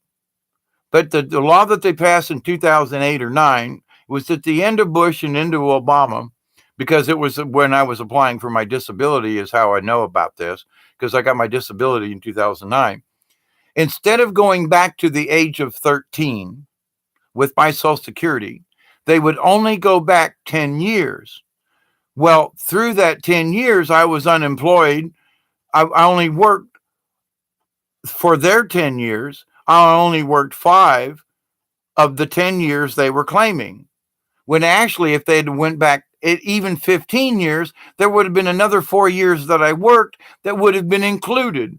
So their excuse for not giving me $1,250 a month was because it took 2 years to get disability, when the judge that finalized me said, you should have got this 2 years ago. But that's neither here nor there.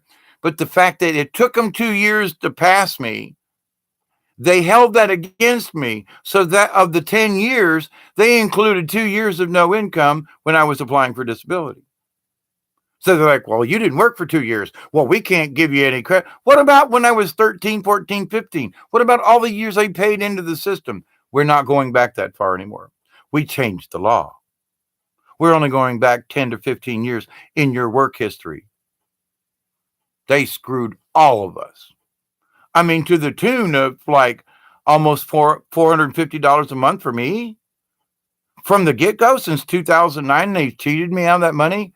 A friend of mine is getting $1,400. And when we compared our notes, I should be getting $1,400 a month as well because of what my income was before they changed the law. Just saying, they're screwing us. But anyway, so enough on that. Do I know about vortex water? Yes, Mary. And there's clockwise and then there's counterclockwise. And each one of them, in fact, if you use a swizzle stick, for example, and allow water that comes out of your tap and allow it to twirl, if you will, that you can actually polarize. And depending on the water, now if you have city water with chlorine and stuff, yeah, well, that's kind of out.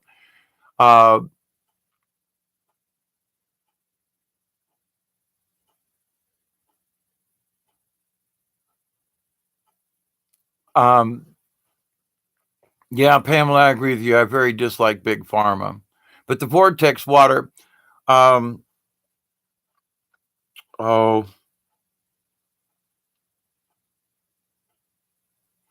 He's the crazy geek. Um, he's been on R. Wayne Steiger before. He's the physicist, not the physicist. He's the crazy doctor, and I can't remember his name, but he's been on many times with Carrie Cassidy on Project Camelot, and I can't remember his name right now, but he's that crazy wild-eyed professor guy thingy, and he's written several books and stuff, and he talks about water, and there's some other people, but yes, and it's one thing. Now I have my own well water. I dug my own well. In fact, there's clay deposits in the well water that I drink, which is probably cleaning out some of the heavy metals that I've absorbed over the years working in the industries. But with that said, um, vortex water can absolutely change things because you're changing the polarity and things and stuff like that. Let's see. Let me come back up here a little bit. The scary thing, Sherry says, the scary thing is I have seen information that if the government continues the shutdown, they won't be able to make food stamps in February or will have to reduce it. See, that's nonsense. But they're going to use that. The government does whatever the f they want them to. They want to, and I don't know how much of these lies are truth or lies, but they can do with some crazy stuff. Marie says water should never stagnate; it should always move. That's true, but sometimes that's not always possible. Now, there's a place on my actually, it's right on the property line of me and my neighbor, and there is water that I have found during a drought. And I have no reason why there's water there because the water level in the hole that I found is higher than the water in the river, but everywhere else is dry. So it must be like an artesian well. And I've tested the water, I've tasted the water. It's out in the middle of the woods, but in the swamp. But somehow that water is clean and clear, even though it's in the middle of the swamp and leaves and stuff. But when you just, push away the dust on top and get yourself and pull up the water, it's as clear as you're going to get from being a hole in the middle of the swamp when there's no water in a drought. Weird.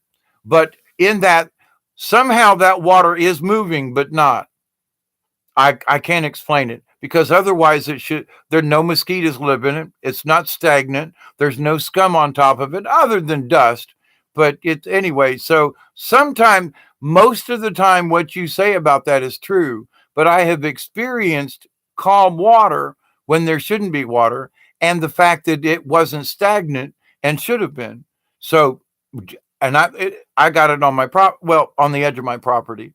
But to the point, there's some strange behaviors in certain places on the planet that doesn't fit. Just as a sideline.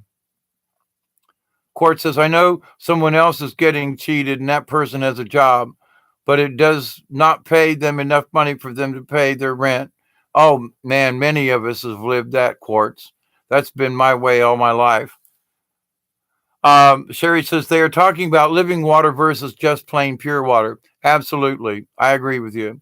My water is alive because it's in my well. The well water goes up and down. It fluctuates in and out. When it rains real hard, water doesn't run in from the surface, but it floods my hill to where the hydraulics in the land forces the water into my well.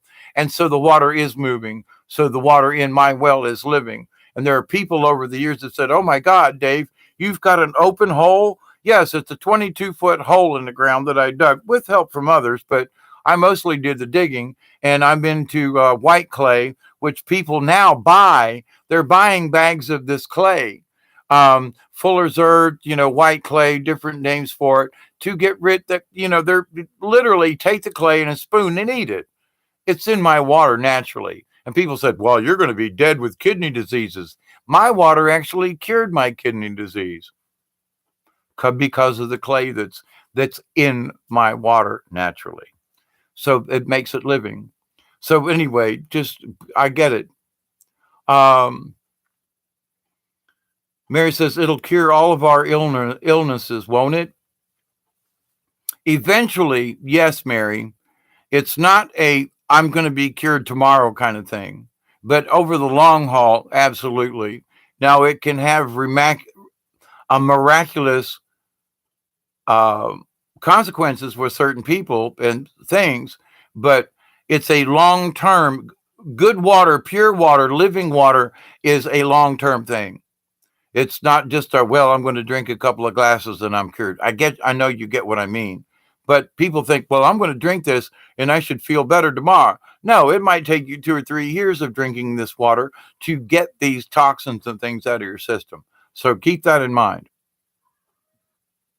Sherry says, the food shelf says my special diet because of food allergies is so expensive that they can only help me so much. I need to think positively and manifest a brighter future than this. Look for other avenues, Sherry. Look for I don't know what your diet is about, but there are other ways. And I would just suggest meditate, pray, however you deal with it. How can I just ask Creator, how can I get around this? Show me how I can get around this. And then look for it. But it might be in it might be in a recipe and it may come to you in some obscure way, but follow that because it will be a spirit message that may help you out of your conundrum. But thinking positively definitely help. I don't know how I could help you with that, Sherry, but I've had a lot of things with diet and stuff over the years. I've got different charts on, you know, uh, the pH of certain things and things like that. pH is really important. And you might find that if your pH is low in your body, you've been sick with a lot of things for a long time. That the when you get a higher pH, that can affect you damn near immediately, especially with good water. So you combine those two objects, you could be healed very quickly. So, but by raising your pH, any of those nasties that require an acidic environment to live can't. So those illnesses and those things will go away with that. The living water then will help to carry those things out of your body, hand in hand. So anyway, I get it. I don't know how I could help you, Miss Sherry, but if there's any advice I can give, I've got books on medicinal herbs and things. Some of these things have amazed me with how they cured me. Just saying. Yeah, water included with fluoride. I had an argument with a good friend of mine. He was a chemist, and I was like, Tom, listen, you say fluoride's good for us, but they've changed what fluoride is to include these other chemicals. Fluorides 45 years ago ain't the same fluoride as we got now. That's the bottom line.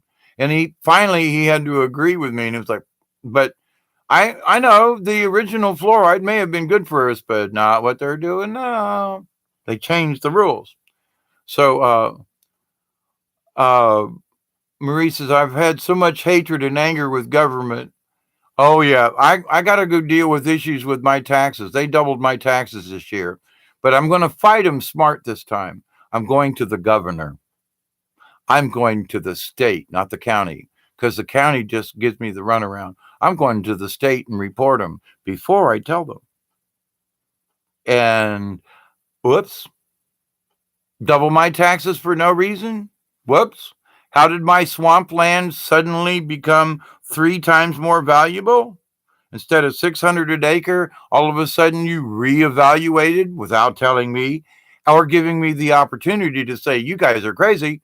Oh, no, somebody in an office somewhere within my county doubled my taxes because they said, wait a minute, he's got 18 acres. Who says that most of it's swampland?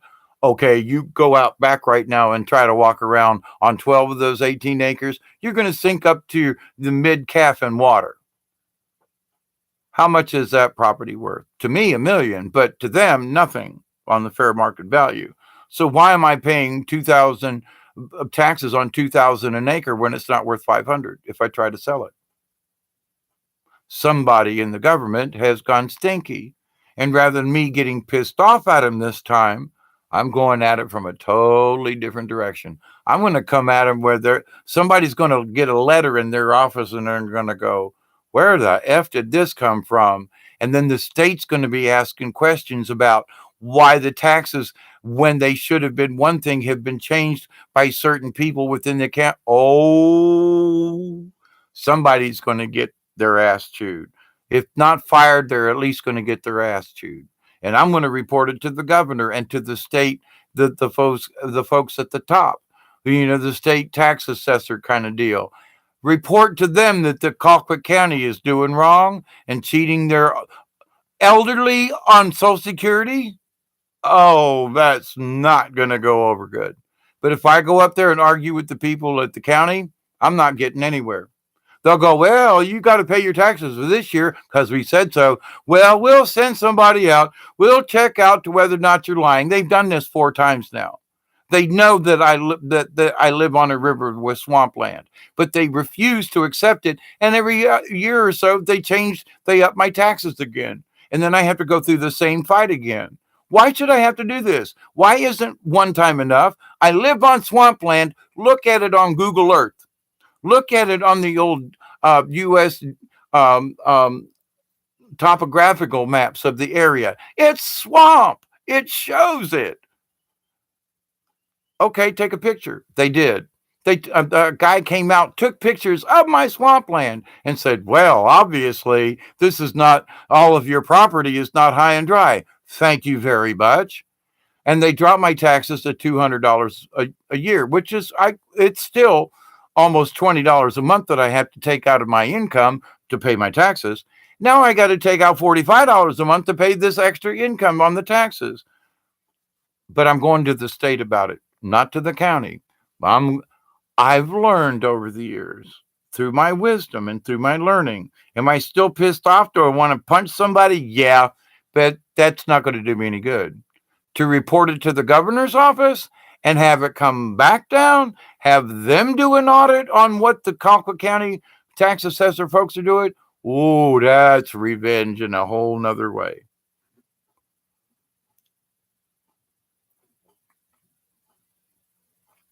California, Quantum says in California, it's illegal to collect rainwater. I hope that gets reversed. We should not have to pay to live, Mary. Absolutely. Oh, and by the way, I know you're not supposed to collect uh, the water. I have 2 1,000-gallon tanks that I acquired over the years, and there's one on each corner of my house on the north side. And every time it rains, these things are full. So I have 2,000 gallons, uh, right? 2,000-gallon tanks, meaning 2,000 gallons of water from rainwater that's at my disposal for the garden. I've drank the water, hadn't killed me or made me sick, and it's like tastes pretty good. Now, yeah, rainwater's got all the chemtrail contaminants in it, but the containers that they're in, all the heavy metals settle to the bottom, and there's this much space between the spigot and the bottom of the tank. So I'm never going to get what's on the bottom of the tank. Anything heavy will settle, and it will be below where the spigot is. Just saying. But yeah, you can collect rainwater on the QT, but there are ways to do it. Sherry says, I would like to know how to heal the spiritual reasons and how to heal what is behind the digestive problems. Look at your life, Sherry. And if there are things that are upsetting you on a daily basis, that's creating extra acid in your stomach.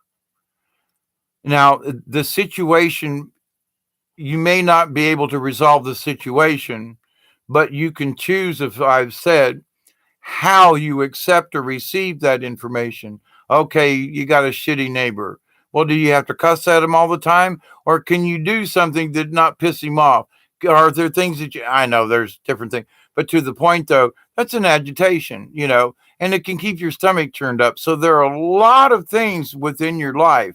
And I suggest for the spiritual side, look at those things that would cause you any kind of stress, heartache, whatever. And if you can't get rid of the situation, you can change how you look at the situation. So if you're feeling hopeless, then there's no way out, then your body's going to react that way. I speak from experience on this. And as soon as I changed my attitude, the situation didn't change. I don't have any more money, but I changed in how I looked at the money I got. Okay, you say, well, what difference is that?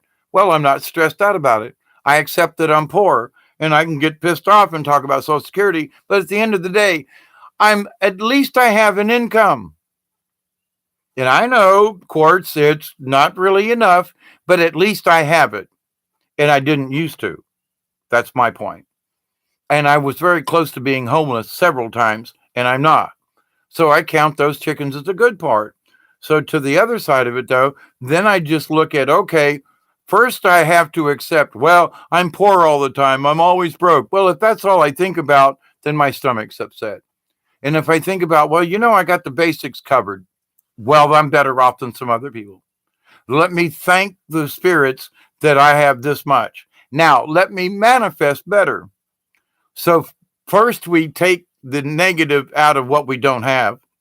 And I know it's a pain in the ass, and I do bitch about it at times, but I don't dwell on it where I used to about, well, they cheated me, the government, this and that.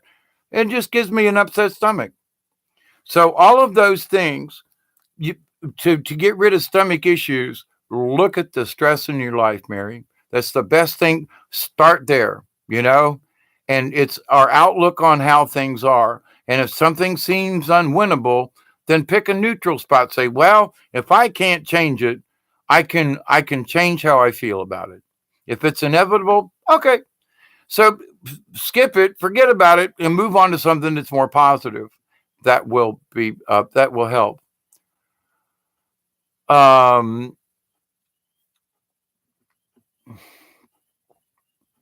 anyway, everything is a lesson, Mary says. Mary wins. Yep. You will find the answers of your inside of us, the universe. Yes. How about what? How about the pregnant Earth? Earth is pregnant and she's expanding. Yep, Earth is pregnant, very much so, and with all these energies coming through, very much so. So let me just I'm gonna leave you with this. If you've listened to me in some of my Earth wobble updates and so forth, the moon has been very stable in where it has come up and where it's been setting. I'm really happy about that. Orion has been mostly in the right spot. Now it's been cloudy several days, so it's hard to do a daily check. But in between the cloud banks, Orion seems to be in the right spot. Where it was setting down over here in the southwest, it's not. It's setting where it's supposed to now. Thumbs up with that. But going to the point about pregnant Earth, let me bring you this.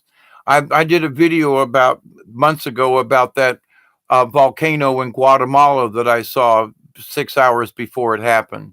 And I've been talking about earthquakes along the Guatemala, Honduras, on the Pacific side of middle South America. Well, south of Mexico. You get where I mean.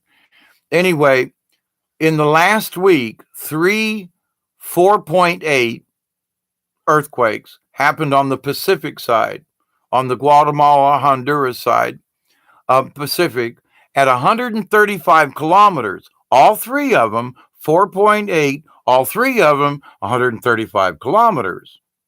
Just interesting. On the other side, on the Gulf and the Caribbean side, where I've been being warned about, there was a 4.8 on that side where the crack begins into Honduras and across to the Pacific that I've been warned about. There was a 4.5 or so, but at 10 kilometers. And if any of you understand what 10 kilometers mean, that's weapons. Something's going on at 10 kilometers. Varying high, low, but if you see earthquakes at 10 kilometers, that's some odd stuff going on with the planet. And not necessarily spiritual, but very possibly man-made. Now, to the next point, and we had a big one off of the coast of Venezuela today that was in the 6.7 range tonight before I started this video. But a 5 point something happened in the Atlantic Ridge just east of Puerto Rico. Puerto Rico's been being hammered by 3.4s to the tune of 10, 12, 15 of them a day. And so there's a lot of activity going on down there. So the expansion of the earth is ongoing. Yes, Mother Earth is pregnant. Now, what the baby's going to be when it's, when it comes forth, not a clue. Maybe Atlanta's coming back. We'll see. But the earth stuff is going on, and we should all be on kind of sort of high alert. So, anyway, what have we got here? I know that the asteroid belt used to be a planet, but there was a space war that blew it up. Absolutely, QQ, and more. So always be prepared. Good night, Pamela. Thank you. Good night, good night, good night. The uterus is moving towards the placenta looking area. That's about 400 miles to go being preg for 7 years. 2023? Maybe Mary wins. It seems veiled, though, David. Yes, it does, Mary wins. I agree with you. It's out there, and you're welcome for the advice, Miss Sherry. And so many things related to the gut, it has something to do with stress within our lives at some point. Of course, you heard that Hawaii is part of Lemuria. Oh, yeah, I think so too. And Mary, it's freaking awesome. Thank you, thank you. And I gotta shut up. It's going on 5 hours, you lovely people. So thank you, thank you. Good night, good morning, wherever you are. Thank you, Marie, for your input from your side of the world. Quartz, as always, you're always welcome. Pamela, you're always in my hearts and prayers. And Sherry and Mary Wins and the rest of you, you're always in my prayers. So thank you for hanging out with me. And I'm so glad that any of it had something to help you with. So, yeah, it's 4:02 here. So almost time for 4:20, guys. Sherry said it was abuse that I'm working on healing. Oh, Sherry, I've got, if I'm DW Null 52 at Gmail.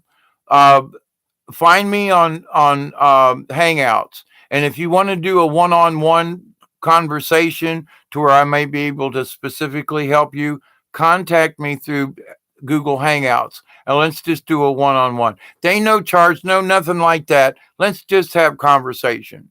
But rather than typing and all this, let's have a conversation. You don't have to be on camera, but so I can hear your voice and just but that. But I will help you. I will extend that to you in any way that I can. So contact me. Now, y'all know I can be crazy sometimes and sleep for days. So someone got PO'd at me because I missed something and it was non-intentional. So understand, I would love to speak with you, but also understand I live in my own crazy world here of being subject to days of dream world stuff. So just understand that. So, but I would love to have a chat with you as well. So if any of you contact me on through Google Hangouts, and if there's anything that we need to discuss on a personal basis more rather than typing and stuff. So, and Marie, you got to go cook. It's just past 8 p.m. here. It's best time to cook after summer heat. Absolutely. Sherry, you have to look up Google Hangouts. Okay. But it's DW Null Gmail, and it's connected with the Google and the Gmail and all that. But anyway, it's not too hard to join. But to the point, though, you can probably do it through Google. But anyway, Sherry, would love to have a chat and see if there's anything I can help you with. So after 4.5 hours, I hope this has done you some good. It's been lovely hanging out with you. But with cramps and old man gotta go pee syndrome, I thank you very much for your time, your prayers, your energy, and let's keep spreading the stuff around. Thank you, Sherry, Quartz. Better times are coming, I hope. So bye for now, everybody.